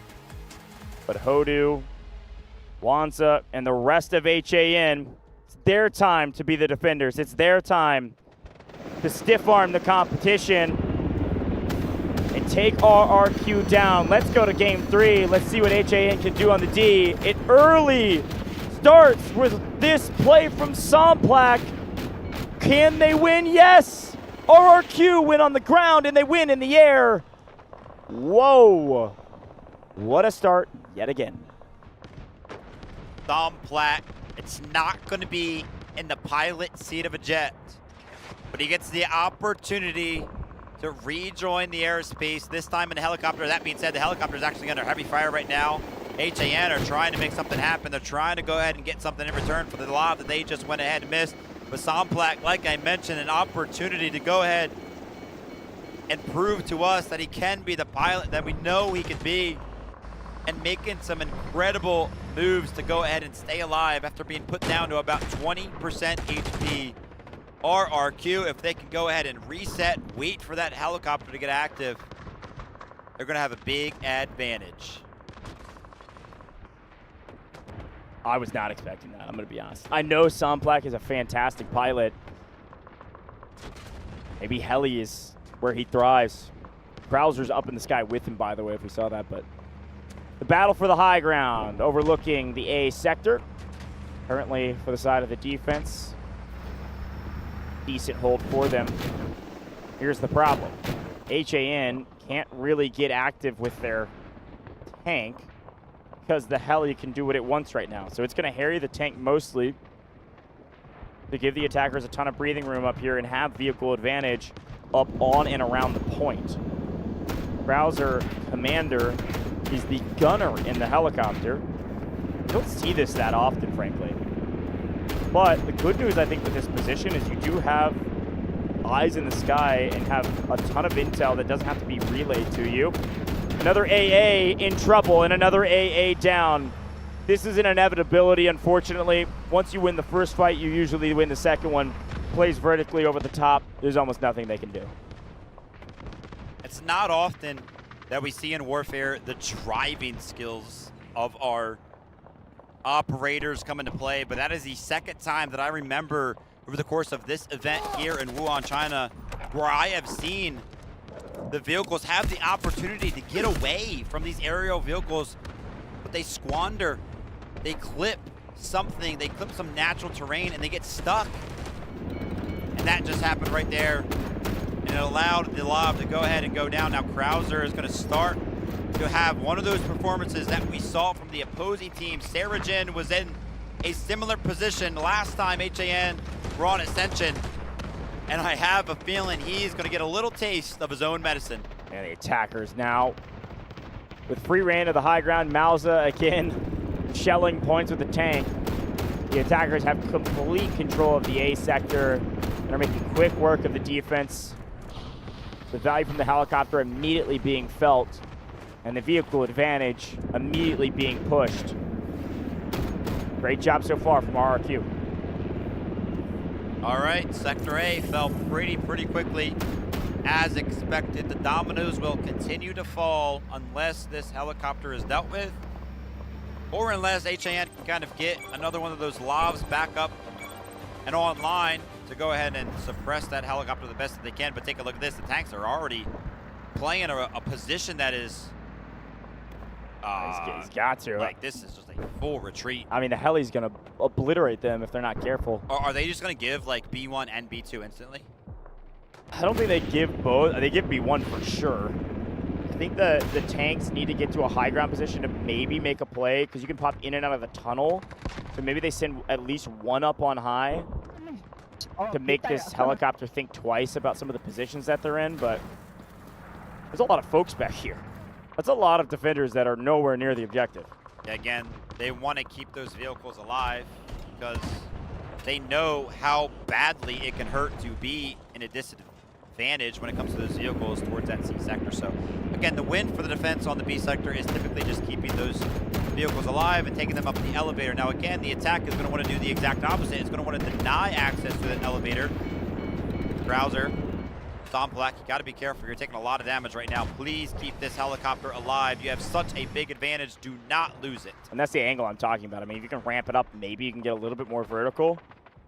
But if we get one tank up on high, you're going to have a lot better of an angle to actually shoot at this helicopter. Of course, there's dangers with that, but a strike team is on the move. Uh-oh. And who else besides Javier, man? Uh-oh. This guy is a menace on the map. Javier is going to go up to the high ground here, get the teammates to spawn with him. Can't imagine he's got enough damage. Ooh, maybe with that shot over the top, he might. Rocket. A little extra damage, but engineers are there. He needs to cut some of these engineers down if he can, or get some teammates to help him out. But they've got these tanks pinned right now. Here comes the help. Can they make it happen? I mean, this is a very, very hard angle. You would like to see some reinforcements actually go ahead and have the opportunity to join the fray. But here's what's really difficult about sending Javier and Bucek to do that. Is that, remember, how this works, how this game works, is you can, readily spawn on your squad specifically. So Javier and Bucek are going to ahead and make that push, but Somplek and Krauser are the rest of their squad who are up in the air. So you can't get reinforcements. Yeah, RRQ has to send a different squad other than those two guys to go ahead and do that. So that way they have 4 engineers, 4 Olurus ready to go ahead and blow up those tanks, because 2 alone is not going to be able to do enough damage. Yeah, unless you could bait him out somehow and get the heli to help you out. I totally agree. All right, here comes the attackers. They've already pushed through B1 as expected, mostly given to them. And now they push for either the high ground or go through bunker to be able to play for B2. So far, HAN have stabilized, stopped the bleeding for the most part, but there's still a heli in the sky that we're continuing to see light up the kill feed. That's the commander earning a lot of extra score. That's the commander that can call in a lot of things for their team. So watch out for Krauser. I actually really like that idea, to be honest. The more I think about it, having Krauser in the gunner seat of the heli, he's going to have so much score to be able to play around with his team. So something to watch out for.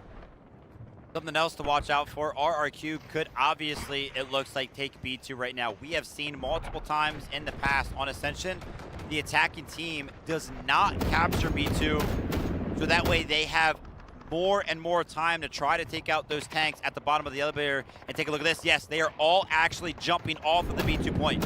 They have one goal in mind, and it's going to be those tanks. Yep, 100%. A good reminder for people at home. You don't see this in pubs, folks. A big delay on capping B2 so they can try to make a play for these vehicles that HAN still has left over. They know exactly where they are. And the answer to this play is an urgent redeployment for the defense. All the defenders are respawning. The problem is their respawn point is a lifetime away right now. I mean, what do they even do? They're parachuting down. Their spawn point was all the way up on the mountain. They're trying to get trimmed down from the skies. All the vehicles from RRQ are fully aware of this. They're trying to make something happen, but I don't know what HAN can do at this point. That's hilarious. Because the entire team of RRQ is about to start to approach that elevator. Yeah. Actually, potentially a mistake, potentially intentional. RRQ, they go ahead and capture the sector. I don't know. That was a lot of defenders that just died that are now on respawn timer. I mean, the transition time is so long. Here we go, though. We got a lot of engineers in here. That is a very weak tank walking up trying to get a single shot in to maybe help out the team. That is way too many defenders there. A small mistake, but the AAV cleans up the herd down below as the tanks down below are waiting, desperately wanting to get up in this elevator. Our heli operator is about to be chilling for a little while. Maybe some sneaky plays over the top, dropping some folks off, but Krauser has found 33 kills in the first 2 sectors and is topping the charts. Well over double Artyom, who is the top player on HAN. This is a stomp so far. HAN need to make a big move right now that we're in CQB and the heli is going to be mostly unavailable. RRQ are actually going to be able to potentially catch the elevator on rotation here. This is bad news. It does take a little bit of time for that elevator to go ahead and ride all the way up. As you can see, they're just now entering. So HAN have to go ahead and defend Here they come. this. The tank destroyer is trying to get into the mix. It's trying to go ahead and deny access to the C big sector. trade. But a big win from Sarah Jin is going to go ahead and take out the tank destroyer instantly. That was a big one. I like the idea from RRQ here to hopefully sack one of these vehicles. I called it a trade because I just assumed we lose one, but no, I think it might get out. I think that might just be a free win for the side of HAN. Wow. Voodoo taking the Lua rocket on potentially a scouting report. That one didn't find its way towards any of the vehicles, which is a little bit odd. But we did just see an attack onto the C sector, by the way, where the attack was able to call in so many vehicles. Like, you could constantly keep calling them in. So trying to invest them like we just saw with the tank destroyer right there is not really a surprise. Keep an eye on this. Oh my gosh, sneaky. awareness. I think that's using some Lua rockets to make sure people are up there or not. Yeah. It is also worth mentioning too, yes, the attackers can call in front of vehicles. The defense doesn't have that luxury. Helicopter's going to start blowing those things to smithereens because they have air superiority. So this feels like something that the attackers should know and therefore can kind of slow burn their way through the C sector since they have so much time with the lives they have. Very good point. As we take a look towards the C1 sector, we did see this concrete little barricade being built, so it's going to make it just a little bit more difficult for the attack to kind of come in, but currently it seems like we are at somewhat of a stalemate, which leads me to believe that RRQ are potentially waiting for something to happen or trying to cook up some sort of a play, and that play is going to be sending the lob in. Nice shot there from Jappy. Unfortunately, we'll go down. But, yeah, again, I mean, tangible vehicles. It's a 2v3 here. Wansa getting extremely aggressive because they need a trade, and there's a call from the teammates. We got it low. Wants to go in and clean it up. It's 1 HP. There it goes. Finally, Veronica with a nice shot and a good trade. Krauser's trying to go ahead and find that flank. Miang is constantly looking for it. Take a look at the awareness that's trying to come in right now. Krauser is going to go ahead and hide and wait for the reinforcements to go ahead and join him. Can Miang make this happen? Krauser. Sneaky. Trigger control finds the kill. Uh-oh.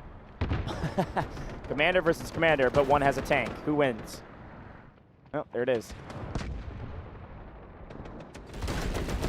D2 was the objective marked, by the way, from the side of HAN, and I think that just ran out over the last couple of seconds, so some score is going to be in flux from the side of HAN.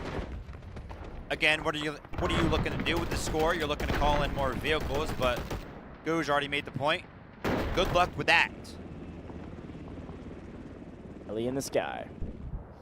Did obviously drop Krauser off. Malza is finally going to be joining the battle. But listen, I think, I don't know. I think the play here for RRQ is, like I said before, just slow push. You're in no hurry. Just slow walk your way through these points. 159 lives. Just, I mean, eventually they'll get up there. Yeah. Wait on the rest of your vehicles. Ladies and gentlemen, this is going to be a long C sector. No reason to full. I think a full stand here by RQ is just a huge mistake. There's no way they do that. Completely different approach as well to how comfortable the vehicles feel on the defensive side of things because that helicopter is in the sky. That secondary gunner seat can continuously just spawn in on that helicopter and keep jumping out into this cavern on the backside. By the way, a tank destroyer has spawned all the way in the back of the map for the defensive side, and it is currently very, very low. Yep. The helicopter has to find that thing. That is one of the biggest advantages, keeping the vehicles at bay for the side of the defense. It's still alive, and it's currently getting repaired. I think the helicopter failed at destroying that thing when it spawned in. Yeah, I don't think they actively have a gunner right now, so have fairly limited damage that just the pilot can do. You have some, but without your main gunner, it's going to be tough. All right, here's the attack's first push. They've slow rolled, waited for a tank destroyer to come down from the sky, and now they have it. The attackers say, all right, we're going to get through this cover. We're going to get through this little bunker. We're going to take C1, and so we've marked it as such. 2 minutes to have control over C1. This is where they're going to set their foothold. They're going to get prepared. They're going to put respawns here. They're going to get everybody over to C1 before they push over to C2. Even vehicles come blasting their way through to grab this point. Got to have control of it at the end of the minute and 30 to get the extra score, but they don't really care about that right now. It's just a little cherry on top. They want one of these vehicles down. They want the tank destroyer dead. E1's going to fall very, very quickly, but that is not where the bulk of the defense is currently set up. We still know what kind of effort the side of RRQ is going to have to put in. Take a look at this. Lav's actually going to be taken down. That's going to be Cranberry now. Access to that tank destroyer. Like I mentioned, the helicopter needed to destroy that thing on rotation. It failed at that, and now the tank destroyer is immediately finding value. Yeah, and that was a full commit there because they earn that extra score if they take down stacks in the tank destroyer. It's the one that's kind of marked for death from the commander, so they full send for it and get punished for it. Maybe the first real mistake for the side of RRQ. Again, we're even right now in terms of what happened last game to this game. The difference is that RRQ showed up here with maximum amount of lives, and if it goes any further, they've also got a heli. Like I said, the attack can continuously call in these vehicles, and eventually probably what's going to happen is they're going to look to go ahead and, you know, pinch these vehicles from one side, a two-pronged attack. And actually, that's a huge kill from Javier. Not even need to do that. Javier with a little bit of an overextension, and take a look at this. Whilst that's happening, the tank destroyer gets destroyed. Veronica's trying to make something happen with a little bit of a flank. But as a result, we have 4 vehicles that are about to storm the C2 point. 2 tanks stand in their way from the side of HAN. The flank is trying to come in. The Lav is under heavy fire right now. It's forced to retreat, but eventually the tanks are going to be on the receiving end of just that. Tank destroyer and a Lav in this choke point. Nice heal up. B9. To be honest, like, they can just sit here because the tank is forced to answer this, and it's forced to not defend C2. And by the way, there it is, Somplok. I asked you to go ahead and find the value over here, and you finally do. The tank destroyer gets destroyed simultaneously. Lav from the side of the attack goes down. 2 for 1. But a return, a trade. The tank goes down from the side of the defense. It has been a absolute staple that has helped them defend this thing. But now Sarah Jan is looking to go ahead and return to favor. Krauser is under heavy fire. Actually, the whole squad of RRQ is under heavy fire. The retreat, a full-fledged retreat from the whole team, but it's not enough. Sarah Jan returns the favor, but on the other side of the zone, C2 is being captured by just a handful of members. Sarah Jan, hero mode with the help of all those magnetic bombs. A 1-for-3 trade, and maybe they were willing to get so aggressive because they're immediately able to call 2 vehicles back onto the map. But even still, a win for HAN, and they need about 10 more of those given the state of the lives of RRQ. Respawn beacon comes down. Team still on the map. P1 in the hands of the defense. They've got everything they want. It's just all about when. When do RRQ go ahead and call in the full-fledged attack? There is only one tank that stands in their way and capturing the C sector. Got to be careful. We don't want to see them overstep. But it feels inevitable at this point. You just got to play it right. Feels inevitable because the runway is so dang long. We could be here for another 20 minutes at least. RRQ's got time. Got nothing but. What? Doing a great job of What can revives. HAN do, man? Little stuff like this. I think they really have to get some more favorable trades. They've got to keep getting these vehicles down. Unfortunately, it's just like, you've got to do that like 5 more times. Because all the while, the attack are getting their revives, so they're keeping their lives up. They're getting still a ton of score and have plenty of score to keep calling vehicles down, and you don't have that luxury. So the war of attrition always goes to the side of the attack here because the attack still have their helicopter up. Totally different story if Heli wasn't in the sky. Darajin has to be feeling like there are 2 100-pound dumbbells on his shoulders right now. He is the last remaining vehicle, what feels like the last remaining hope for HAN to try to defend the C sector, man. The tank, and by the way, after this, on the rotation, the Sector D, HAN are basically going to have no more vehicles for the rest of the game because the helicopter is obviously going to prioritize destroying all of them after that. So C1 feels like what'll make the difference, if any, if possible. Yeah, I will say there's one play they can make if they can hold on. This is a pretty big fight through the smoke right now, and actually the vehicles are going to get active. So I'll talk about that if they're able to work this one, and well, that will certainly help. Able to pick up a vehicle in transition.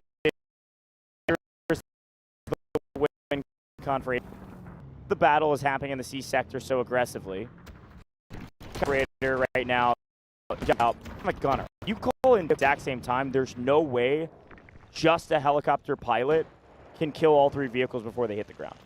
I think that's their only play. Otherwise, they lose the war of attrition, and they're just going to slowly lose this game on the C sector eventually. Good shout.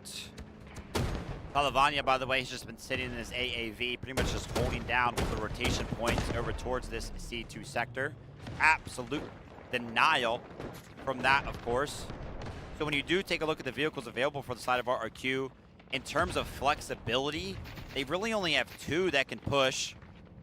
That being said, one of them was actually just respawned, so now they have that LOV back available. There are 3 vehicles available that can push over towards this C1 point and try to go ahead and take down this tank. They have the advantage in numbers, but running into this squadron of 20 people who are going to have engineers available is just very, very scary. They're trying to take their time. But even though they're trying to take their time, I mean, the tickets have started to dwindle a little bit. Yeah. Still a lot of work to be done. A lot of work to be done, and given... Nice angles. I listen, Black. You don't got to show off like that, all right? We know you're him. All right. I get it now. I think they're going to go. Javier on the backside in the tank destroyer. Looked like he was trying to get aggressive. Looked like he was thinking about making a play. They're just trying to get this barricade down. Yeah, V9. Nice shots. Mouse is picking up 2 pieces on Artyom. V9, by the way, last time just kind of full sent with the lob. Taking a much more passive approach, trying to go ahead and clear out some of the cover, like you mentioned. Wands is starting to feel the pressure. Yep. Urgent deployment is in. So is a tank destroyer, but it's very, very low. It's off to the center over there in a little bit of a tunnel. Artyom is going to actually find the connection with the bomb, and that's going to get blown up. Look at this beacon. Perfect beacon to be able to retake here on C1. It's just out of the sight line of where the attackers could take shots on you, and with the urgent redeployment and pairing, so many green bodies immediately pushing their way back to the point, especially if we can get this trade on the vehicle over the top. B9 is in trouble right now and is having to back up, and that's going to allow our defense to retake C1 yet again. The flank, they found the beacon. They're going to find the tank as well. Surely the damage comes in. You guys are right next to it, but no. Incredible defensive effort. The side of HAN, they turn around just in time. Another beacon as well. Very well done to utilize your score effectively, especially when they feel like they can't call in more vehicles. Just keep popping those things up and keep putting bodies onto the point. I talk about the attack winning the war of attrition because of the vehicle game, but if things keep going like that, the only war of attrition that will be won is HAN winning just because RRQ is losing lives finally. Eventually the defense will win. I just assumed with the vehicle advantages that RRQ has, they could full send and win the war. But so far, that's not the case. It's all about the tank, like I mentioned. Sarajin, the world on his shoulders. Let's take a look at how everybody has done so far throughout this match. Krauser, of course, towards the top, on the back foot of being the gunner, and the helicopter. Sarajin towards the top, not necessarily that many kills, but the score is there. I like this adjustment from the side of RRQ. They're going with something that's a little bit tankier, no pun intended. Something that has a little bit more HP. The tank destroyer is not finding the value that they need, so they're going to take a different approach. Dax on the bow, trying to get something connect through the smoke. Every life may matter. The sector is hard to take, both of these teams. And making that feel like the understatement of a century. This is actually a big advancement from the side of Krauser. He's going to be trying to use this assault vehicle to cut off some of the rotations and constantly be a threat in terms of the possibility of an attack. Which, by the way, they currently have a vehicle on each side of the rotations from C1 over towards C2. So basically 2 members for RQ. No way, again.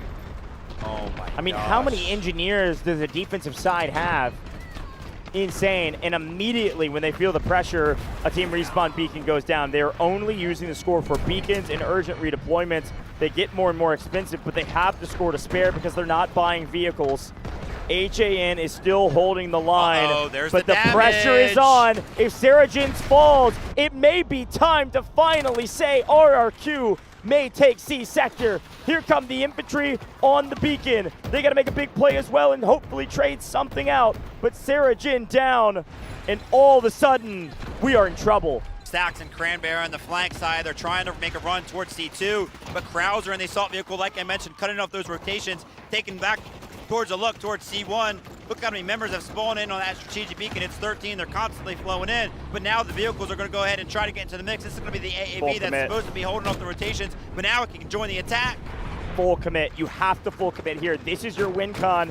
This is your position to win. You have to do it now. With Sarajin out of the battlefield, beacons down, urgent redeployment down, you have to make the move. Full send, and that's exactly what the AAV is doing. Gets up onto the point, drops off, and is looking to blow anything up that moves. If it moves, it dies in RRQ. If they take Sector C, they should take the game. What a brilliant 120 life hold on the C sector. But it feels like this is the end of the road for HAN. They have fully restabilized to trade in the tug of war over to C2. It was their only play, and they did it to perfection with another beacon. And now the question in my mind is now what? You don't have a vehicle. Everybody pull out your rockets. Did you see how many rockets just shot down lane? How many engineers are playing the game right now?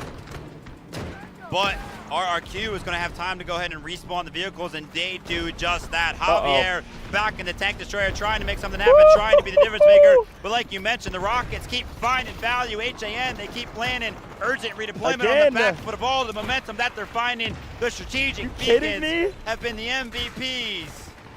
All vehicles off the battlefield besides a heli in the sky. I called it too early. HAN have stood the test of time on the C sector, and they're still in this. I cannot believe it. They have saved their score for only team respawn beacons and urgent redeployments, and in the C sector, that is all you need right now.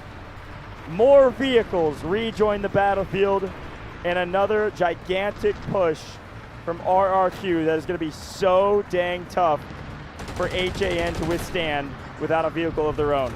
Yeah, now they have such a big advantage. No more Sarajin in the tank. They're looking to go ahead and end things right now.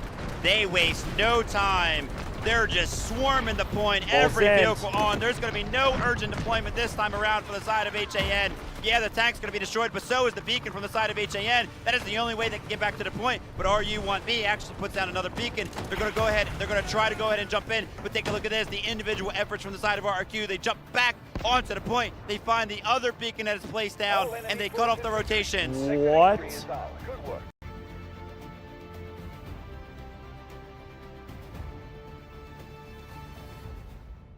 Are you kidding me?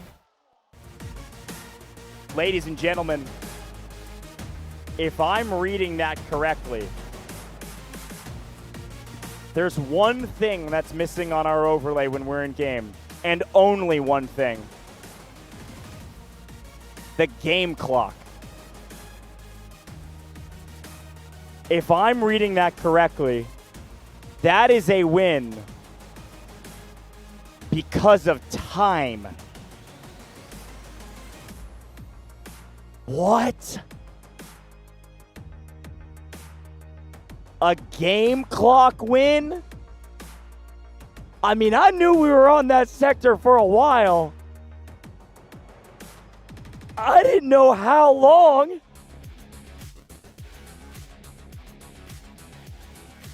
Oh, I'm speechless. It was the only calculation we didn't have because we couldn't see it. I mean, I got a timer down here, but the time changes. They were about to capture. That was it. I mean, that was the game. If they get through that sector, that is GG's 2-0 game, set, match. We'll get 1,000% confirmation on that, but like, I'm 99% sure. Walk me through the stats that you can see on the screen right now. Are you joking? I mean, we know how it went. I feel like we have to emphasize Sarah Jin on the other side. 94 engineering, the most out of the entire lobby. We saw how long he was able to go ahead and delay the attack. Put the team on his shoulders, man. Artyom up there as well, no surprise, 44 kills. Wanza, for probably the first time ever since we have seen them, especially during this week. He's not at the top of the leaderboard. Doesn't matter. Dude, I literally don't know what to say. I actually have no idea what to say right now besides G friggin' G's. Let's take a look back on some highlights. There certainly were plenty of them. RRQ, Somplac. He said, forget the jet, guys. I'm in the heli. I'll show you how to operate this thing. With Krauser in the gunner, a fantastic win. And the shots over the top here were able to just clean every vehicle up on the early sectors. This looked like an RRQ massacre when they got this huge advantage. And then even the stall out to try to get the tanks. But when we got to the C sector, Vivid, we call it a war of attrition because that's exactly what it was. The vehicle wins on the side of RRQ, besides that one. The vehicle wins on the side of RRQ, and the fact their heli was in the sky meant likely an eventual victory for the attackers, or so we thought. But the efforts from Sarah Jin and the last remaining tank, and the millions of AT-4 rocket launchers from the side of HAN held the line. Man, I thought RRQ had that for sure. I mean, yeah, they did. Just one remaining factor to save the day. The helicopter reigned supreme once more for the side of RRQ. As you can see, just constantly went ahead and denied those vehicles. RRQ did such a good job at preventing them from getting back into the game, and destroying them initially. But as you can see right here, on the initial approach towards this last remaining vehicle, 120 tickets. It took RRQ all the way until they had 20 available to finally destroy it. I listen. I felt like I was in a time loop during this C sector anyways. The whole time I was like, man, it feels like we've been here a lifetime and only for 5 minutes. But we were here for a lifetime. But look how close these C sectors are being captured. Over and over again, HAN traded point after point. And when they lost all vehicles, they full sent to the other point and said, it's time to play tug of war. I don't care how much firepower you have. We can shoot back as well. And here's the very end of the game. They had the beacon down. The capture looked like it was going to go their way. But frustration from RRQ, because they felt it too. They were like, how did we not win there? How did we not seal the deal? If we just get through this sector, we win the game.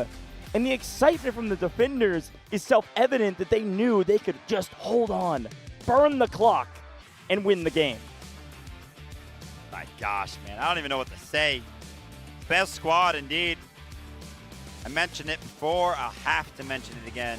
Sarah Jin, always finding value in ways that is hard to quantify, can do pretty much anything that you want. We have seen him be MVP from the gunner seat.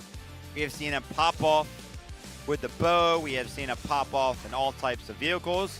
And now we have seen him be the absolute backbone of delaying an attack long enough that they win on the clock. Wanza is going to be your MVP, and no surprise there, because the calls from a commander in a game like that are, of course, going to be the difference. Wow, what a match. Folks, we told you that today was going to be full of nail-biters and game threes and close games and maybe overtimes. The one thing we didn't mention was, well, I guess, time of the game. We just run out of time. It's so close. Unreal. Okay, a couple updates from the back end, folks. We can tell based on mathematics of who gets the priority side based on who did better on the defense. Technically speaking, in the match, both sides were won by the defense in the same number of zones, but RRQ did better, so they have priority side selection. And so I assume they're going to be picking the side, and then picking side, and the other team, HAN, will pick the map. So I ask you the question while we wait on the final confirmation. What map do you pick if you're HAN? You know that you're not going to be given the right side that you want, or maybe not the side that you expect to have. HAN has to pick a map, and it can't be Ascension, which is usually kind of the pocket pit when you're expecting to get the attack side. There's only a couple other maps where it feels like the attacks feel super balanced or maybe have a slight lead or edge over the defensive side. Anyone's come to mind for you? So, I mean, first and foremost, obviously RRQ have kept Cyclone banned throughout this competition, so Cyclone cannot be picked. Trainwreck is banned by HAN, cannot be picked. Like you mentioned, we just played Ascension, so cannot be picked. I immediately go ahead and turn to the history that we have for the side of RRQ, right? They played TXD, it was Trench Lines, and it is what they kind of played over there. They did win that matchup, so maybe Trench Lines, who knows? They were most dominant in their match against HYD, and that was on the map of Cracked. But again, HYD, obviously not in the competition anymore, it went out earlier. Can pretty much quantify them as not necessarily a team that is on the level of a team like HAN. So you're feeling confident on Crack, but maybe not so much against a team like HAN. And then they lost on Trainwreck and Fault to LT. So you know what, man? They're just going to pick Threshold. Because we haven't seen it yet. Because we haven't seen it yet? Yeah. I like your thoughts. I like the breakdown. Folks, we're going to wait and see officially on what the selections were. By the way, our hunches were correct. I did get confirmation. Yes, you cannot see the game clock in this patch. We did see it in previous patches. But because you couldn't see it, we were all caught unaware in a moment. The players were not, though, and their celebrations were candid because it was a game clock hold. A fantastic hold from HAN. Barely able to hold the line and force us to game 3 with a huge nail biter. So listen, folks, thanks for just sticking with us and riding with us all the way to the finish line here, because It has been a great day, and we've got one more game to showcase this HAN RRQ battle. It's been a battle for the ages. I'm honestly so surprised that both sides won on defense. Yeah. On Ascension too. Like, I know the map's long and the C sector is difficult to break through, but both teams just put up crazy hero plays. I mean, huge shout out to Sarah Jin too. I know it makes a ton of sense to give the MVP to the commander, but Sarah Jin was the lone. Oh, hold on. We'll shout out Sarah Jin some more. Officially, the map has been chosen. Round 3. We are playing on Cracked, baby. Wow. I mean, you brought it up. I think it's the right play. It feels like a solid play for HAN here, and they get the attacking side. What do you think? Oh my gosh. I mean, before we jump into things about the map, by the way, I hope you guys can kind of hear it, but things are going crazy out there on the stage. And again, I keep mentioning it. It's RRQ once again screaming, shouting, kind of cheering on themselves. And they just keep bouncing back from these wins. Like when you think about it, emotionally speaking, from a mental standpoint for competition, if they're up there on the stage still cheering on after watching that win basically slip out of your fingertips, and you could still kind of relock in, man, that's why they are a team that is so good. All right, Cracked. A very quick map. RRQ were dominant, in my opinion, in the vehicle side of things. Now, obviously, the initial approach on Cracked is not necessarily going to feature vehicles, so I'm a little bit worried for Sector A.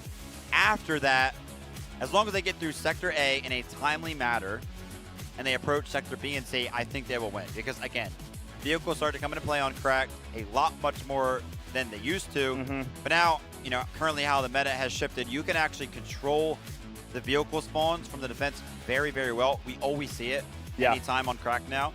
They try to go ahead and call in those vehicles behind the vehicle all the way in the back of C. But with that tank positioned, you could just destroy it so easily. I feel like RRQ, this is a good choice. Well, listen, I mean, at the end of the day on Cracked, we've said this a couple times, there's basically zero room for error. It's the thing you just brought up. Like, if you get an early vehicle advantage, you just win the game straight up. Yeah. So, yeah, I don't know. It's fun to talk about, like, what you could or couldn't have chosen or where you could have found an advantage here, advantage there. But based on the information we have, by the way, it looks like RRQ had priority selection, no? Yeah, they did. They picked the map. They did not elect to choose side. So, our information is correct. HAN, oh no, okay. Hold on, sorry. We're going back and forth 1,000 times here. HAN picked Cracked. We're good now. I got 6 different intels from 6 different people. Just got the 100%. Oh, okay. Now we've got people debating which way it was chosen. Either way, we're playing Cracked. That's all that matters, folks. Either way, we're playing Cracked, and HAN have to be on the. Listen, why don't we just go up on stage and ask them? I mean, listen. Who picked what? At the end of the day, it doesn't change anything besides what we're doing and how we're playing right now. Oh, my goodness. But what is fun to talk about is this map, Cracked, because, look, vehicle advantage is a huge thing. It is a map that, okay, final confirmation, I will relay it to the audience because I finally have it and everybody's agreed. We won't believe you. RRQ had priority side selection. Cute. Or to pick the map, right? Okay. They chose, instead of picking side and letting their opponents pick the map and then they get to choose the side, they picked the map Cracked, which is pretty uncommon, frankly, comparatively. And therefore, HAN had the ability, once we got Cracked, to say, hey, which side do we want? And HAN picked attack. Does that change your opinion about the selections, or is it all about the same comes out in the wash? No. Still feeling confident. My 2-0 prediction for this is absolutely gone with the win, though. I was that close to being correct. I'm going to be honest. I'm just here for a good time. You know what I mean? Like, I am just here for a good time. I would love my prediction to be correct. And I think it certainly could be. Chat, throw it all out the window. Comes down to a single map. And HAN had to attack on Cracked after a crazy game clock hold. Ooh, buddy. Let's have a good one, folks. This could go over in a blink of an eye, too. Reminder, Cracked is probably the shortest map in our rotation. Whether you capture all the points or you get held at the line on A, it's still oftentimes the fastest. I'm sweating up here, man. It's hot. We're sweating up here. We're just talking. We're not even playing. We got nothing on the line. These guys got everything on the line. They're over there chanting, screaming comms and everything like that. For the grand final on the line, though, what better way to finalize who's going to be playing for a championship tomorrow? And I mean, shout out to both of our finals, our upper bracket final and our lower bracket final, both going to distance, which just puts a giant statement, an exclamation point, if you will, on the fact that these three remaining teams really do deserve to be here. But only two can make it, and eventually only one will win. Golly, man. Here we go, folks. See this graphic again. That means we're about to jump straight into game, baby. HAN on the attack. You can see it there. I got 9 seconds, if my little eyes don't deceive me. 9 seconds for the final map of Dfiw 2026 for one of these two teams. The other team making it to the grand finals. The stakes literally could not be any higher, folks. It's time to kick it off. HAN going to be on the attack. No more swapping sides. Game 3 is here. The last match of the day. Let's see what they can do. What is going to be the approach here for the side of HAN? We've seen a lot of different strategies here for the approach. A lot of rundown mids, a lot of focus on the flanks. To me, early on, it does look like HAN are going to put a giant focus on those flanks, and I like this because, yep, Artyom is a player that can find so much value when you get up close and personal. This guy's going to hit his shots. This guy's going to end the game with 50+ kills. It's almost a guarantee. And on a map like Crack, this is what I mentioned, right? RRQ picking a map like Crack on Sector A, you're pretty much allowing a beast on the gunny like Artyom to just pop off and find incredible value. We'll see if the map choice paid off. Cracked. Map that RRQ feels comfortable on, assuredly. But you're right. One thing we love about Cracked is that our fraggers, our infantry, it's kind of go buck wild for a little while before the vehicles get into it. Odu on a much different role, by the way. That was a stinger.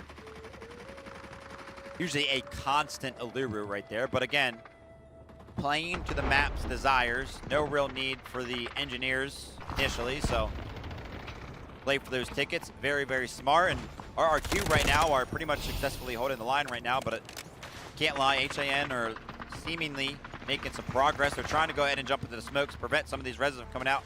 Take out these stingers as quick as they possibly can. It's going to be Arixa in the mix, in and out of the smoke, rolling here and there, but eventually going to be going down. I'm seeing a lot of bows, as per the usual. You'll see a couple folks swap back over to the engineers once vehicles decide to join the party. But for now, I'm seeing a lot of assaults, a lot of bows, a lot of secondary shotguns still. Here comes our Commander Wanson, an ATV and a Dream.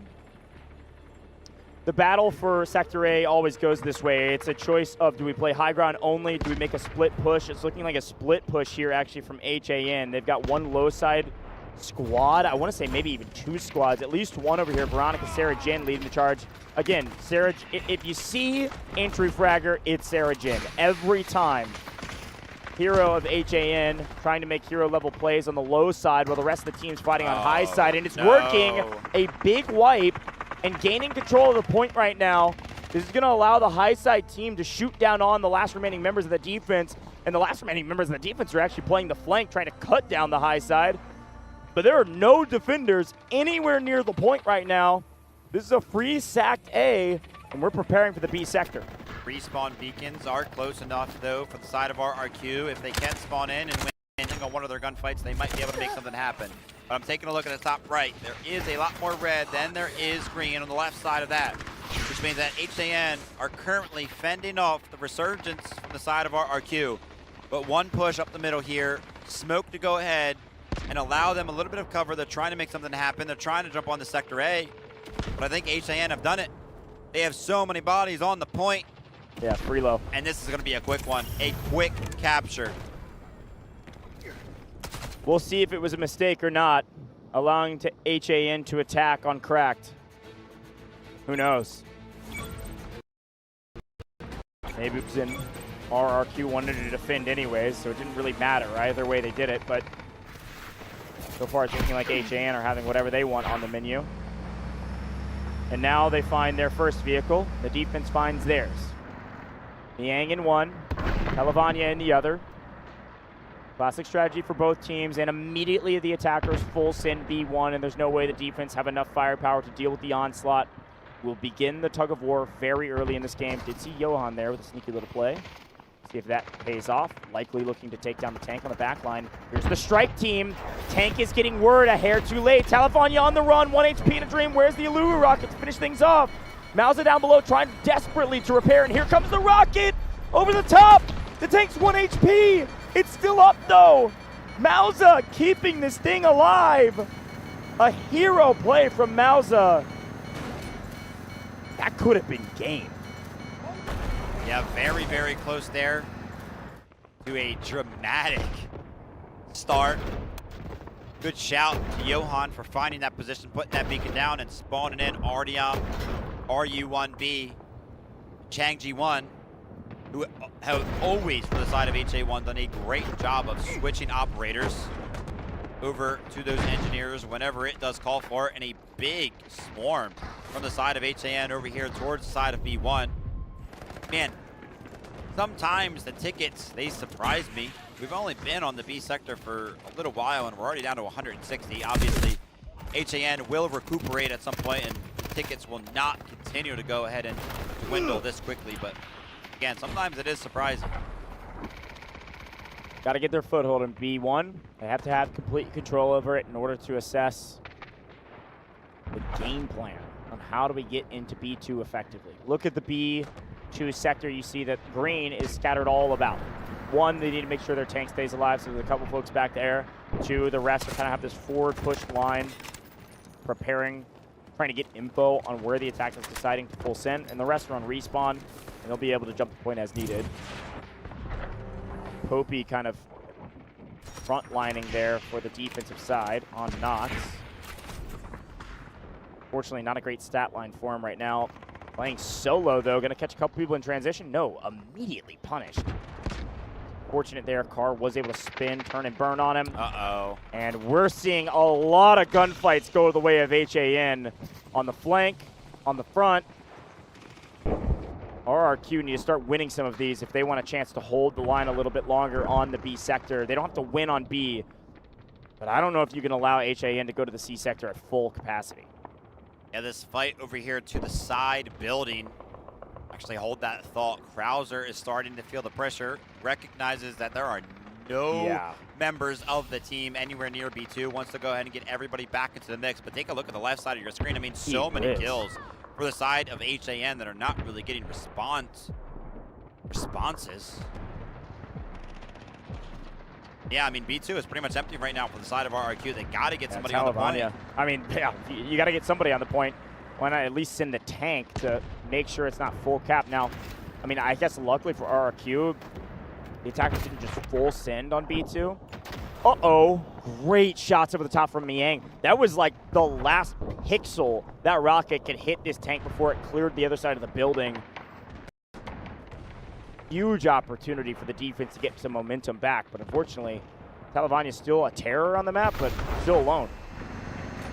Like I mentioned, a little bit of a weird battle that'll usually be like a 4v4 off to the side, where you see Krauser off in the distance on an elevated position. Niang will sit here for the rest of the game, by the way. Yeah, that's right. That's exactly right. A couple more vehicles should be coming in for the attackers sometime soon. B2 is held, so that's good news. If you're RRQ fans, they do get some score from that. They had marked that objective. A lot of that secondary shotgun in the kill feed. It's the usual here on Cracked. Yeah, I think Talavanya continuously going into this little alleyway right now is going to get countered soon by the side of HAN. Right now, there are just all medics, all stingers on the point. Yeah. But they will call the engineers to go ahead and play around this very, very soon. Yeah, or the assaults, yeah. Maybe a couple Byron magnetic bombs. Really do a lot of work. But a couple vehicles coming in. There they are, the attackers. We knew they were coming in soon. And here they are. More than a couple. I don't think three's a couple. I think it's a few. And that's a tank destroyer. That's a lot. And an assault vehicle. A big momentum shift. And I have a feeling Talavania is about to feel that pressure any second now from either these vehicles or the infantry trying to make a play. Again, Hodu actually maintains on the Stinger. Now that the vehicles are kind of joined in the fray, Miboshi will go ahead and switch over to the engineer side of things, but she's been finding herself in some different roles throughout the day, so that's been great to see. Still finding value. That's going to be Sarah Jan on the lob, by the way, trying to go ahead and push back some of the boots on the ground. But take a look at B2, the progression bar in the middle of your screen. It's all red. It's all HJN. Yeah, and they don't have another urgent redeployment yet. Oh, no. On timer right now, so the CD's up. Talavania is going to have to try to make a play here. Oh, no. That telephone pole just ate that shot. That actually, I think that may have traded Sarajin out if that one would have connected. Look how low Sarajin got to and is able to stay alive. That is so unfortunate for RRQ because this will be a capture for HAN. And Talavania stuck? Might be stuck. Or there's no, yeah, Talavania was stuck. Look how much damage came through. Another mistake. RRQ is crumbling. And so are their dreams of going to the grand finals. Oh no. Full lives going into the C sector. Goj mentioned it before. For the side of RRQ, one thing that we have seen them do time and time again is find a way to defend when they have nothing. When it goes all the way down to the last sector, they have made it happen time and time again. You're right. If anybody can hold C sector on crack for 180 lives, it is RRQ. I can't believe I'm about to say this, but I guess another small silver lining is that they've gotten stomped so bad on A and B that you're not going to see a bunch of guided missiles blow C1 up completely out of the map. Probably and maybe until the very last part of the game if you can hold to then. So, I mean, that's, I guess, a nice thing. But C's hard to hold, man. I tell you what, you're also not going to see probably any vehicles for the remainder of the map for the side of RRQ. Dude, if RRQ pulls this out, they're literally the greatest team ever. I will literally be, I'm buying RRQ merch if they win this. This is insane. Nails could go up big here. Tickets have to go down immensely before that happens, though. Tank destroyer from Wanza is going to make things so difficult for the side of RRQ, just in and out constantly. But that's a lot of damage. A little bit of a kiss on the way out with the love. It might have saved Sarah Jin there. But I think them running into each other might have saved Sarah Jane from hitting those mines in the bush. That is hilarious. Oh. I don't know. Y'all probably can't hear it, but the crowd, every time a vehicle gets close to these mines, they go, oh. We're having fun out here for the last game of the day. A low tank destroyer, Wansa. Oh, that missile just barely missed. Oh, you see that? Still an opportunity here. It's at 50% HP, seemingly disabled. Oh, yeah. Nice job, Krauser. Couldn't move. Well-placed shot from Krauser right there. A little bit of a win for the side of RRQ, but we know how this works.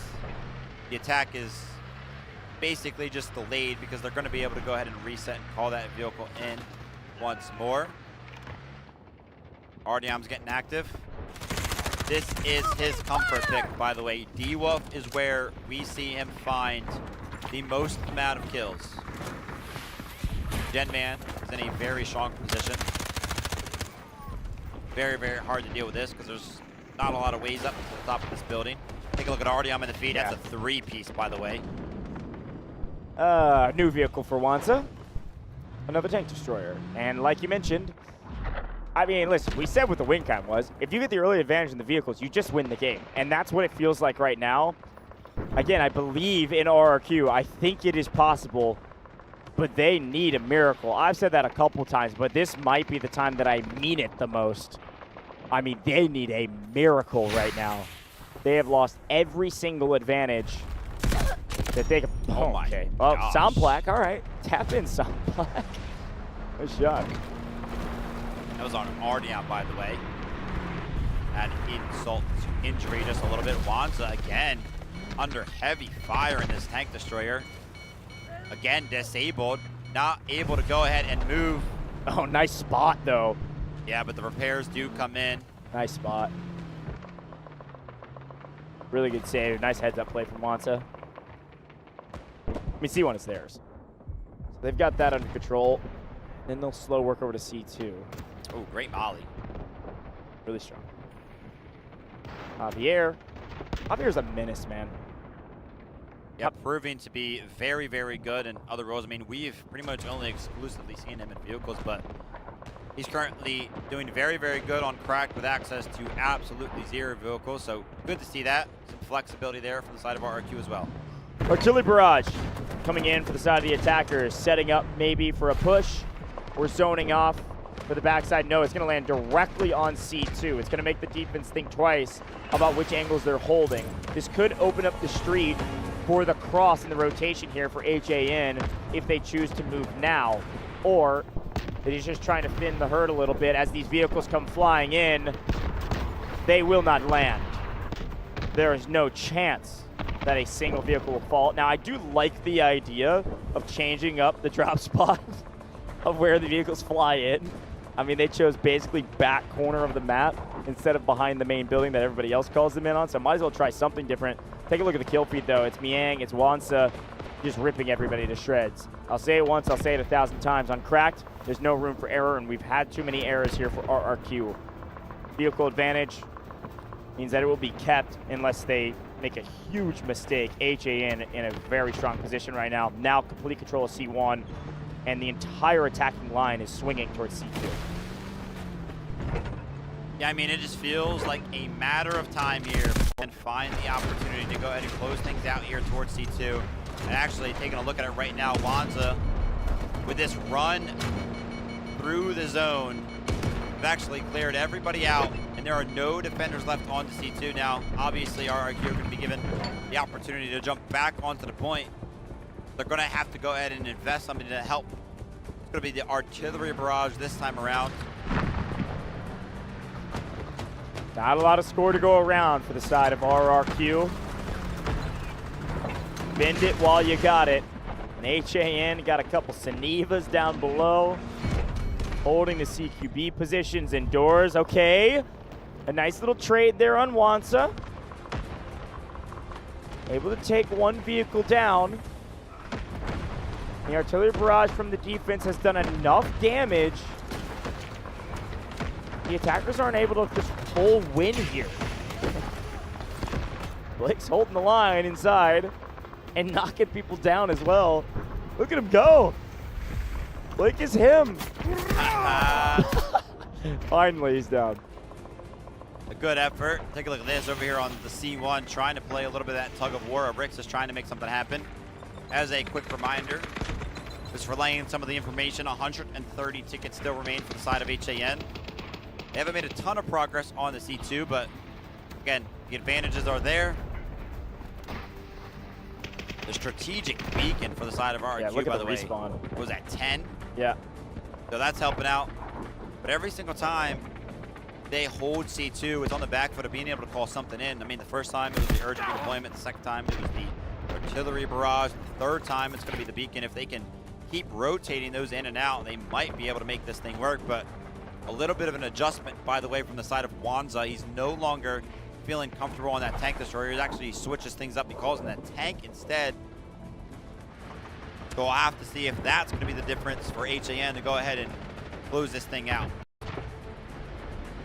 RRQ's done the right things at the right time. Maintain control of C2. 60 lives down now, so they're putting up a pretty good fight considering all the advantages that HAN have. Sarajan getting a little bit more aggressive as well.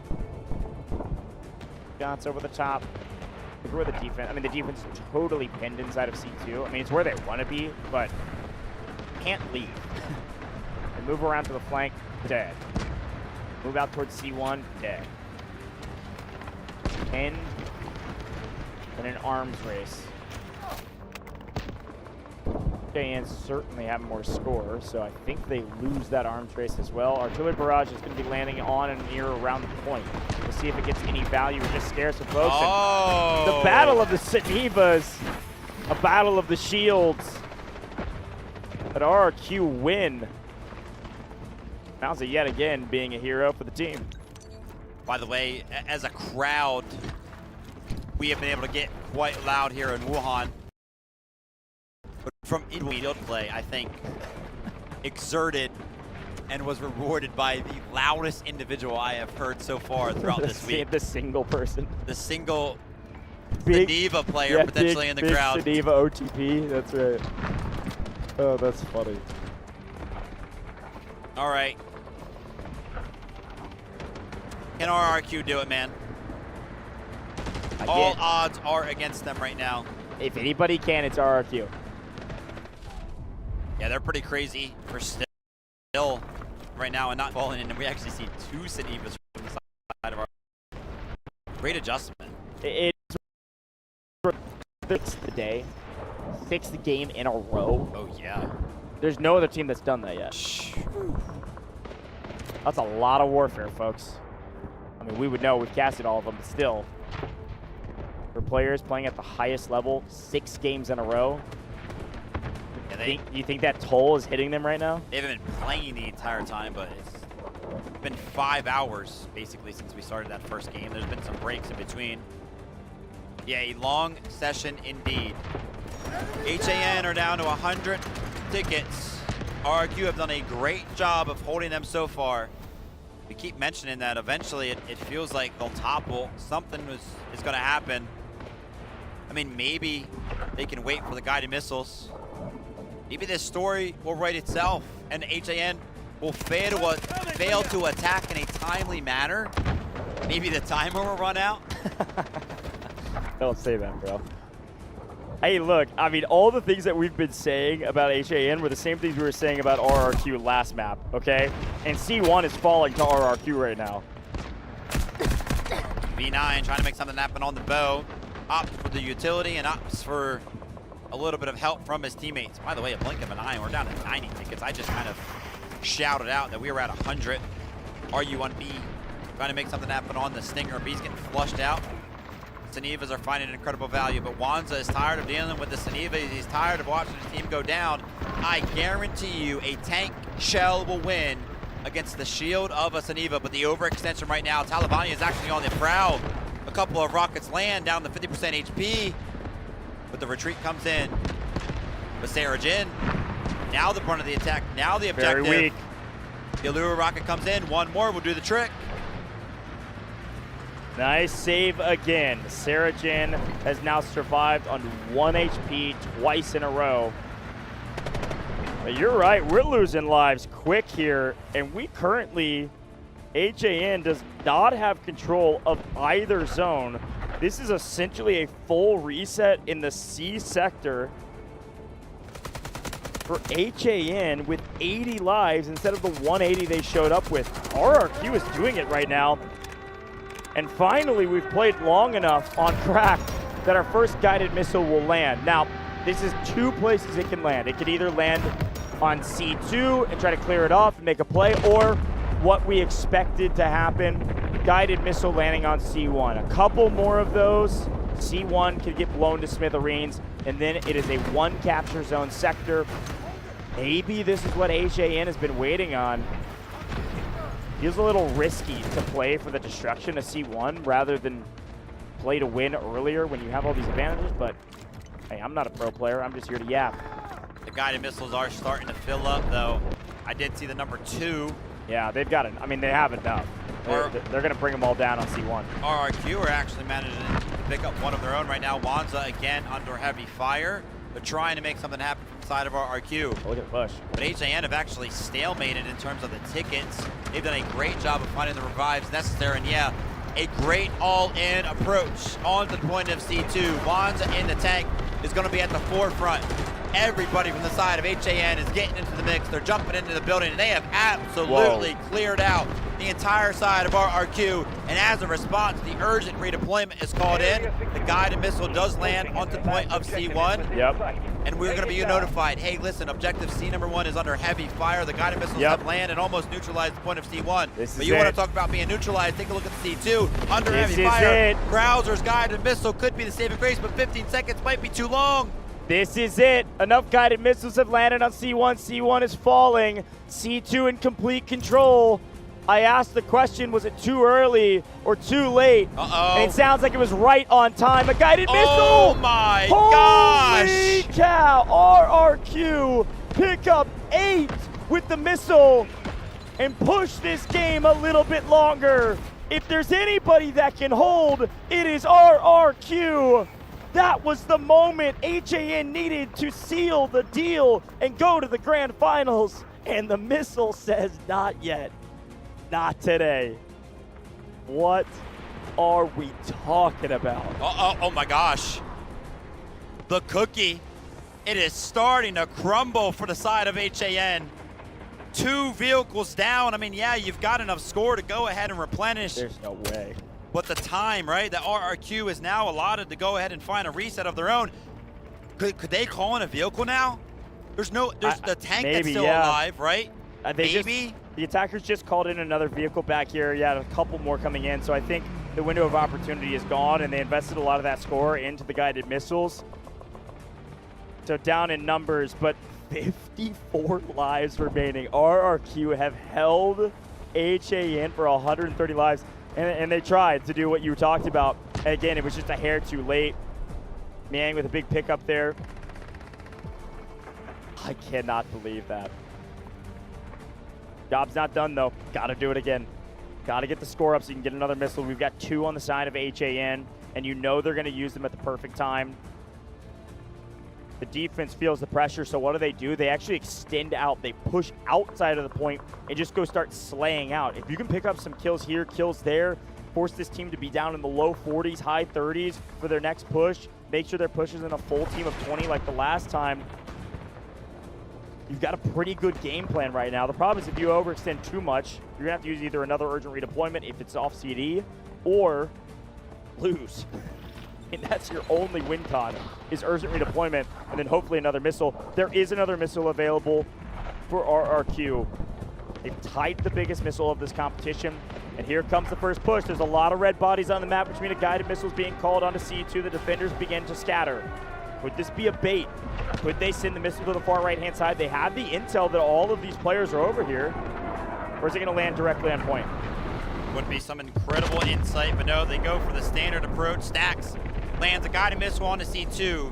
It does find 1 kill, but again, it acts as a giant get off the point notice for the side of our RQ. They're trying to make something happen. The Senevas are going head to head, and Blake is going to win on that side of the approach.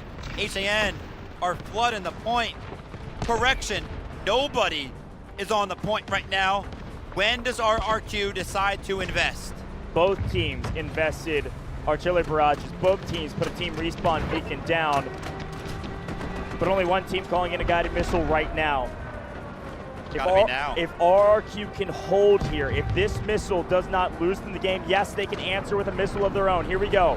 1 missile will fall, not find much. Ragnarsson goes down by it, but the second missile could find a ton. It will probably land directly on point, and therefore you can see HAN knows that. They're going to back way off. They're actually getting killed just by the gunny of RRQ, and this one does land for 2, and with that urgent redeployment, it's all green on the point. This is going to be a solid amount of respawns, by the way, from the side of HAN. I'd expect to see their lives go down. They're all going to come through this respawn beacon. That's 3 at least, and this respawn beacon is completely shielded from the side of the defense. Defense will not get to that beacon. There's going to be a lot of attackers coming flying through right now, and with another missile, there is now a response, though. RRQ can drop 1 back the other direction. 0 kills from the missile, no green bodies. one missile in pocket for RRQ, but they got to move, and they got to move right now. The guided missile does get caught in, but I think it too might late. be a little too late. They're trying to It's flood too the point. late. They're trying to make a defensive effort. They're trying to hold, but HAN, they're just a little bit too quick. They beat RRQ to the punch. RRQ had the resources necessary to do it, but HAN with a well-timed approach. They snuck onto the point. They dropped the strategic beacon and they caught RRQ off guard. They put 20 people onto the point and the capture rate was just way too quick. So RRQ fast. have been defeated. They have been eliminated. Third place after an incredible run. Unreal, man. It was the perfect call by Wanse at the end of the game. Drop the beacon, everybody go. We've got the numbers, and they can't answer in time. A slight delay on the missile call. Does that change it? Maybe. But that zone was captured so dang quick. HAN certainly earned it. And they'll take one bow to the crowd. And they're getting a standing ovation up in the upper balconies right now.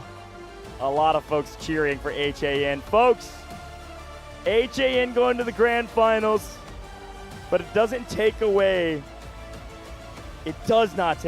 what this RRQ roster was able to accomplish at today's competition and in this entire week's competition in Dfiw 2026. RRQ, an incredible team. I'll still buy the merch, gentlemen. You guys are insane. I'm blown away, too, that on a map like Crack, they were able to hold HAN for 140 lives just on C2. It almost feels like that might be their game plan a lot of the times for RRQ. Let's just wait till we've got nothing and our backs are up against the wall. Then let's give them the real fight. Unfortunately, unreal. The real fight wasn't enough this time, barely. Can you believe that HAN just won lower bracket finals based on a game clock? Oh, buddy. You've done it, and now you got to go do it again. HAN going to the grand finals where they get a chance to get revenge on LT. This is a rematch. The last match of the tournament tomorrow is a rematch of the first match in the entire event. What a cool story for HAN to head to the grand finals and try to get some revenge. Undefeated. I mean, actually, RRQ just handed HAN their first loss round-wise in a very long time. The emotions. For the first time from the side of RRQ, I keep mentioning every single time they have stepped up on that stage, it's been all smiles. They've been excited. They've been cheering. They've been loud. And I think for the first time we could see it. And appropriately speaking. Yeah, I mean, let's the say other side, the sadness. I totally agree. I mean, the passion is so self-evident in the ups and the downs. Oh my gosh. That's the way passion works. Take a look at the stats, though, Vivid. Walk me through what you're seeing, man. There's a lot of crazy stat lines here. 72 kills. Our GOAT, Artyom, dude. I didn't even know he was anywhere near that throughout the game. Artyom, an incredible V. I mentioned that's where he feels comfortable. On a map like Crack, on an operator like Dfiw. But down the line, though, I mean, HAN had multiple players into the 50s. You see Stacks, see Kamosi, I see Sarah Jin. Well done there. On the other side of things, I mean, still Popey trying to make it happen as well. Somplak, and individually speaking, saw some plays out of him, but dude, RRQ, man. Dude, you were close on the RRQ call there. I mean, those teams were so evenly matched. Yeah, it literally couldn't have been closer. I mean, the amount of storylines from just that match alone. What a match to end day number 4 here with Delta Force. Invitational Warfare. 2026 has been a banger. All of these teams have leveled up from last year. We've got new teams joining the ranks, of course, as well, that are showcasing that they can play with the best teams in the world and are some of the best teams in the world.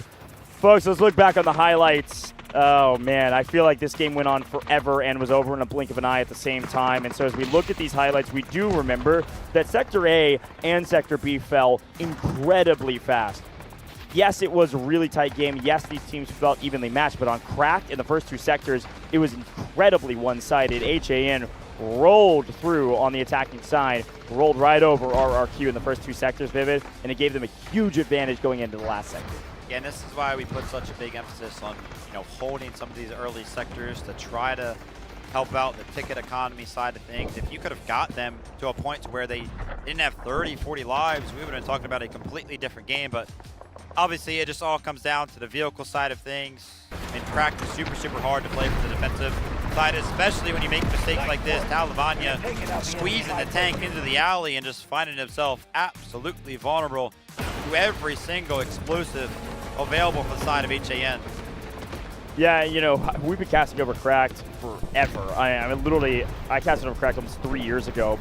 And something that was added forever ago was the destruction of C1, of course.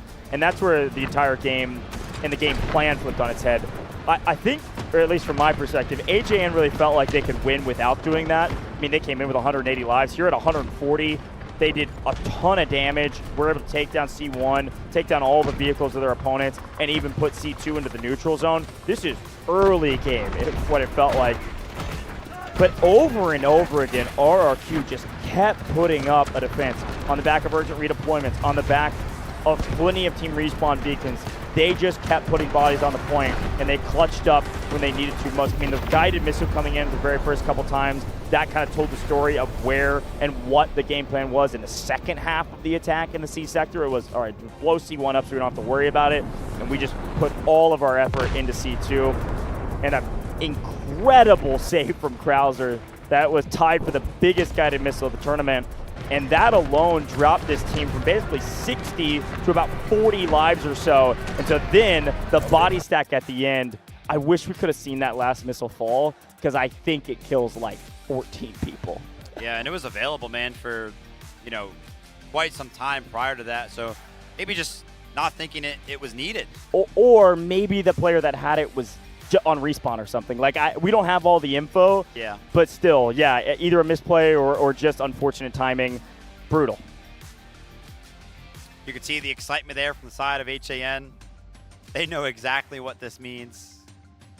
Obviously, Grand Finals and RRQ also knowing what this means.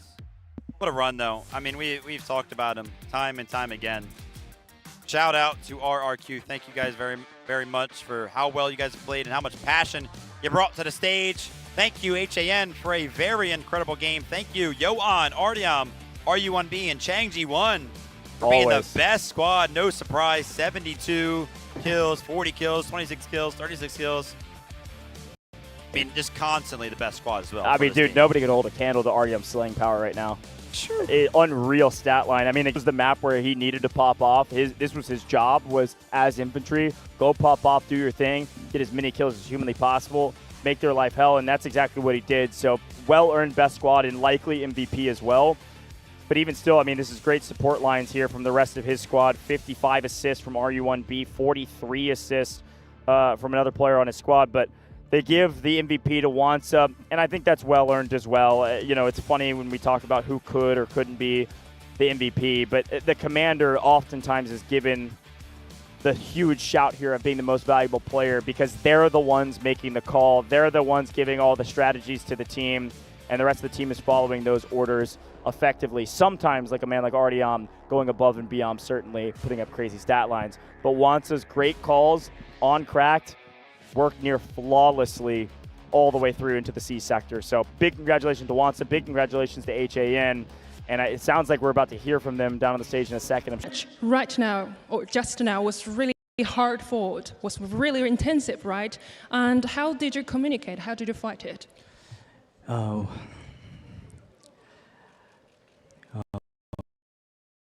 As a clan, we to chase and we try to stay calm.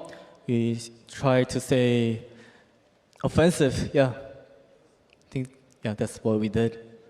翁萨表示，他们只是做了力所能及的，他们保持尽量的冷静，并且像他们平常那样保持他们激进的打法，获得胜利。是的，其实，在攀升这样地图当中啊，我觉得非常艰难。在一个点，当在这个室内载具一辆一辆变得数量越来越少的时候，当时队内是怎么沟通的？怎么扛过这么困难的时期的？ Wonsa, when you played on the map Ascension, we noticed that your vehicles all being destroyed more and more. How did you handle this challenge? Every time we got our vehicle destroyed, we thought that we had to take revenge on the second round. So yeah, and I think we did it well. We also broke a lot of vehicles on round 2, so I think we did it well. Yeah. 翁萨说，在第一局里面，他们的载具的确是遭到了敌人的大量进攻，所以他们下去冷静复盘，说在下一把里面，他们一定要去进行一个复仇。那最后一个问题，如果你要跟明天的龙腾说一句话，你会想对他说什么？ Wonsa, you're facing LT in tomorrow's grand final. What messages do you want to send to them? LT, we will show you how we revenge. 他的信息就是，龙腾，我们会好好的打一场漂亮的复仇战。感谢王萨接受我的采访，再次恭喜你们取得了决赛的门票。接下来把时间交还给评论席。Thank you. Looking for revenge as expected, and also calm, cool, and collected from Watsa yet again. Oh man, listen, a great interview as per the usual with Wansa. That's again like the third or fourth time that we've heard from him. Yeah. It's the same story every single time. He's proud of the team, excited for the team, but zero emotion on the face. It's like a complete contrast to what we saw from their opposition last match. And I think RRQ's passion is self-evident, but Wansa's composure is self-evident. Yeah. They should be in the grand final. This is a little bit of a recap of today's results. LT versus RRQ, our first matchup, the upper bracket finals. LT remain undefeated. They're in the grand finals, and RRQ versus HAN. We just kind of watched this one unfold, and HAN came out on top. So our grand final was set, HAN versus LT. And the reason why I said, man, Wansa, busy guy, he's got to do the interviews. You know what else he has to do? Picks and bans. He has to worry about those picks and bans. Here's a quick look back on where we've been and where we're going, folks. We've made it. We got one more left. A best of 5. Yes, you heard me right. A best of 5 tomorrow for the grand finals. We will at least see 2 maps. No matter what, in a best of 5. We'll explain that a little bit. E versus HA times, and they're in the grand finals. HAN lose, and then 1, 2, 3, 4 wins in a row to get to the grand finals. They've had to play 2 more matches than their opposition. They have a grind game coming short playing against the Who that they already know of LT. Man, I'm so pumped about this grand finals, and I am so excited to see Threshold. I've got to see it, man. We got to see every map at DFIW, right? In 2026? I mean, let's just avoid it for old time's sake. You think? Yeah. Oh, I want to see it. I don't know if we will. Okay, here's the way. I mean, we'll talk a little bit about it now since we have some time.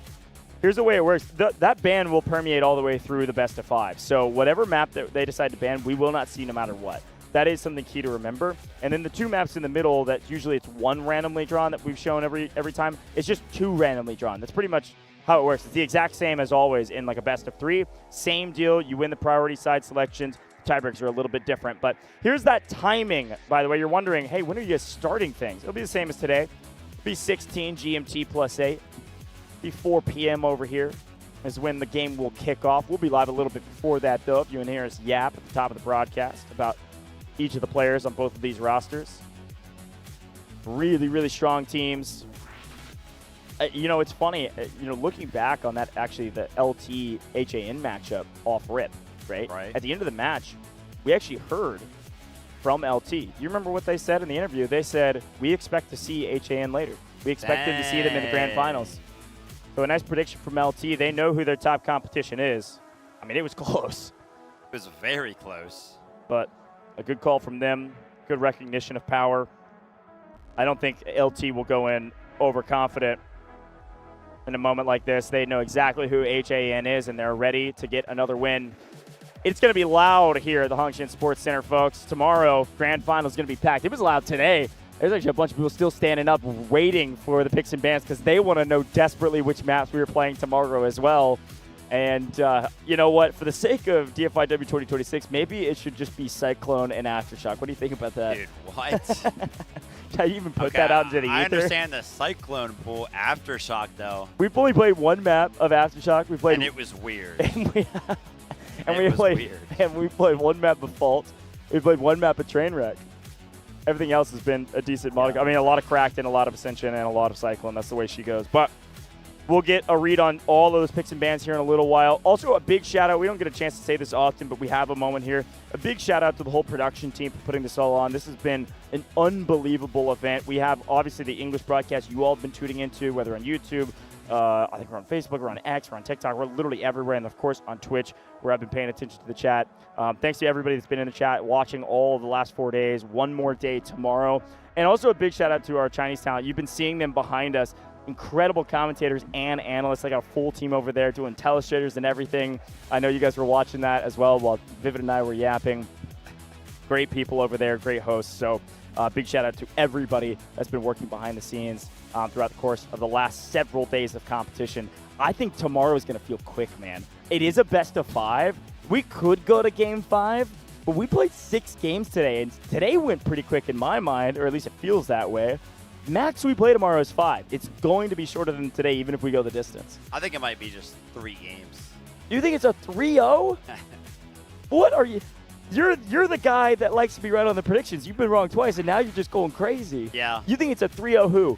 I'm not going to say that until tomorrow. Oh, okay. If you want to see who I'm going to predict and apparently be wrong, because my last 2 have been wrong. You're way fair, up on me anyways. I mean, listen, I've actually only ever been wrong when I predicted RRQ, so. Okay, fair enough. RRQ are really hurting my... Hurting your style? Hurting my style here. Technically speaking, if you believe anything about seeding, which, I mean, it's kind of all made up anyways, but the power rankings that we had on paper, everything technically has gone to script. Not one thing has been an upset. Now, there have been many upsets here and there. There have been crazy moments here and there.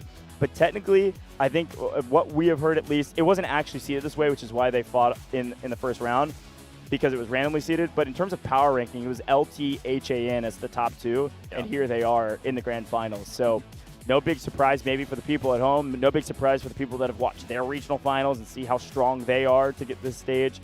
But it's going to be a lot of fun. Chat, I want to hear from you. What maps do you want to see tomorrow? We will see 2 tomorrow no matter what. Remember, because it's the best of 5, the team has to win by getting 3 wins, which means we'll assuredly see 2 maps. You all can do math. Which maps do you want to see tomorrow? We have 2 that can possibly be pulled, but they are randomized. Both of them are randomized, and we've got a ban apiece. Vivid, since we do have that moment, talk to me. Bans. What do you think the bans are going to be? Any ideas? Is it going to be some target bans, or is it going to be a comfort ban? I think there is a 1,000% chance that Aftershock is banned. Okay. I don't actually know what the second map ban is going to be. I mean, LT have looked best on what? Cyclone, I guess? It's really like only one of like 2 by maps. happenstance, though. Yeah, exactly. Like, because we played it. They haven't played a lot of maps. I think LT will make sure that Aftershock is banned. HAN, man, they've kind of been banning everything. Taking a look, last time they were up against LT, they banned Ascension. So maybe Aftershock Ascension, probably. That's actually not a bad idea. Yeah. Yeah, it's a good call. Vivid the big brain. Listen, I've got a little insider info, by the way. Okay. I've been looking over my shoulder often because they've been set up. They've been set up with the picks and bans. You see who's not over there? Wansel's not over there. The reason for this is. Oh, is he now? Okay, he's just joining. Okay, I think we're about to be picks and bans folk. The reason it was taking a while, once it went over there, they said they were doing it, and he said, no, I got to go talk to my team first. And then he came back over.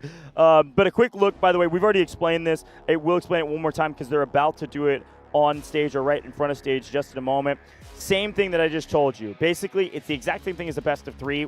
Each team get a ban, and then we'll just roll 2 maps. So everybody will shuffle around the balls. If you watched this before, we'll draw 2 maps out of there, and then map 5 is chosen the same way. Priority side gets to pick either side, or they get to pick map based on how they did. So if we do go to Game 5 tomorrow, don't worry, we'll break it all down of who gets what and how they got it.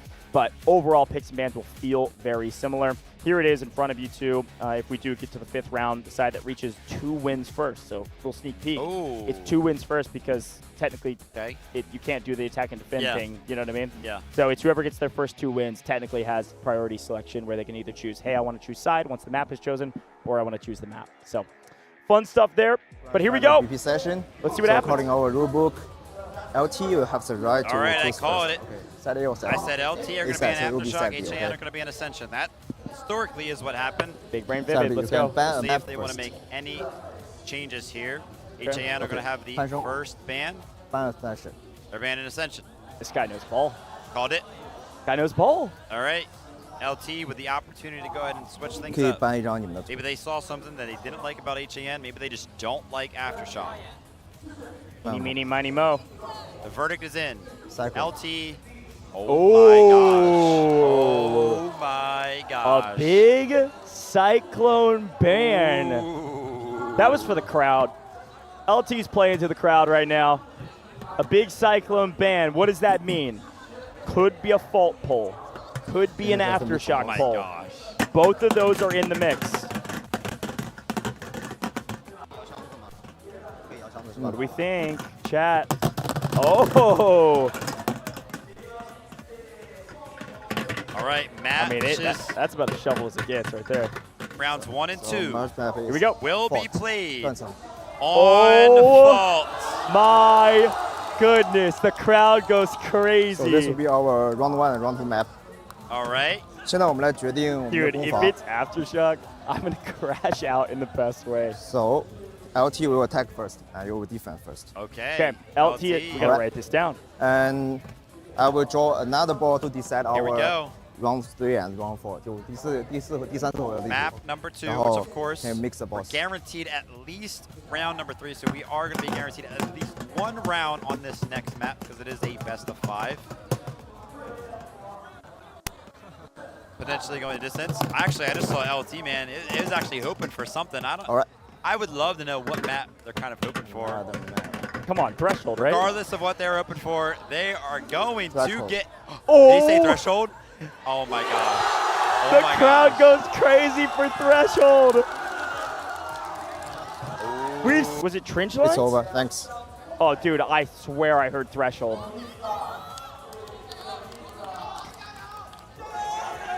Dude, everybody went crazy. Surely it was threshold. 结束了吗？ Wait a minute. Think Hold. Oh, We're getting some final confirmation on that one. you know what? This is what I'm gonna do. I'm literally peek behind the curtain here unless they tell me to send it. I'm gonna watch back the stream. Okay. Because we're on a delay, dude. I actually. Give us a few we gotta minutes. get it. Could you get a final reading on what that second map was? Was it threshold or was it trench lines? Tell us the final reading behind the screens. We have to get this correct. I freaked out a little bit too early. Oh man, what a day. Anyways, okay, it was threshold. We were right. We were right. The graphic was wrong. It was threshold, not trench lines. Dude, I swear, I was like, I am not that crazy. I have been thrown all over the place. Folks, we're going to threshold second. That means we are starting on fault. We will then go to threshold. That is the final order. Could be 3, could be 4, could be 5. You never know where we could end up. We could end on trench lines, technically, on map number 5 if we get there. Vivid, any final thoughts of the broadcast as we wrap up the day? I think the fact that we got best of 3s that went the distance across the board with the upper bracket and the lower bracket finals, that's exactly what I wanted to see. I feel for RRQ, man. My heart is honestly shattered. I predicted them to win. I thought they had it. They came up a little bit too short, but HAN have proved that they are the better team. And yeah, LT versus HAN, this is going to be a big one. And historically speaking, man, I mean, obviously Threshold, we haven't seen played throughout this competition entirely. Yep. Vault has been a rare one, but we did see LT a single time on it, but it was just to kind of close it out. So Dude, I don't know, man. Tomorrow's going to be crazy. I have no idea what's going to happen. I think Literally with some not. different map polls, I'd be like 100% LT's winning, no questions asked. Fault in Threshold, that feels like the greatest equalizer of all time. Like, I think any team could win. I think we could even go to map 5. Man, I'm so pumped for this one. It's going to be a lot of fun, folks. We have had a blast in the booth today. This has been 4 days of competition. Day 5 will be our last day. This is your last chance to make it, to be a champion. You have to win, and who knows if it'll take 5 or if it'll take 3. What a great day of competition. One more day, folks. The best of 5. That is it. Vivid, any final thoughts of the broadcast? Anything you loved from the day? Everything, man. Loved it all. Love the fact that we kind of saw Fault for the first time, and there it is. Final confirmation. Fault will be played over the course of the first 2 rounds, and then Threshold will be played on round 3, and if required, round 4 as well. And then the tiebreaker, best of 5, baby, will we end up going to distance? Will we end up going to distance? I'll put the prediction out. No I'll idea. put the prediction out now. Because these are the maps we pulled, yes, we're going to Game 5 tomorrow, folks. That's the coach prediction. Going to Game 5, it's going to be a banger. We went the distance today. Could not have gone any longer. 6 games in 2 matches. 1 more tomorrow. That's all we got, folks. Thank you for being here. Thanks for everything. As a reminder, we couldn't do it without you, the viewer. This has been an unbelievable experience here in Wuhan, China. And I think at the end of the day, I'm just really pumped to get into the action, into the grand finals. LT versus HAN. This is it, folks. We'll see you tomorrow. Same place, same time. You're not going to want to miss this. I promise you. See you then.